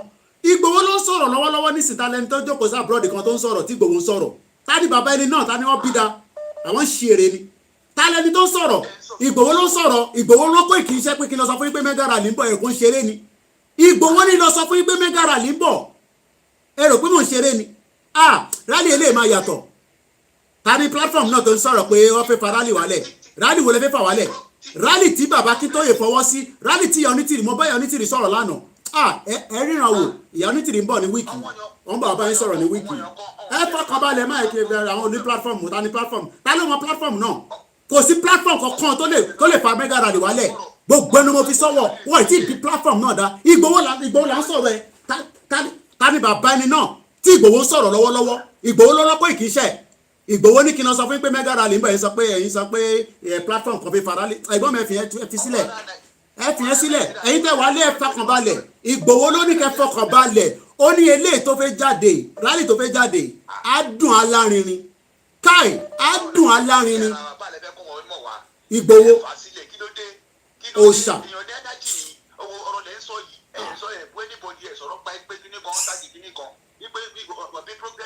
àwọn kan dẹ̀ ń fà sílẹ̀ wọ́n dẹ̀ ń ṣe program lórí káàkiri ẹ wo by the side Mr. Koiki báwo mo ti lè rí flag ṣe ní Nàìjíríà because Nàìjíríà mo ti lè send ẹ pè mí màá send tẹ́bá lè ṣe màá send kíní template yẹn sí kọ́ṣẹ́ Nàìjíríà. We need as many people to do as many of these. It doesn't have to be our own nìkan lè fi ṣe látọ̀dẹ̀. If you can do it, please go and do it. so tẹ bá pè mí lẹ́yìn ẹ pè mí lẹ́yìn kúrò di other number yẹn màá send ẹ̀ sí no problem màá send ẹ̀ sí Ìgbòho ní kí n lọ sọ pé rálì bẹ̀rẹ̀ ń sọ pé èèyàn kan sọ pé wọn náà fi fa àwọn olófi fa ta ló bí bàbá ẹ̀ dá Ìgbòho ló ń sọ̀rọ̀ lọ́wọ́lọ́wọ́ ẹkùn fún rẹ̀ 1 hour la fi sọ̀rọ̀ lánàá òòṣà ìgbà tó dọwọ́ alẹ́ mo tẹ̀ mísì kọ́ọ̀lù ìyá onítìrì ni ìgbà tí mo sùn àti mo jí kí n tó wá sí cold show ìjìnlẹ̀ ni mo pa wọn náà ọ fún mi láwọn update kékeré kan bọ̀tọ́ máa fẹnu ara wọn bá wọn sọ̀rọ̀ náà kan bọ̀ ní wíìkì gbogbo tó fẹ́ sọ agbésàbẹ̀kùn CSI lẹ́fí ń ṣe àwọn olóyè èèyàn kan wá jókòó talent tó jókòó sórí social media tó ń sọ pé mega rally pé kò ní ṣeé ṣe talent náà tánà mọ́ bẹ́ẹ̀ pé talent náà ẹgbẹ́ wo ni ẹgbẹ́ wo ló ń sọ̀rọ̀ tí Ìgbòho ń sọ̀rọ̀ gúrùpù wọ́n bí gúrùpù náà dání mo sọ tí Ìgbòho ń sọ̀rọ̀ lọ́wọ́lọ́wọ́ èyí lè ṣe nǹkan kan tí Ìgbòho bá ṣe nǹkan tó bá dá sí ni kò sí nǹkan kan tẹ́ lè ṣe tí Ìgbòho bá dá sí gbogbo ẹni mo fi sọ ẹ lè ṣe jack shit lórí ọ̀rọ̀ Yorùbá nation tí Ìgbòho bá fẹnu sí Ìgbòho là ń sọ̀rọ̀ ẹ̀ èèyàn 1 billion Buratai lọ ba lẹ́ẹ̀mẹ́ta orúkọ yìnbọn kó pa àwọn kó máa gbókùn lọ òun lẹ́yìn sọ pé kinní kan talẹ̀ ta ló mọ̀ yín rí ta ló mọ jẹ́rọ yín kò sí gúrùpù náà wọn ò tí mọ ẹgbẹ́ náà bàbá gan wọ́n fún ní respect wọ́n fún ní ọ̀wọ̀ ẹ̀ ìbí mo play video bàbá kí tó ìtàn nísìn wọ́n tó bá tó àsìkò àwọn aṣọ fọ́ọ̀mù àwọn Ìgbòho ṣá Ìgbòho lẹ́yìn fi ń ta yín Ìgbòho ta ló mọ jẹ́rọ gbogbo yín ẹ̀mẹ́ta ni Buratai lọ bá ní prison ó ní kó pa òun kó fáwọn tó jẹ́ gáàdì yẹn lówó kó máa gbókò òun lọ sí Àbújá àbí òṣèré ó ní you be Fulani man Buratai náà no be Fulani ó ní you are a Fulani man ó ní your Fulani are killing my people ẹ̀yin sọ̀rọ̀ èèyàn kan jókòó sórí sàrìsà lọ́mọ tí bá gbégbò wá sórí show nísìn pé kó jókòó pé kí n gbé wá nísìn ibà máa dàrú ni èmi wá ń sọ̀rọ̀ Ìgbòho rán mi iṣẹ́ talent tó ránṣẹ́ èmi sì ní spokesman ẹ̀ ní ti bá dẹ̀ sọ lábẹ́ gé èmi nìkan sì ní spokesman ẹ̀ àfi tó bá jáde sí gbogbo ọmọ Yorùbá tó ní Koiki ò kì í ṣe spokesman òun mọ́ and I will still work with him till the last man standing ta ló mọ jẹ́rọ yín Ìgbòho ń sọ̀rọ̀ ẹ̀ ń sọ pé èèyàn kan jókòó tí òwò lẹ́ni ẹ̀ ń ṣe tí bá connect Ìgbòho nísìn pé kó jókòó síbà nísìn ó kàn jókòó lásán kó má tẹ̀ sọ̀rọ̀ ojú agbó máa dàrú ni ta ló mọ yìí rí ẹgbẹ́ bó ṣe ń jẹ lọ ẹ má jẹ́ ká a ní kẹ́ fẹ́ àwọn ọ̀ṣẹ́ má jẹ́ káwọn kọ́fàràn kọ́ sọ fún yín pé kí orí ṣó ìgangan ni adùn wà tí ẹ ti máa gbọ́ confam Ìgbòho ń sọ̀rọ̀ lọ́wọ́ Ìgbòho ló ń sọ̀rọ̀ lọ́wọ́lọ́wọ́ nísìn ẹgbọ́n sókè jàre ẹgbọ́n sókè ti wọlé ẹ ló kọ́là bàbá kí tó yẹ respect Ìgbòho ìyá ní tìrì respect Ìgbòho ẹ̀yin wá ń sọ pé èèyàn kan jókòó sórí mídíà ń sọ̀rọ̀ tálẹ́ni tó ń sọ̀rọ̀ ọmọ jẹ́rú ẹ̀rí ni 1 billion federal government wọ́n yí àgbẹ̀ lójoojúmọ́ tó bá ń gbọ́ Ìgbòho ni ẹgbọ́n sókè jàre bishop. Okay, ẹ ṣe gan. First of all, flag yẹn mo fẹ́ ká ta ní Nàìjíríà. Mo mọ̀ wípé ọ̀fẹ́ la fẹ́ gbé jáde ọ̀fẹ́. kò ń ṣe lórí platform tiwa láti máa ṣe yẹn o mo mọ bí tẹ́ ti fi ṣe yẹn kò ń ṣe lórí platform wa ọ̀fẹ́ làwọn máa ṣe. ọ̀fẹ́ okay because mo wo rate tí flag yẹn máa be move kò ní lè kárí. ẹ jẹ́ kí ìyẹn ẹni sùúrù bishop mo ti ránṣẹ́ ẹni sùúrù bishop YSDM owó díẹ̀ ti wọ àkáǹtì tí wọ́n ń gbowó sí kọ́ lọ ṣe flag mo pàṣẹ fún wọn kọ́ lọ ṣe flag ẹ lè náà ṣe Yorùbá nation àfi tí ó bá jẹ́ pé ẹ tẹ̀lé wa pẹ̀lú nǹkan tá à ń ṣe mo dẹ̀ sọ fún yín mo ní 3 months ni tó bá di next month tí mo bá rí fìrí nǹkan tẹ́ ṣe pẹ̀lú owó díẹ̀ tẹ́ ti gbà ẹ forget ẹ̀ kò ń ṣe lórí platform yìí mọ́ àpolówó àkáǹtì mọ́ mo mọ tí Yorùbá òmìnira security náà fẹ́ ṣe ní polo ẹ lọ ṣe flag YSDM kí ìlànà náà lọ ṣe flag kí gbogbo ẹgbẹ́ lọ ṣe flag ta flag fún anybody tó wà nílé ẹni tó wà nílé ò rí jẹ́wọ́ rí mu àtúgbọ́dọ̀ ta flag fún wọn YSDM mo pè yín ẹ lọ ṣe flag kò bá jẹ́ 3,000 lèmi ṣe nísìn àwọn pé kò tóbi kankan ẹ̀yin náà ẹ lọ ṣe díẹ̀ pẹ̀lú owó tó wà lọ́wọ́ yín ẹ lè sọ pé ìrówó ẹ má sọ fún apá ìtì ìrówó inú àkáǹtì tá bẹ àwọn èèyàn fún kọ́ lọ fowó sí ẹ ti rí owó díẹ̀ níbẹ̀ ẹ yọ ọ́nú ẹ̀ kẹ́ lọ fi ṣe flag that's all tẹ́ ẹ̀ bá ti ṣe flag by September tí ẹ̀ bá sọ fún wa pé a ti ṣe flag 1,000 pieces kẹ́ẹ̀dẹ̀ ṣe fídíò ẹ̀ kárí pé YSDM ló donate lé ẹ̀ ní láti donate ẹ̀ fáwa ẹ̀ ní polówó àkáǹtì kankan fún yín mọ́ ní bíbá ẹ máa jáde ṣoṣo fúnra yín polówó flag fúnra polówó owó àkáǹtì yín ni mo sọ lórí gan èmi ò ń ṣe kíní o fact ni mo sọ ní bíbá yìí o a lè máa jókòó sí bíbá kí n máa pariwo fún 4 hours 3 hours kó wá di pé a ní kẹ́ lọ ṣe flag àbí kẹ́ lọ ṣe fìlà bẹ́ẹ̀ bá lè ṣe flag ẹ ṣe fìlà a need ẹ̀ fún mega rally. eré ni wọ́n rò bọ́ ń ṣẹlẹ̀ ni 1 million ò lè bá ìkó nìkan. tábà ti sọ gbogbo ilẹ̀ Yorùbá sí ọ̀tún kẹ́mà hàtì sósì so action yín ó láti fọ́lù ẹnu yín. ẹ bá a lọ donate owó fún wọn ẹ donate owó síbẹ̀ but ẹ gbọ́dọ̀ ṣe flag ẹ gbọ́dọ̀ ṣe fìlà ẹ gbọ́dọ̀ ṣe flyer ẹ̀yin lẹ sọ pé ẹ fẹ́ lead Yorùbá nation àti accept yín ẹ dúpẹ́ fún yín ẹ kú iṣẹ́ takuntakun ẹ lọ máa ṣiṣẹ́ yẹn ẹ bá wa ṣe tí àwọn èèyàn máa rí physically ẹ ṣe gan ni bishop ẹ gbóhùn sókè. all right thank you so that one is clear now nǹkan tí mo lè sọ lórí here ni but mo fẹ́ kí UK kan adopt ẹ̀ èmi àtàwọn pásítọ̀ kan ní US ó ní nǹkan tá a sọ àwọn pásítọ̀ tó sán lórí àwọn pásítọ̀ tó ti orí wọn ti gbálẹ̀ ìkan sọ fún mi wípé passport òun fẹ́ renew ẹ̀ òun lọ sí Nigeria embassy ní US wọ́n sá òun sí oòrùn níta láti àárọ̀ ṣúlẹ̀ wọn ò tún rí ojútùú renewal of his passport ó ní the second nígbà tó ń bọ̀ látọ̀fì lòún yabẹ̀ òun kàn sọ fún wèrè àbókí tó wà bẹ́ẹ̀ òun sọ fún yín pé I'm coming back to whip your asses ó ló dẹ̀ fi bẹ̀ sílẹ̀ ó ló la gbogbo ọwọ́ òun náà kúrò bẹ́ẹ̀. Now, what they intend to do is that, but I want UK to adopt it. Once about declare, there will be a draft letter to the police covering that area of the embassy or that state. In the name of Yoruba, on my bracket, formerly Western part of Nigeria. Calling Mobuwa connected to former Nigeria. Yeah. Nǹkan méjì náà máa láìpẹ́ bẹ́ẹ̀ tó clear. Firstly, we are reclaiming our embassy as a Yoruba people. Two, wọ́n jẹ́ kó hàn níbẹ̀ wípé anything that we do in the embassy and outside of the embassy should be exclusively honoured to the Yoruba people. Sign charity ọba ti submit ẹ̀ táwọn ọlọ́pàá ti accept ẹ̀ tọ́dẹ̀ stamp ẹ̀ wọ́n máa ṣe photocopy gbogbo copy yẹn òun ni gbogbo ọmọ amúdáni ṣẹ́ ní ọjọ́ rally àbí ọjọ́ liberation ẹ̀ tó bá dé iwájú embassy wọ́n document tó máa fi lé gbogbo àwọn tó ṣiṣẹ́ bẹ̀ jáde nìyẹn gbogbo àwọn tó wà nínú embassy yẹn jáde and whatever we do in this state is exclusive honour to us. So the only thing that ọlọ́pàá yẹn lè ṣe ìdààmú pé a fẹ́ secure àwọn tó ń ṣe àná embassy a fẹ́ secure wọn jáde àwọn ló máa ọ̀ṣà wọn jáde fún rárá wọn. They will leave the place empty. So I want UK to adopt it. Okay, no problem. Ẹ ṣé gan ni. Thank you. Ẹ ṣé gan ni. That's Bishop Adesina.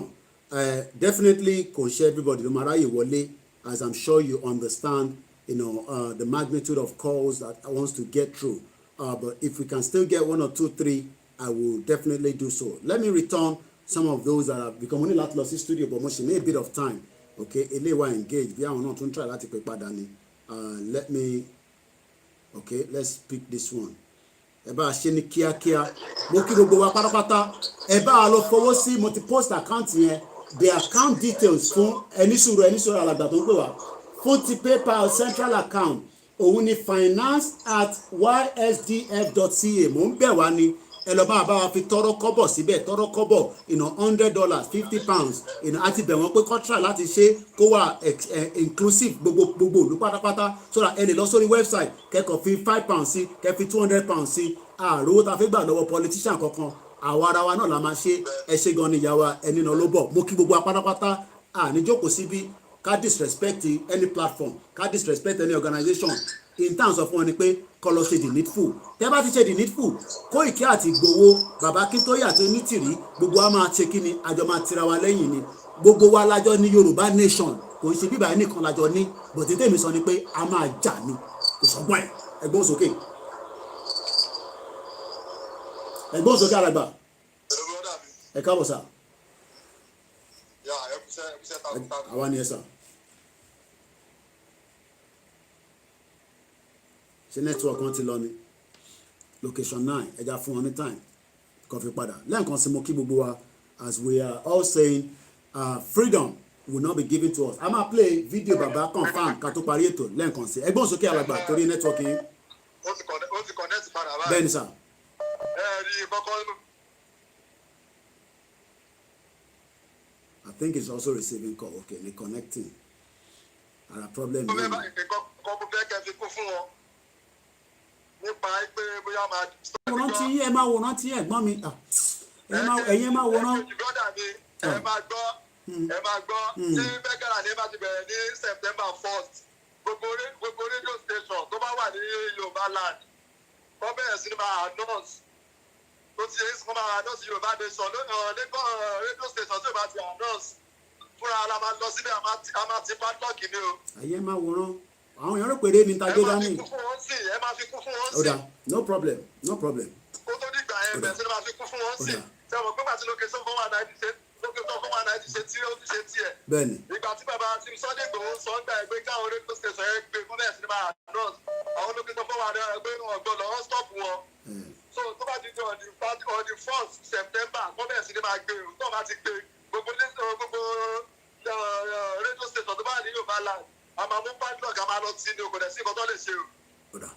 ẹ ṣe gan ni bàbá wa ó ti yé mi bẹ́ẹ̀ ó ti sí yé ẹ mi fi kún fún wọn. no problem lẹ́ẹ̀kan sí kò ní gbé ọ̀dàlẹ̀ ẹ ṣe gan ni ṣẹ́rí gbogbo àwọn tó wọn operate fully licensed radio ní Nàìjíríà tí ẹ̀ ń ṣe bí tí ẹ̀gbọ́n kan tá à ń sọ ẹ̀ ń polongo APC PDP àbáyíjà but one thing is tá bá ti declare Yorùbá nation nínú ọdún yìí dẹ̀ ni any right láti bẹ̀rẹ̀ sí promote Yorùbá nation kò sí gọ́ọ̀mẹ̀ntì kan I think people are joking pé à ń sọ pé kò sí wọ́n ti bí gọ́ọ̀mẹ̀ntì kankan dá ní state kankan kó dictate fún wa mọ́ nísìnyí sófin Nàìjíríà mọ́ ní múmẹ́ǹtì yẹn so èyí tí yẹn ní fíà pé ọlọ́pàá kan máa wá gbé yín ọlọ́pàá yẹn ò ní right kankan mọ́ ní múmẹ́ǹtì yẹn and there will be a lot of destabilization for at least 3 months tá a máa fi bẹ̀rẹ̀ sí settle down it could be 1 year it could be 6 months I don't know ìyẹn kù sọ́wọ́ Elédùmarè but one thing is ilẹ̀ Yorùbá ní tàǹfàì ó gbọ́dọ̀ dúró kò dẹ̀ sí bá báńlá ẹni tó lè dá padà mega rally lọ́ni máa polongo fún yín ó súnmọ́ bọ̀ ni kẹ̀rẹ̀kẹ̀rẹ̀ ni ìwọ náà tó ti ń gbáradì tó ti ń pa àwọn ará ilé tó ti ń prepare wọn ìyẹn ni kò máa ṣe ní kíákíá because àwọn lè 20 minutes ló gbọ́dọ̀ lọ sí stadium ẹgbọ́n sókè ẹ ti wọlé ẹ má tún sọ ẹgbẹ́ ẹ̀lú ẹ ti sọ ilé nǹkan ẹgbọ́n sókè. àwa nìyẹn sà àwa nìyẹn. mo ní àkíyèsí kan tí mo fẹ́ pe ọmọ Yorùbá sí. à ń gbọ́ yín. ṣé rí owó ó dàbí tí táwọn ń dá fún ọba lè stop rẹ̀ because etí mo observe ní pé àwọn Fúlàní tí wọ́n ń kidnap àwọn èèyàn ń gba owó yẹn wọ́n máa gbọ́ 100 million 200 million lọ́wọ́ àwọn èèyàn wa wọ́n wá kó yẹn lọ sí black market wọ́n mọ̀ jíǹjẹ fún wa wọ́n mọ̀ kó dọ́là fún wa wọ́n mọ̀ lọ fi ra ammunition láti pa wá. bẹ́ẹ̀ni. so tọ́pọ̀ ṣe pé a lè stop kínní for the moment láti mọ̀ jẹ́ kí dọ́là wa máa flow nílé. báwo làwọn èèyàn wa tó wà nílé ṣe máa wá survive ẹ̀gbọ́n mi it's a very difficult one I understand. That's another thing. So it's a very very difficult situation. How do our people at home survive? Because already wọ́n ti kọ́ àwọn èèyàn wa ti wà nínú ìgò lọ́wọ́ àbáyé nísìn kí Ọlọ́run kó bá wa jẹ́ kí gbogbo wa kí àjọ jáde kúrò nínú ìlà ìlò tá a wà nínú ẹ̀. I understand but what we can say is ẹ yẹ ká encourage àwọn èèyàn wa níbi tọ́rọ̀ dé nísìn a gbọ́dọ̀ tún fi burden sí ọrùn wọn because already whether we like it or not àwọn èèyàn wa ń suffer tó pọ̀ and I don't think we should do anything at this particular time ká restrict àwọn èèyàn wa ẹni tá à ń fún ní 5,000 ẹ jẹ́ ká sì kí 5,000 ẹni tá a bá lè fún, ẹni tá à ń fún ní 3,000 tá a bá lè fún, but kákọ̀ máa wá sọ fún àwọn náà pé tí àsìkò bá tó bá pè fún mega rally kò sẹ́ni kankan tó máa yìnbọn fún yàn kankan, kò sẹ́ni kankan tó máa pa anybody. Ọlọ́pàá ò mọ anybody lọ sí police station yẹn fẹ́ jóná nìyẹn. DSS ò gbé anybody lọ sí Àbújá kankan mọ́.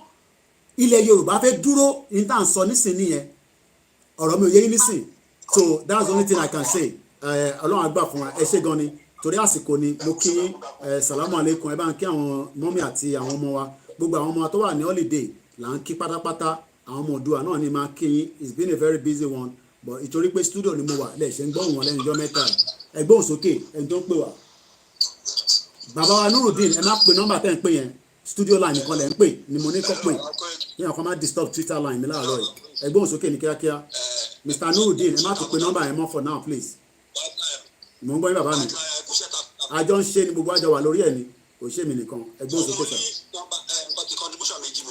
Ẹ gbọ́ àyè sà. Lórí ọ̀rọ̀ flag ẹ má yẹ kàn máa stress ní púpọ̀ jù. Why not give them the platform? I mean kí ló ti gbé tó máa fi lè print ẹ̀ ṣebí printer wà Naija. Tòun náà ni mò ń sọ, ẹni tó bá lè ṣe definitely we are giving, I mean ibi ntọ́pọ̀ mi náà ni template yìí.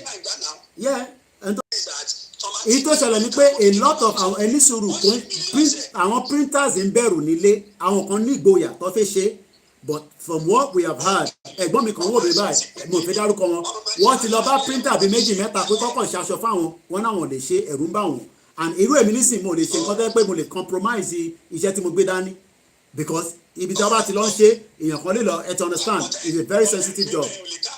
But ìyẹn náà la ṣe ń encourage àwọn èèyàn pé kọ́ lọ ṣe, à ń encourage àwọn èèyàn, we are saying the same thing daddy, à ń encourage àwọn èèyàn kọ́ lọ ṣe, kò ń ṣe dandan ni pé ó gbọ́dọ̀ wà látọ̀dọ̀ tèmi nìkan, everybody tó bá lè ṣe, all they need is just ṣe bí nǹkan ta commit náà lélẹ̀ ìkẹ́kọ̀ọ́ printer out lórí Google.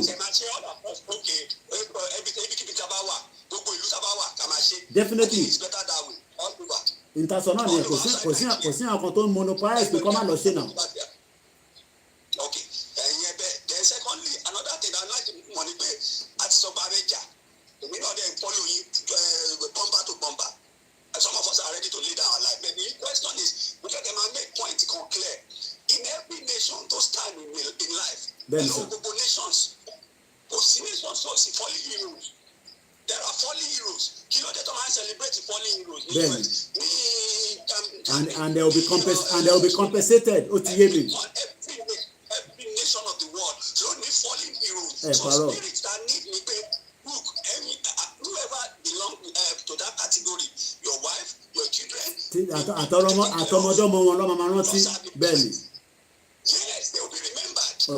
And over every day of the year, àwọn máa celebrate wọn. are going to be remembered.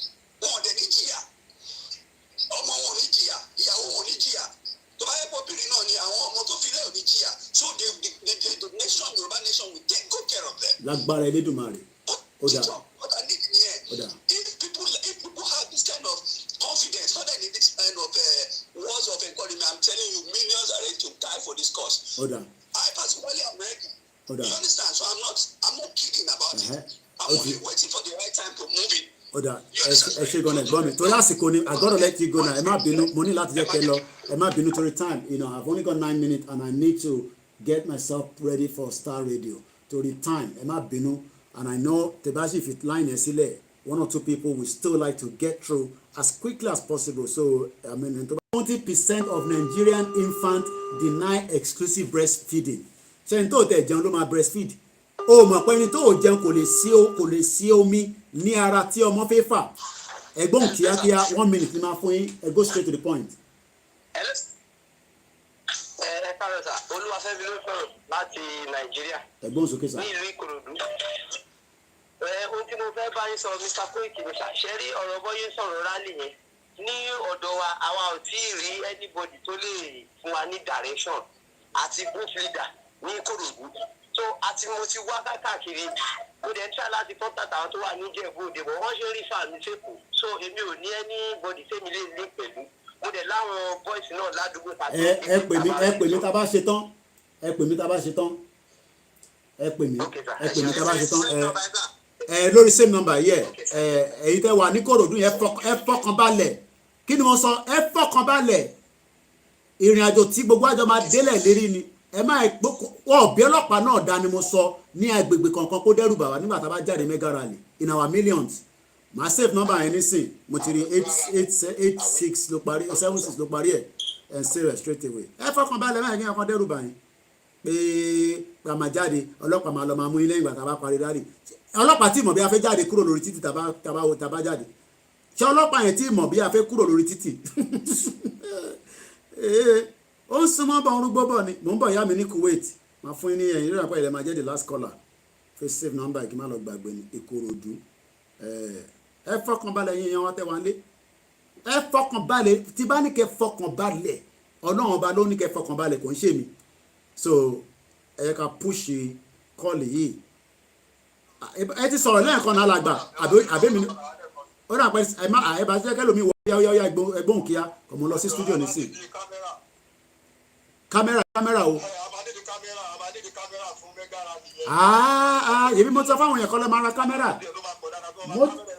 ẹ̀yin ẹ má wọ́rì àìmọye àwọn tó máa fún ní access sí platform àti tó máa stream ní gbogbo different location tó máa stream àsìkò yẹn ń bọ̀ a máa ní ìdíbí èèyàn bíi 50 tá máa fún ní tó máa ní Android phone ara data fún yín àwa fún yín ní access sí Koiki Media ẹ bá a máa stream látòrí ẹ̀ yàtọ̀ sáwọn ọmọ wa so a lè jẹ́ kó dùn ẹ fọkàn balẹ̀ 1 million ní 1 million plus ẹ máa ẹ̀kọ́ dẹ́rù bàyẹn ṣe gan ni ẹ jẹ́ ń pè yá mi ní ọlọ́run ọba elédùnmarè ló sọ bẹ́ẹ̀ àsìkò tó tí ìran Yorùbá fẹ́ jáde ní oko ẹrú Fúlàní mo kí gbogbo ẹ̀yin ẹ̀gbọ́n mi dáadáa tẹ́ ń wò mí mo mọ̀ pé wò mí báyìí pé ẹ dúró ni ẹ fọkàn balẹ̀ Ìgbòho ni máa kí gbogbo yín lẹ́yìn kankan lọ́kùnrin lọ́bìnrin lákọ ó ní mega rally ó ní Koiki ṣó ń jíṣẹ́ nígbà mi iṣẹ́ tó ń dún tán lójoojúmọ́ ìyànkan wọn sọ pé wọ́n fẹ́ fa àwọn ta ló jókòó sí lóyìnbó tó fẹ́ fa mega rally sílẹ̀ ẹgbọ́n sọ ẹ wo headline ní sẹ́ ẹ má bínú ìyá mi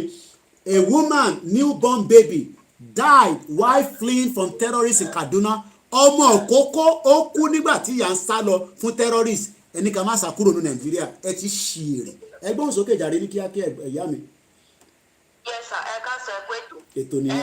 Mo bá ọlọ́pàá kan sọ̀rọ̀ ní Yàgòkú ní òní yìí mo wá sọ fún wa ní ìyá Yorùbá nation mo wá ní bẹ́ẹ̀ ni ó wá ní pé àìbọ̀là báṣẹ́dé mo wá sọ fún ẹ pé mega rally ló kù tá a fẹ́ ṣe é sìn pé kì í ṣe pé kí àwọn èèyàn jáde fún mega rally kẹwàá kán wá dà yín síta kí Fúlàní máa control yín pé kẹ jáde síta kẹ lọ máa pa àwọn èèyàn mo ní ẹ̀yin náà wà lára àwọn tí wọ́n jà fún wọn ní kẹ́ sọ fún gbogbo àwọn èèyàn yín tó ń jẹ́ ọlọ́pàá ipe ibùdó kan tẹ́ bá ti gbọ́ pé wọ́n pe mega rally kẹ́ mú aṣọ yúnífọ́ọ̀mù yín kẹ́ bọ́ dànù kẹ́ join àwọn tó ṣe Yorùbá nation ó dùn mí gan pé kò sí pásítọ̀tù tí mo fi lè wá sí Nàìjíríà gbọ̀n mi gan ó wíṣì pé kí n wà ń bẹ̀ because wọn ò ṣe pásítọ̀tù fún wa a kàn ṣe pásítọ̀tù tó jẹ́ pé a kàn fi lè rí inú resident permit wa ni wọn ò wá a ní ẹ́mbáàsì bíi gbogbo àwọn other nationality tó wá bíi tọ́ba pásítọ̀tù wọn bá ti fẹ́ expire tọ́ba ti lọ sí ẹ́mbáàsì wọn 10 years ni wọ́n ṣe fún wọn ni wọ́n ṣe fún wọn dẹ̀ máa gbà á kì í ṣe tọ̀dọ̀ wa tó jẹ́ pé wọ́n á ṣe 5 years fún atẹ́bárá bí owó tó ń gbà lọ́wọ́ àwọn èèyàn wọn ò dẹ̀ tún wà àtúmáìdì pẹ̀lú owó tó ń gbà bọ̀ wọn ò wá Fúlàní náà ni wọ́n kó sí ẹ́mbáàsì níbi tá a wà ń bì tó ìfáàtà wa gan ti dúró ìlú tá a wà yìí ó ti sún wa ká máa fẹ́ ṣiṣẹ́ níbi kankan máa sọ pé wọn ò fẹ́ Áfíríkà wọn ò fẹ́ Nàìjíríà wọn ò fẹ́ Nàìjíríà ń bẹ̀ everywhere ní níbi tá a wà yìí gan nǹkan táwa gan fèsì kò ń ṣe kékeré a fẹ́ wálé ìlú tá a wà ti sún wa ó ti sún wa fẹ́ lọlé tó kọ́lọ̀ tiẹ̀ tètè bá wa gba Yorùbá nation ká máa lọ ilé ká máa lọ sí ìlú wa because à ń sọ́fà níbi tá a wà kò táwọn èèyàn ò ní mọ̀ nǹkan tá a ń fèsì níbi tá a wà.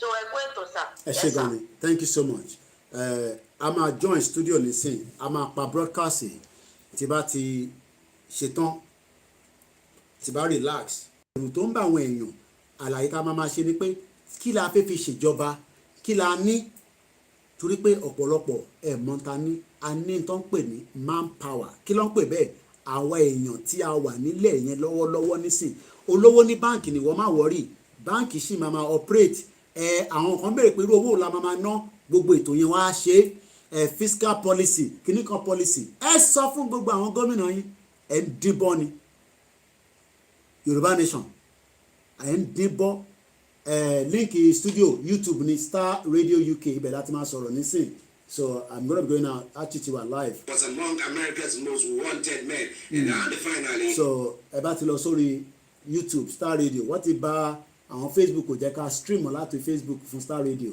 and I think mo mọ reason tí link ti Archie tó náà ń lò èmi ò tí ì rí, but tẹ́ bá lọ lórí YouTube you listen to the update. Mo ní láti lọ change outfit mi. And on that note, thank you so much to every single one of you. Òmìnira Yorùbá ó ti dé, gbogbo àdúrà tán ní ká máa ṣe. Bàbá wa náà fún wa ní ti Al-Quran chapter 105, wọ́n ní ká lọ máa kà á. Bá ṣe ń kà yẹn náà a máa ka ti Kristẹni, akí gbogbo àwọn oníṣẹ̀ṣe, ẹ jẹ́ ká sáré kà ká tó máa lọ.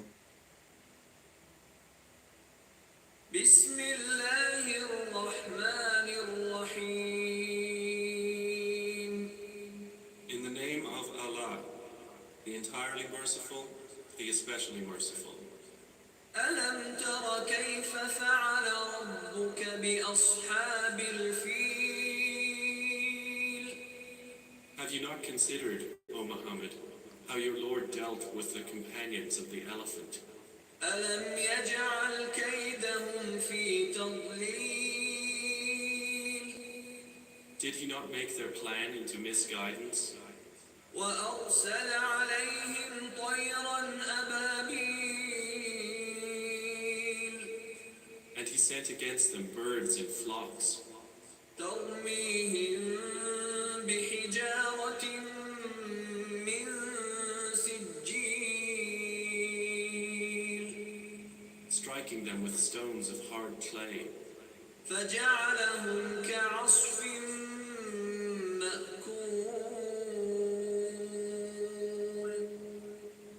My help comes from the Lord, the maker of heaven and earth. Indeed, he who watches over Yoruba land will neither slumber nor sleep. The sun will not harm you by the day, nor the moon by the night.